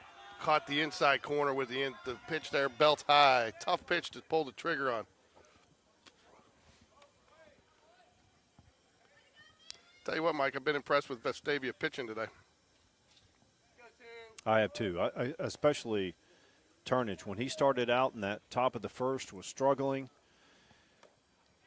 Got out of it, giving up only one run, put a lot of runners on base, and then he actually got stronger each consecutive inning, second, third, fourth. Fouls it away, 0-2. But I tell you what, it just goes to show, you know, strikes are a premium at any level. You know, pound that zone, you know, and I tell you what, too. I mean, I know he's to get back to Rafferty. I mean, just talking to that kid, you want to pull for him. Oh, yeah. He was a good kid. Yeah, absolutely. Well, strike three. So, I mean, 3 up, 3 down. Vestavia pitching, starting to mow down the Jaguars. Rafferty held himself, showed as well in the interview as he did on the field. Not saying a lot. You know, he was well-spoken. Again, hard to believe that that's his only interview because he handled it very well. So, according to this roster, George, all these JV players for Vestavia are sophomores. And that's They're all probably class about, of 27. That's probably about right because they had a lot of juniors on JV last year. So and that team was pretty much so that and that's one of the things I think the interview you did with Rusty. Mm-hmm. I think I heard him say that this is a fairly young team. They have a lot of juniors on that varsity team or that. Right. So they're going to. They have a lot of people lined up. I mean, so you got, I guess, 20 JV players, and they're all sophomores. Yeah, so, I mean, they've done a good job. Jamie Harris has done a nice job balancing out this roster. Like I said, I tell you what, there was one year they had a JV team, and there was a question of, I mean, how are these guys really JV? Because, I mean, they were guys that would have been starting varsity other places. They were deep, and he did the right thing, and I think that's something. Did you go back and look that there was some question that year, Deshaun's junior year, had a lot of guys that came up that didn't play much. Mm-hmm. And kind of the question was, should we have kept some of those guys down? And, there's up until the last couple of years, there's a lot of people that believe if you're not playing varsity by the time you're a junior, you shouldn't because are you really going to pull a guy up for 1 year? But when you have 40 seniors over 2 years like the Jaguars did, you almost have to do it. And same thing with Vestavia. Well, and then, again, 2 years ago, I did that JV game with you, and Vestavia had 2 juniors that played JV that year that went on to play college baseball. So you, as a parent and as an athlete, it's easier said than done that what these coaches have to do is convince that parent, sometimes the parent more so than the kid, that, hey. So other notable scores out there, the Thompson Warriors lead the Calera Eagles 3-1. But we're here in Vestavia with a 4-1 game here as we move to the bottom of the 5th. Beatty comes back out again.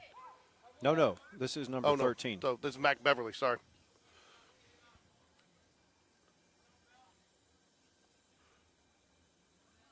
Who's his dad? Patrick Beverly. Coach? Coach Bev. Okay. That's what I thought. So he teaches my daughter. Oh, does he? He's a good math teacher, I'm told. 1 ball, 1 strike here.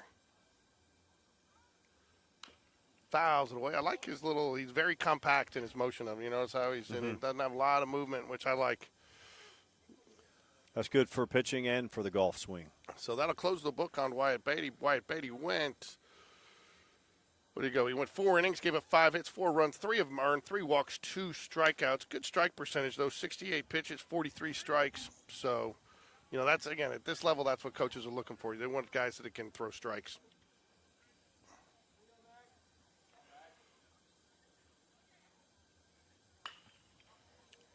See if that stays in play. Catches it on the warning track. Oops, sorry, folks. Didn't get the change on the camera there. We're telling you the truth. It was caught. Hit to deep left. He's out there.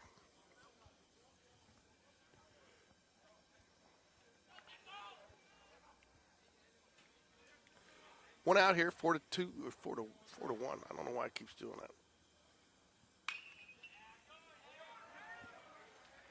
Beverly putting it in the zone. Number 30,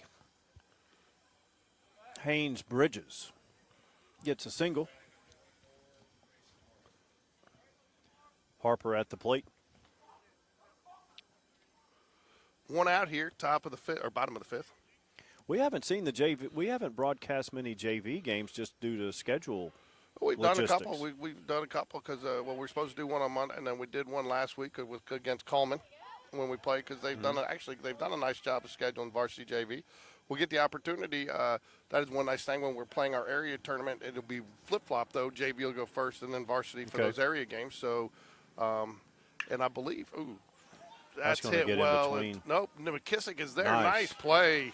Made up some ground there. Yeah, I told you he's fast, and that error earlier in the game was uncharacteristic of him. You know, again, I think that was just a function of the 2 players worrying too much, and that's where he's got to take charge a little bit earlier. But that comes with experience.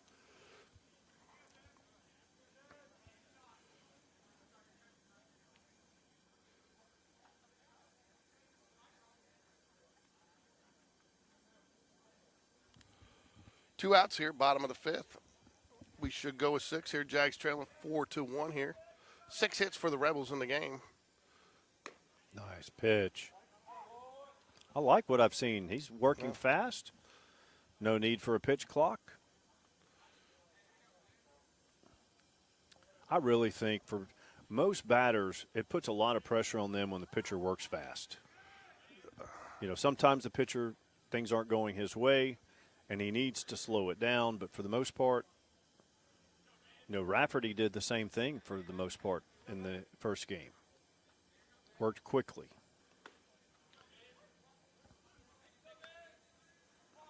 Ball high. Ben Ponder at the plate for the Rebels.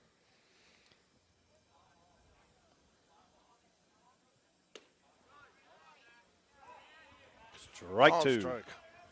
Yeah, I like what I've seen out of young Mac Beverly here.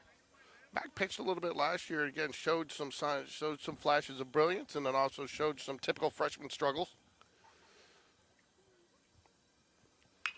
Fly ball. It's going to be out to right field. Should be caught easily by McKissick, and he does settle under it. Good outing, good inning there by Mac Beverly. Gives up the base hit, but well done, young man. he did. He gets in there and he threw strikes and kept it. And I think that was a 12-pitch inning, 9 strikes. You love to see those percentages. Yep. Even the hit he gave up, I mean, he didn't waver. He kept putting it in the zone.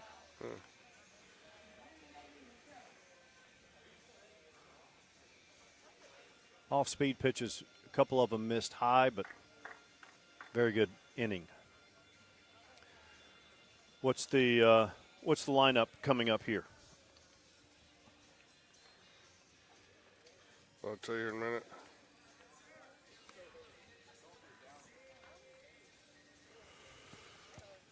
Lineup due up here for the Jaguars. It still hasn't popped up yet, but it looks like it is going to be Beatty's going to bat in there. I don't think he's leading off. I think he's second, so it'll be Dabbs, Beatty, Slimp is what I believe it should be. Beatty's also a solid little football player, I'm pretty sure. if he's still playing now. What year is he? He's a sophomore. Sophomore, okay. At least he used to be. I'm not sure if he's still playing, but top of the 6 here. This has actually been an entertaining game, Mike. Some of these JV games, you know, if you got pitchers that can't in any game, doesn't matter with JV, varsity, freshman. There's nothing worse calling a game with where the pitchers can't find a plate. You know? Yeah, I know, and it's cringeworthy to then you hate to see the kid out there struggling, and then sometimes a coach tries to make an example or try to quote toughen up a kid when he doesn't have it. And it's tough to watch, but we haven't had that game tonight. No. Connor Dabbs steps to the plate for the Jaguars. I don't know why this has started doing this. If I get on the 4-1, if you for some reason if you click something. All right, 4-1 is the correct score. 6 hits for.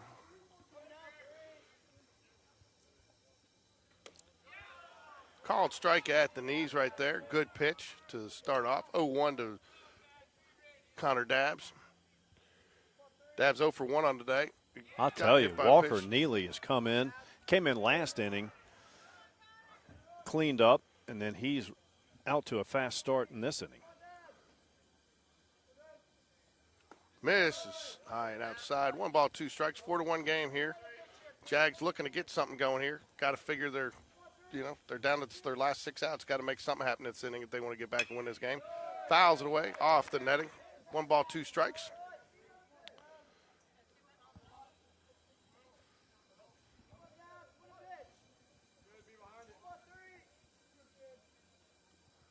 Woo, that was Struck nasty. him out. That was nasty.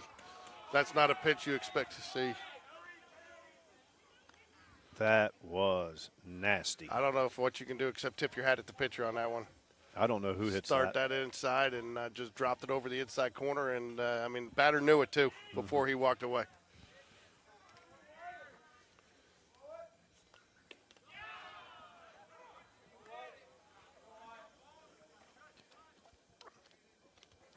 Tell you what, Jaguars have not had an answer for Neely since he's come in the ball game. I think he's been 3 up, 3 down. His first two. That's going to fall. Plays it nicely. Oh, no way. No way. I thought he beat that out, huh?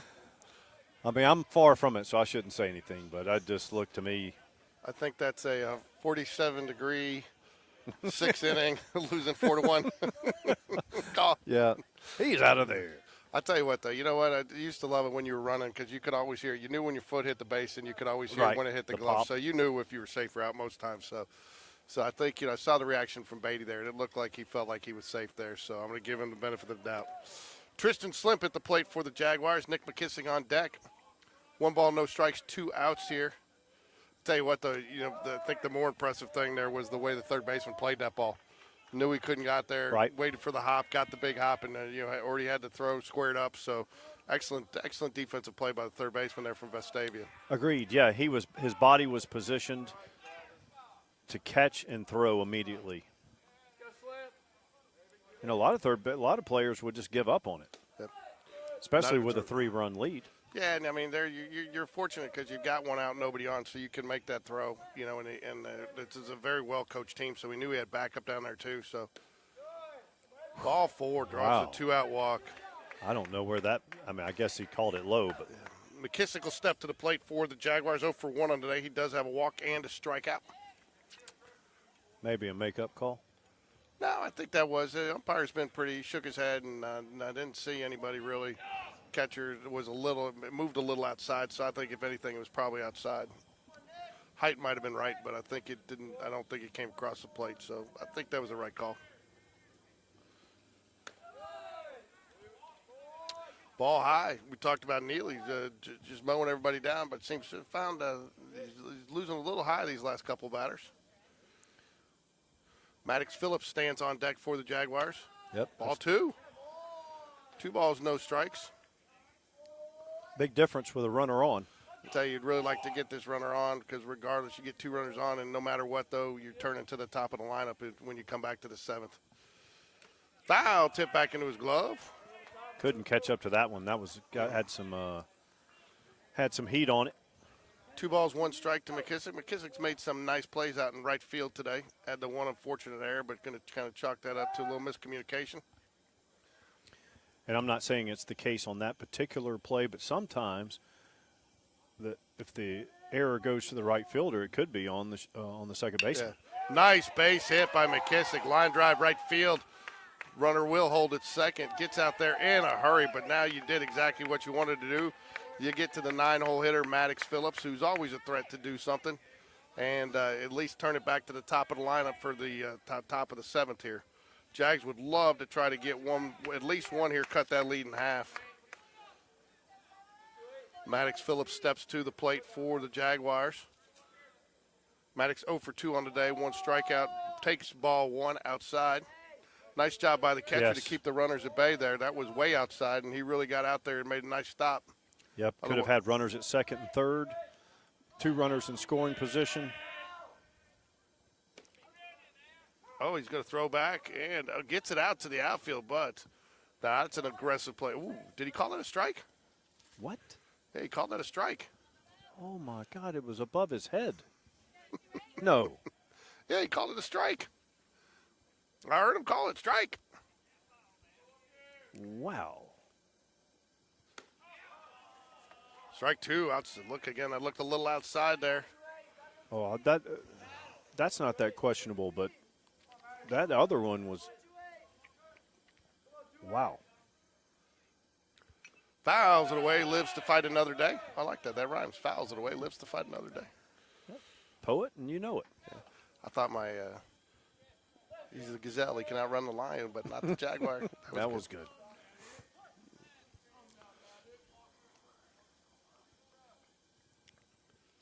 Fouls it away. Maddox Phillips proving to be a tough out, as he always is here in the bottom of the 6th with 2 runners on. This is where.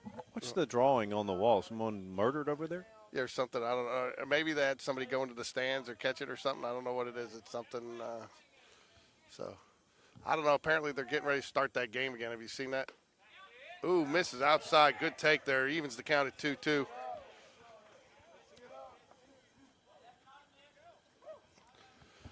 Jared, what are you doing?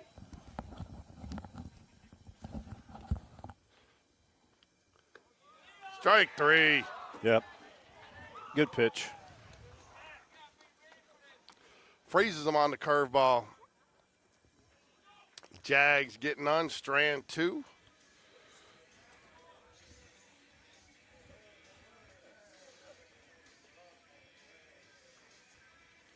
As we move to the bottom of the 6th, due up for the Rebels will be Richardson, Walker, and Bolin. The 7, 8, 9-hole hitters, all 0 for on the day. Walker does have an RBI, though. Dude, what are you doing? I mean, that's fun. All right. It's a good thing I had people. No, I know. We charge $5 a minute for the heater. So all of a sudden, Jared wishes he came down to the broadcast late now that he knows we got a heater down here. So we could have moved your headset over there. You could have been sitting right there. Yeah, I heard you were coaching the little one.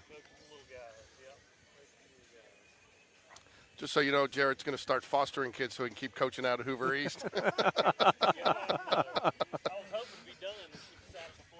So, just so you know, they won't let him go. In fact, I think it's like, being on the board out there and coaching at Hoover East is a prison sentence for Jared. He's 20 to life. So, no, he's done a good job with our youth program out there, and it's one of the reasons why we have the foundation that we have at Spain Park today. In spite of me sitting on the board coaching T-ball one year, being a youth T-ball director, that's like herding cats out there. I mean, the hardest part was finding coaches for T-ball. So we did some things. They still do the Easter egg hunt we started out there. No, they stopped. That was fun that year. Those couple years we did it.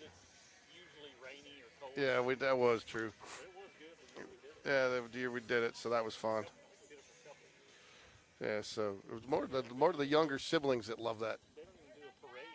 They don't? No parade? 4-1 here, bottom of the 6th. Jaguars trail. Daniel Mac Beverly back out on the mound for the Jaguars. Had a very nice first inning in relief for Wyatt Beatty. Misses outside with the first pitch. Daniel Richardson at the plate. Hey, George, did I mention about these rosters at all? No, I didn't even know they had them. Yes, they printed them out, JV and varsity. Numbers, Oh, strike. You know, name, height, weight, position, is year. Is that good information to have? It's Well, excellent. I mean, you don't need the year. It's 2025. No, I'm talking about the year that the player graduates. Oh, okay. I was going to say, if you needed something printed out to tell you the year, I'm getting worried about you. But how do you really know they're going to graduate? Well, that's true.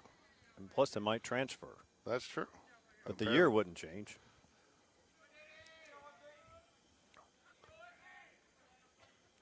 Oh, he Ooh, got that all might that one. be That'd be gone. gone. Nope. Nope, off the wall. Off the base of the wall. I tell you, Well that's, hit. Yeah, that's the difference between JV and varsity. Varsity, that ball's gone. Right. Just that little extra maturity and a couple extra years in the weight room, you know, because he stroked that ball. Yep. And plus, it's cold tonight. Yeah. And maybe that had something to do with it. But It's not cold over here by the heater. no, You would have been gone 6 innings ago. I wouldn't have been here for the JV game. It's too cold. Yeah, This heater's nice. it is.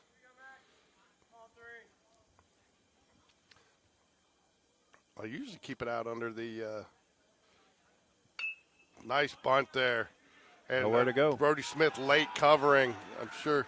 I see Coach Smith standing up in the dugout after that one. He is not happy. He knows his son knows better than that. You've got to cover on that, so you got to be prepared for that. I think Brody knew that Yep. when he was in 4th grade.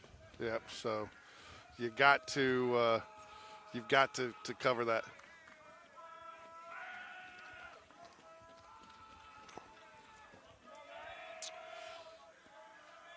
So nobody out here. First and third runners on the corners for Bolin. Runner goes. Pop fly, though. They do him a favor. Somebody's got to cover first. It should be a double play. Get Toss it to it. him. Come on. Oh, and he's just, if he tosses it.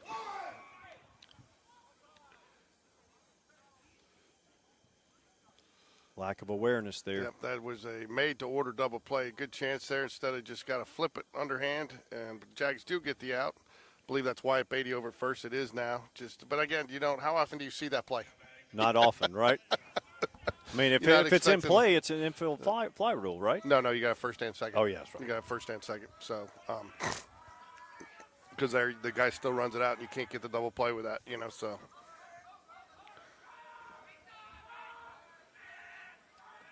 But the Rebels tried to do a favor there because a lot of times, too, you'll see that may have been an error on the batter because, with the runner going there first and third, you don't want to swing at that for that very reason right there to get the double play because they gave the Jags a chance to get out of this. Woo! Nice Close. little pick. I couldn't see it blocked by the umpire there, I but think he got underneath it, but it was closer than. the coaches wanted. Yep.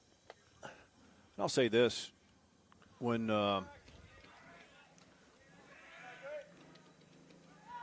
Oh, they did get Got him him. there. I'm hung up.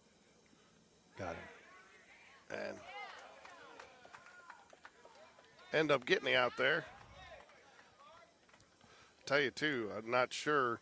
They probably could have had a better read there on third base, maybe have scored on that when he goes for the out there. And I tell you, that is good for the that's the smart base running by the guy running the got picked off because just go ahead and go, make him make that throw to second to get you out to make the longer throw home if you give that guy a chance to get home. But that's my opinion, that's an error on the read by the guy at third. Soon as the first baseman throws it to he- the shortstop, then he should be going. He should be going, especially when he's going all the way there trying to get the out. I think a lot of these are bang plays, but a lot of them are just fundamentals. Especially 4-1. I mean, that run, you're giving yourself an insurance run there. Now he's got a chance to get stranded here. Mac Beverly 3-0, though, here to the batter after the pickoff move to first. Nice little pickoff move, too. I'm a little surprised, too, that the runner got caught there after the first move there. I would have thought he would have shortened that up just a little bit. Ooh, Gets now past. It does get past. And late covering. Pitcher late to the mound, late to the plate. That's a situation, too, where you've got to remember your situation and not be frustrated with what you ball for. I want to say this to the parents and any coach that's coaching younger kids, we've seen some errors tonight. And the coaches did not these kids know when they make an error, okay? There's no point in deriding them and yelling and showing them up. They know they made an error, Yep. okay? Oh, it's been good coaching on both sides. So, but for the younger parents that are coaching, Fly ball, center field. keep that in mind. When the kids know they made an error, don't show them up. Yeah. You can take them aside and remind them. But these kids, they know when they make a mistake, and it doesn't do any good. It only does damage when you show them up on the field. Well, I probably too. I would guarantee you Mac's probably going to be harder on himself than the coaches are after that pitch. Sure. And that's really the first bet. And they're talking to Coach Hammock's first one out there to say, give him a high five, you got this. And, not the pitch you want, but that's really the first errant pitches he's made all night. Right. You know? Well, I'm not just talking. There were actually 3 situations there, 2 for one team and 1 for the other, and not one time did the coaches yell and scream at the players because every player knew exactly the mistake they made, and you work on that off the field. You don't show the kid up. Can you see our percentage down there? 29. Yeah, so we're good.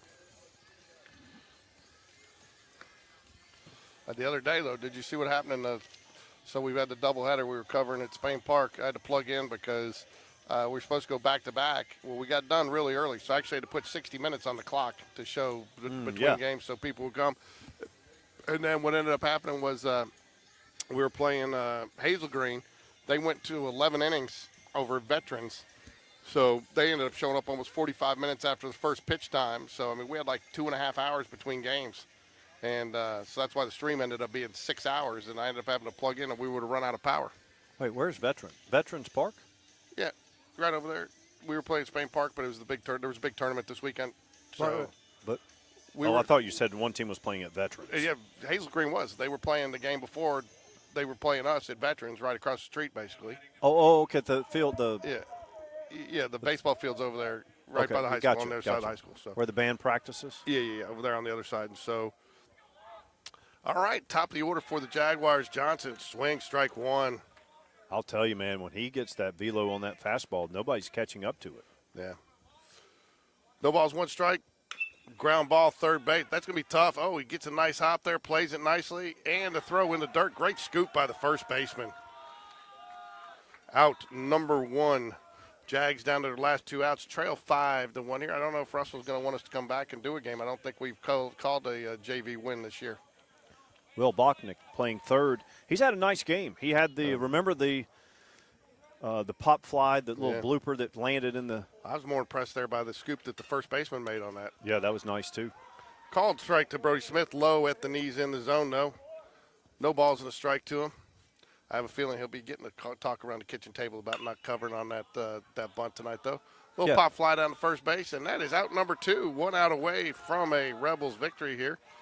Jags trail by 4. Would love to see them make something happen here and bring this back in.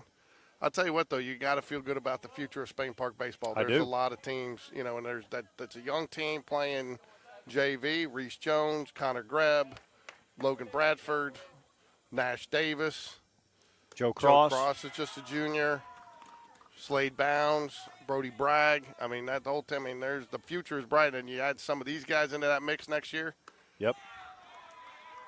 And those guys you just mentioned, this is their first year at varsity.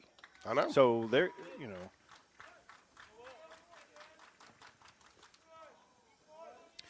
Yeah, you're talking about, they might have a conversation at the dinner table. Yeah, sure, of course. But he wasn't chewed out here. Oh, no. That's what you got to remember, people. If you're going to coach and Will's not going to chew him out either. I mean, that's one thing. I've talked to Will about that, and that's one of Will's philosophies. You don't beat a kid down. He's already probably down on himself. Sure. Now, if you can teach from it, but swing and a miss, strike 3, and that will do it tonight. So we're going to get out of here pretty quick. But, Mike, again, a pleasure calling 2 games with you tonight, and it's always fun. And I want to thank Vestavia for their hospitality hosting us.